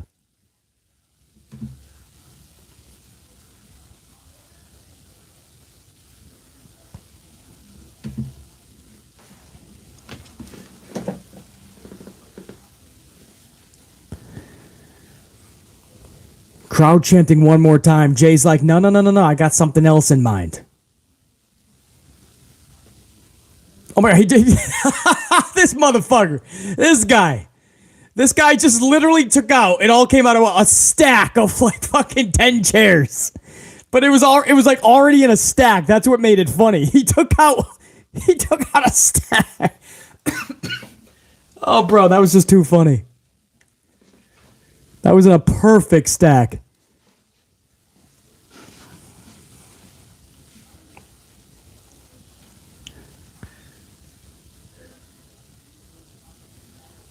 Paul screaming, please show him mercy. He loves you. Oh, Paul Heyman's a gem, bro. Showing that tribal lay. Please think about this. The family. He loves you. Jay's like, I am. Gots to do this.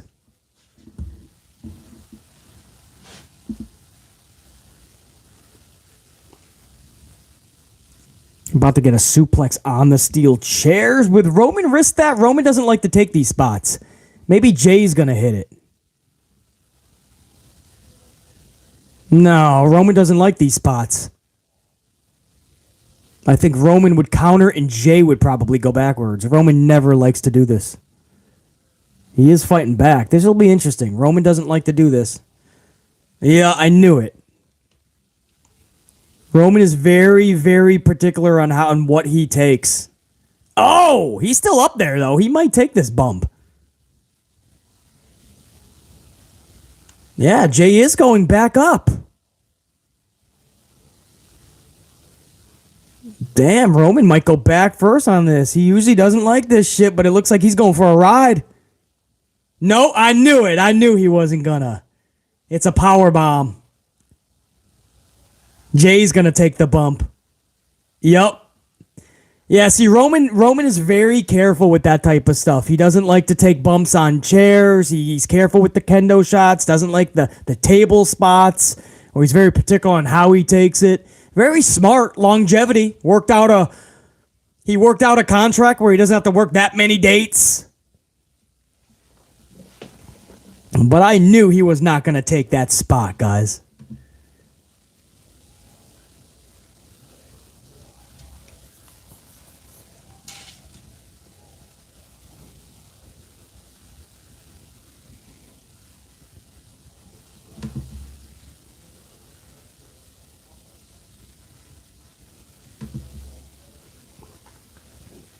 Jane Donnelly up in the live chat, man. Jane Donnelly 10 spot. Come more call. After a banger bomb earlier, Jane Donnelly still with us 4 hours later, brah.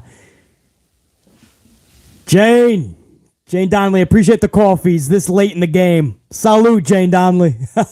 Salute, brother. Let me give you Jane, let me give you a salute the right way. Look at that $1 million belt over there, man. If I'm in the crowd, I'm giving that dude a roll up and I'm taking the title. 1, 2, 3. Take the $1 million championship. Roman setting up the table. Roman will go through those tables with no problem. So I expect him to probably a missed spear. What do you guys think? Or maybe he gets speared into it? No. Jay going into it? No, I still think Roman's going to go into that one. Yeah, I think Roman's probably going to spear the table or some shit.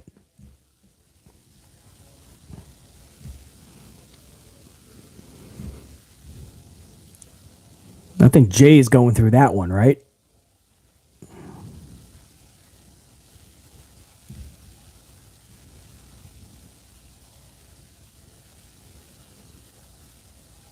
Yeah, I think Jay's going to go through the... Roman doesn't mind going through these tables, but Jay is in the position to do it. I don't see how Roman would. Plot twist. Paul Heyman goes through it.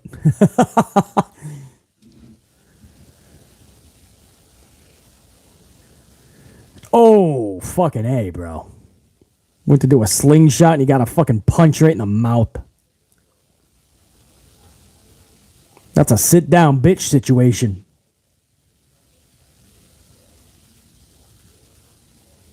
Oh, Roman's hitting the ropes.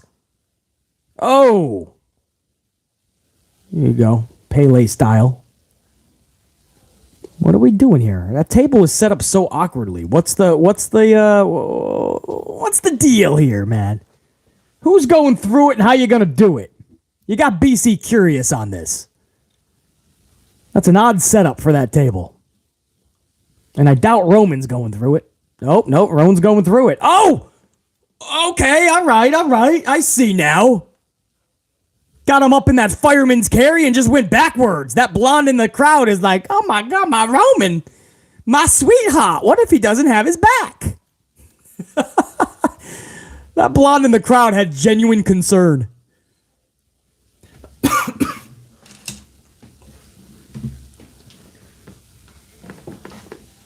Yeah, fireman's carry, Samoan drop.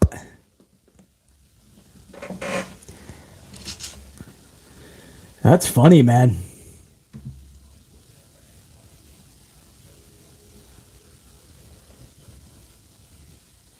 Little bit higher into the commentary table or something, it would be much more impactful. Now, some of you guys in the crowd, or I think in the chat, were already saying Samoan drop before he did it, so I think you guys kind of knew what it was placed like.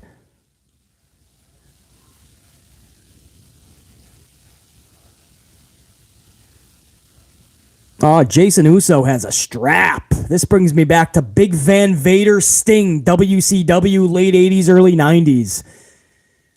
Sting and Van Vader strap matches, man. They were good. Roman's fucking bleeding all on his left arm, down his elbow. Oh, Roman's already bleeding, man. Oh, fuck. These are some shots. Wow. That's wild. Roman is literally, I think this is genuinely, he's just walking away. He's in the crowd right now. Roman's just like, I am not taking another strap shot. At least in the crowd, he can't swing that thing. Roman just took off, guys.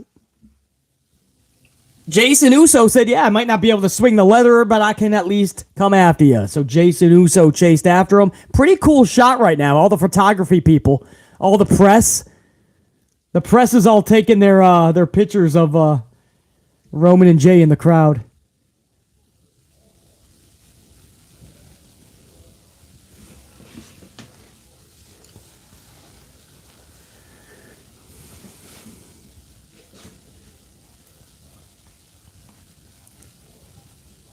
Oh, there's more tables there. Oh, Solo Sikoa. Solo Sikoa just took out Jason Uso. Solo is beating down on Jey Uso. Now, somebody's going to come to the aid of Jey because otherwise this match is over. Solo and Roman will just destroy him. Where the fuck was Solo hanging out? Section 520? Because they're pretty deep into the crowd.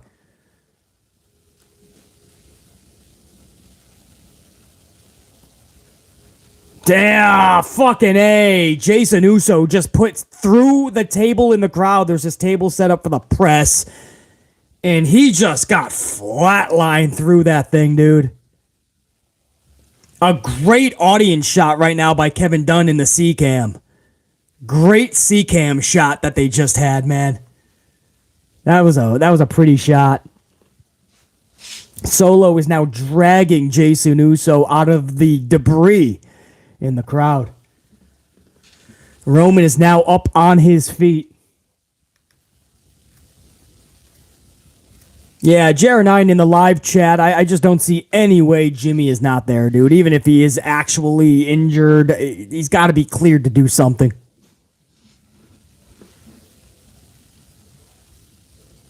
They are dragging Jey Uso through the on the cement of the crowd, guys, to get him back to the ring. That was a picture. Solo finally said, "You know what? Fuck this. I'm gonna pick this dude up." Now this is his little brother. Could you imagine if you guys have a little brother? Your little brother is carrying your ass back to the ring. That's gotta be eye-opening. Your little brother ain't so little anymore. Roman is yelling to Solo, "Finish him." That's old school Mortal Kombat. Finish him! Fatality!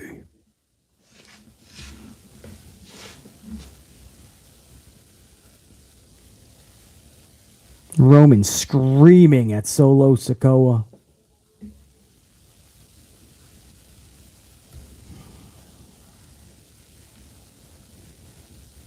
The referee's yelling, "Solo! Come on! Solo!" Tribal warfare, man. There are no rules. Solo just dropped Jey inside. They're just demolishing this guy.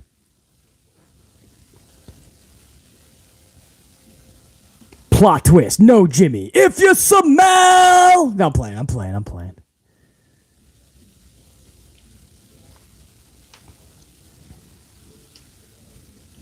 Picking up Jey Uso, the scraps of Jey Uso.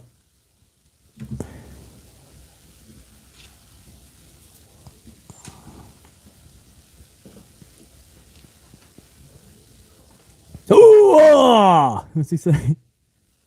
Solo spike. Samoan spike. Oh no, it's going to be a spear. Oh! Oh no, there it is. Solo is not going to be happy. Jey just pulled Solo in front of him. Roman speared Solo. Jey just speared Roman. The cover 1, the cover 2, the cover 2 and 8/10. Roman kicks out.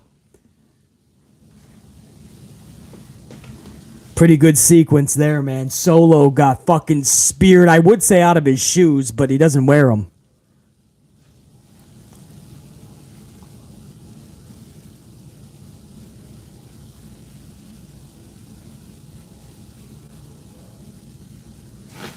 Jey Uso now has a bunch of chairs. He says, there's 2 of you, I got 2 chairs. Let's do this. Old school. I got 1 for you, 1 for you. Get a chair, you get a chair, you get a chair.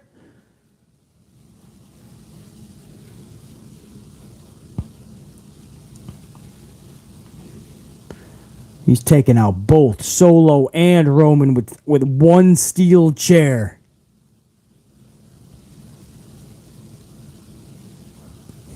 Get up, Oos. Jamming that chair into the midsection of Roman now, man.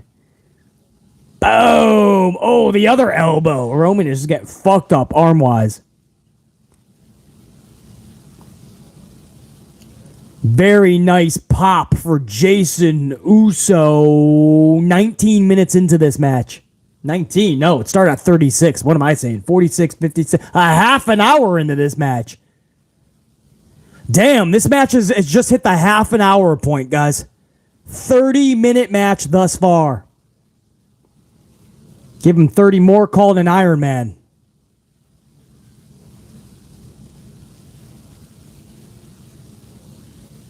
Oh, Solo was a little bit late. Jey had to yell at Solo to throw the super kick. But Solo did throw the super kick, knocked out Jason Uso. Roman now trying to get back to his feet, asking for some help by Solo. Solo is not helping him yet, though. Solo's like, "You just speared me, motherfucker. Now you want to hold hands and skip through the park? What do you think I am, Brock Lesnar and Cody Rhodes? I ain't holding your hand. We ain't going to snuggle up. We ain't going to hug it out." Solo looks pissed, bro. But he just super kicked Jason. Well, if Solo turns on Roman, there really is no more bloodline. So he can't turn on Roman, obviously. Oh, this is the first time he's actually yelled at Roman. Oh! While he's yelling at Roman, Jey Uso speared Roman through the barricade.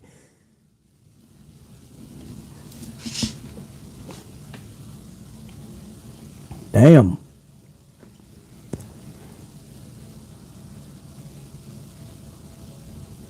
A little more than 2 weeks later, this match ends. It's the middle of August. In other news, the main event of SummerSlam just ended.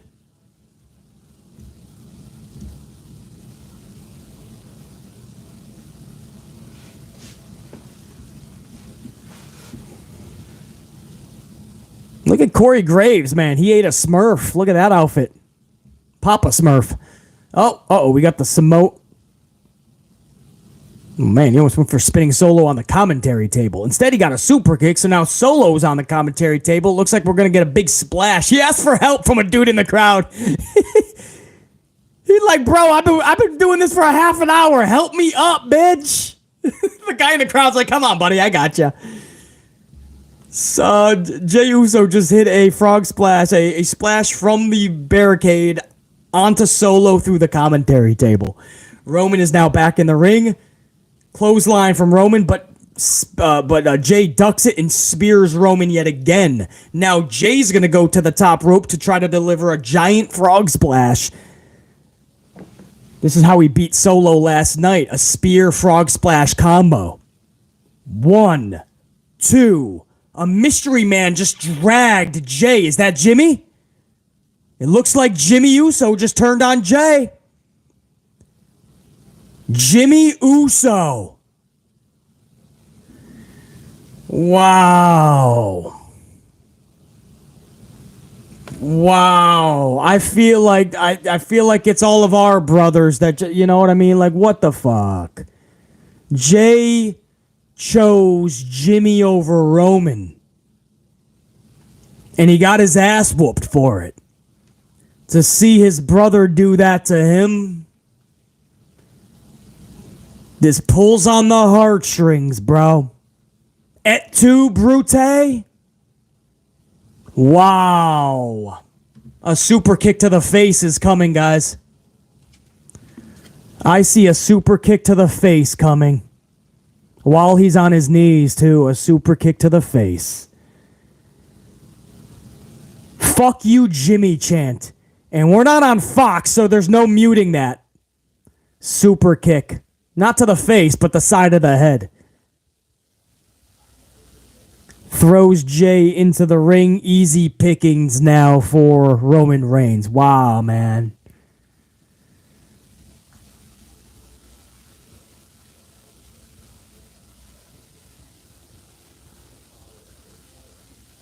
Like genuine boos, guys. Genuine fuck you, Jimmy chants. Wow, spear through through Jey and the table. A badass spear. And almost like Jey didn't even fucking see it coming because he was so consumed. Jimmy. And that's the match. 1, 2, 3. Roman Reigns wins and retains his championship. The bloodline is back in full force, just without Jey, but they do have an Uso back. Solo, Jimmy, Roman, and Paul. The bloodline is stronger coming out of SummerSlam than going in.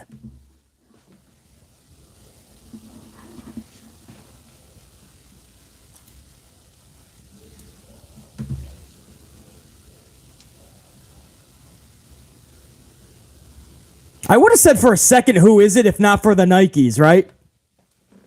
If they didn't have the high tops on, maybe I wouldn't have thought it was Jimmy. Wow, man.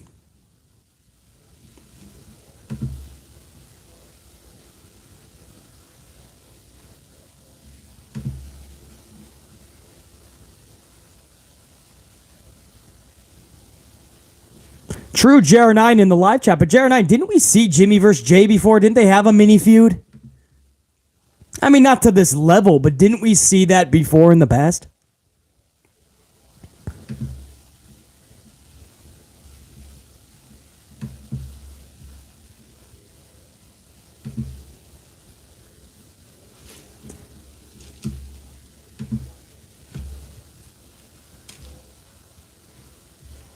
Wow, man.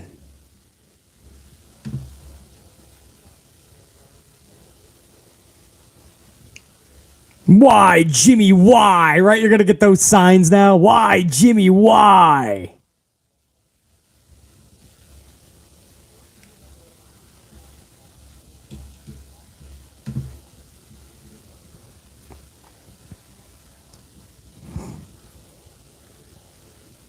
Another pay-per-view with the top heel in the business going over. I tell you, man, whoever wins this title, the payoff Cody had to get. You're never going to get a moment like that. They put themselves in a hole. Who's possibly going to win this title, guys? That's going to like matter as much as Cody at Mania or Montreal. Sami Zayn, you know, like you're never going to get that. Cody at 40? You think that's going to... Come on, man. Every pay-per-view, and I don't mind this, but the story is amazing, but what the fuck? Like every pay-per-view ends with the crowd just like, oh, our favorite has failed. Damn, he's got the Tribal A, man. That red Tribal A. I haven't even seen the... yeah, there's the title. The Tribal A is what he was holding, man.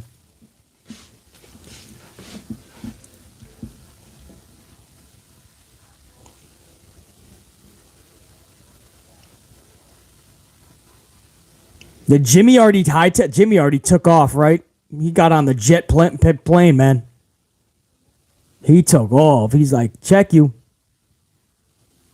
I'm not sticking around for a pissed off Jey, he says.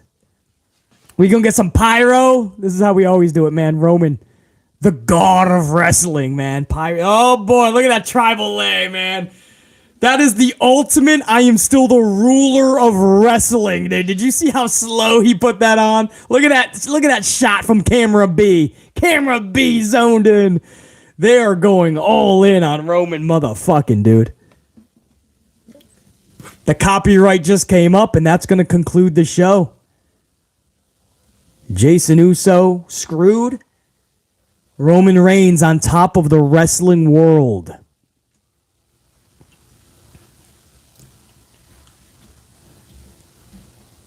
There's the fireworks once he puts the one up, right? No pyro, no pyro. All right, they didn't want to celebrate Jey Uso getting screwed. That's actually a smart move. That's it, guys. The show just went off the air. All right, so what we'll do, guys, I'm not going to get carried away. That was a good finish, man. Good swerve. Half an hour match. I like it. Nothing over the top, nothing I didn't expect too much. So I'm not going to get carried away and start calling everything great. I thought that was damn good. I didn't think Jey Uso should be the one to dethrone Roman anyway. I like the swerve with Jimmy. The bloodline cannot end, so Solo cannot turn on Roman, and now Roman has nobody. I like the fact that the bloodline gained another member tonight.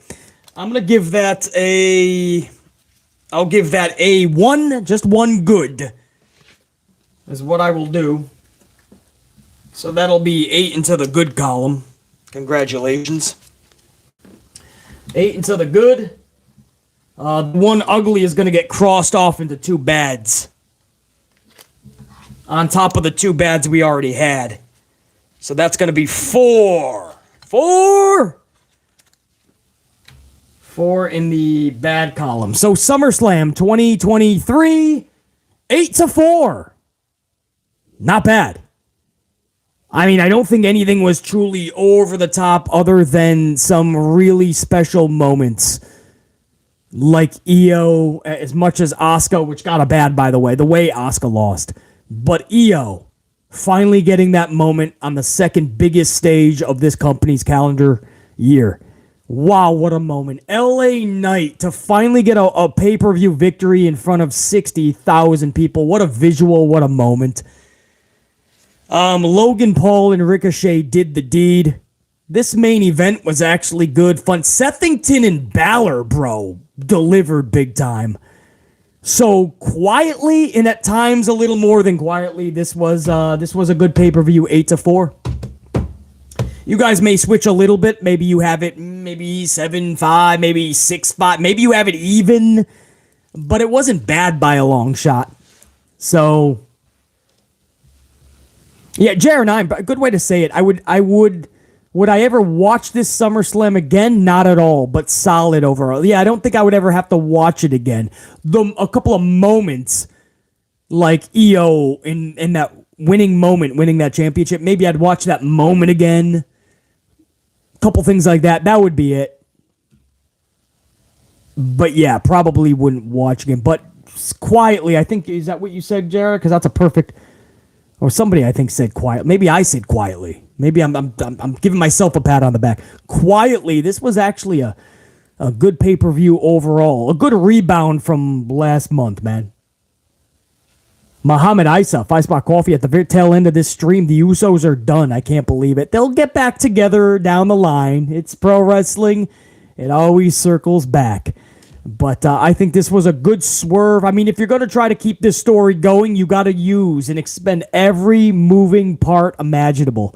You got to switch everything, guys. If you're going to keep this going to Mania 4, you're going to see Solo turn eventually on Roman. Jimmy will turn back with Jey. You're going to see crazy shit, man. It'll happen. 550 on the ups, by the way. I appreciate it. We are now officially on our way to 600, and we were going up against SummerSlam, man.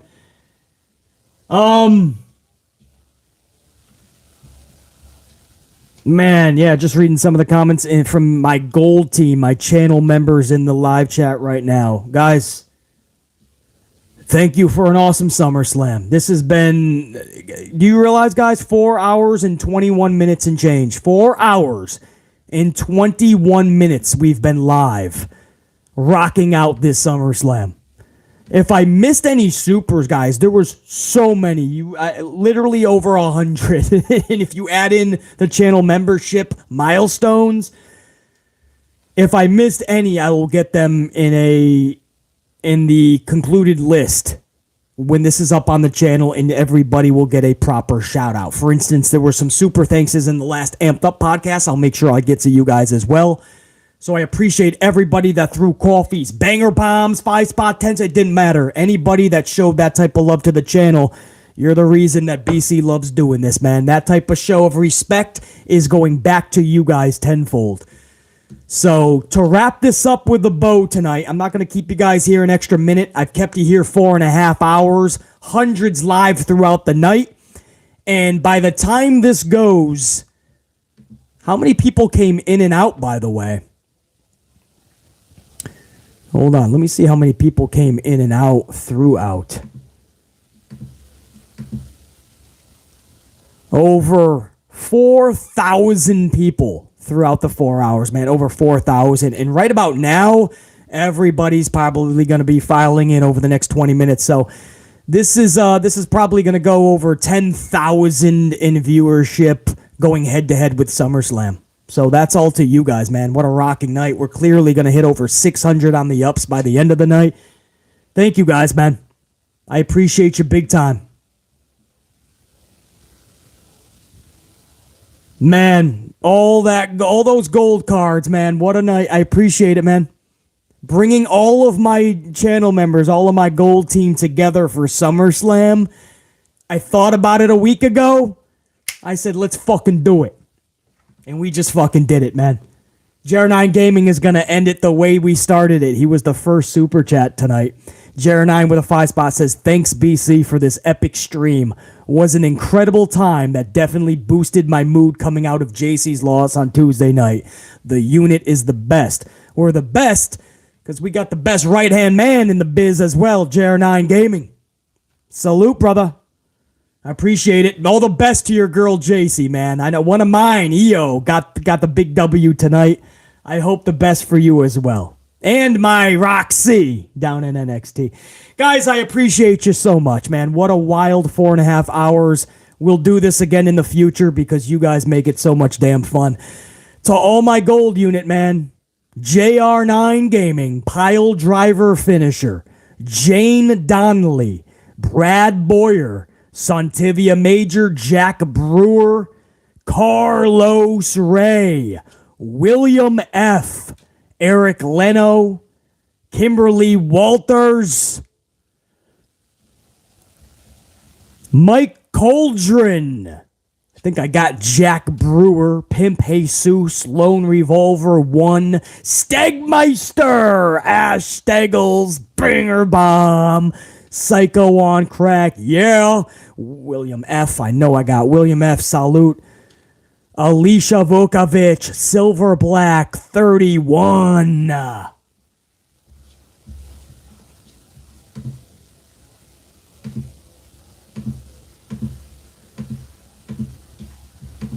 I lost the big screen for a second, but I know there's more. There it is. Okay, sorry. James Miller, I'll be here another hour going through my whole unit again. Thank you guys, man. And to anybody still watching that wasn't a part of the Amplified unit or gold member status, so you couldn't chat, salute to all you guys, man. The next stream will be for everybody, I assure you. We just were not able to do a member chat in a while, and I like to at least do one, if not two, every month. Assemble my gold team. So this was the time to do it. So to everybody, all my red team, man, big live stream in the near future, I assure you. Thank you for still smashing those up. We're only 20 away, less than 20 away from 600. So you guys rocked out. I appreciate it, guys. Chaos, I appreciate that, man. All right, guys. I still got more. I'm going to get a fresh coffee, even though it's past midnight. And we're going to rock out. We'll probably get about 16 minutes of sleep tonight. Who knows? Hopefully you guys enjoyed SummerSlam, man. Hopefully at least it was a fun night. Hopefully BC made it a little bit more entertaining for you. Till next time, and there will be a next time. Top guy, I'm out. BC, saying check you. Salute. Boom. Salute.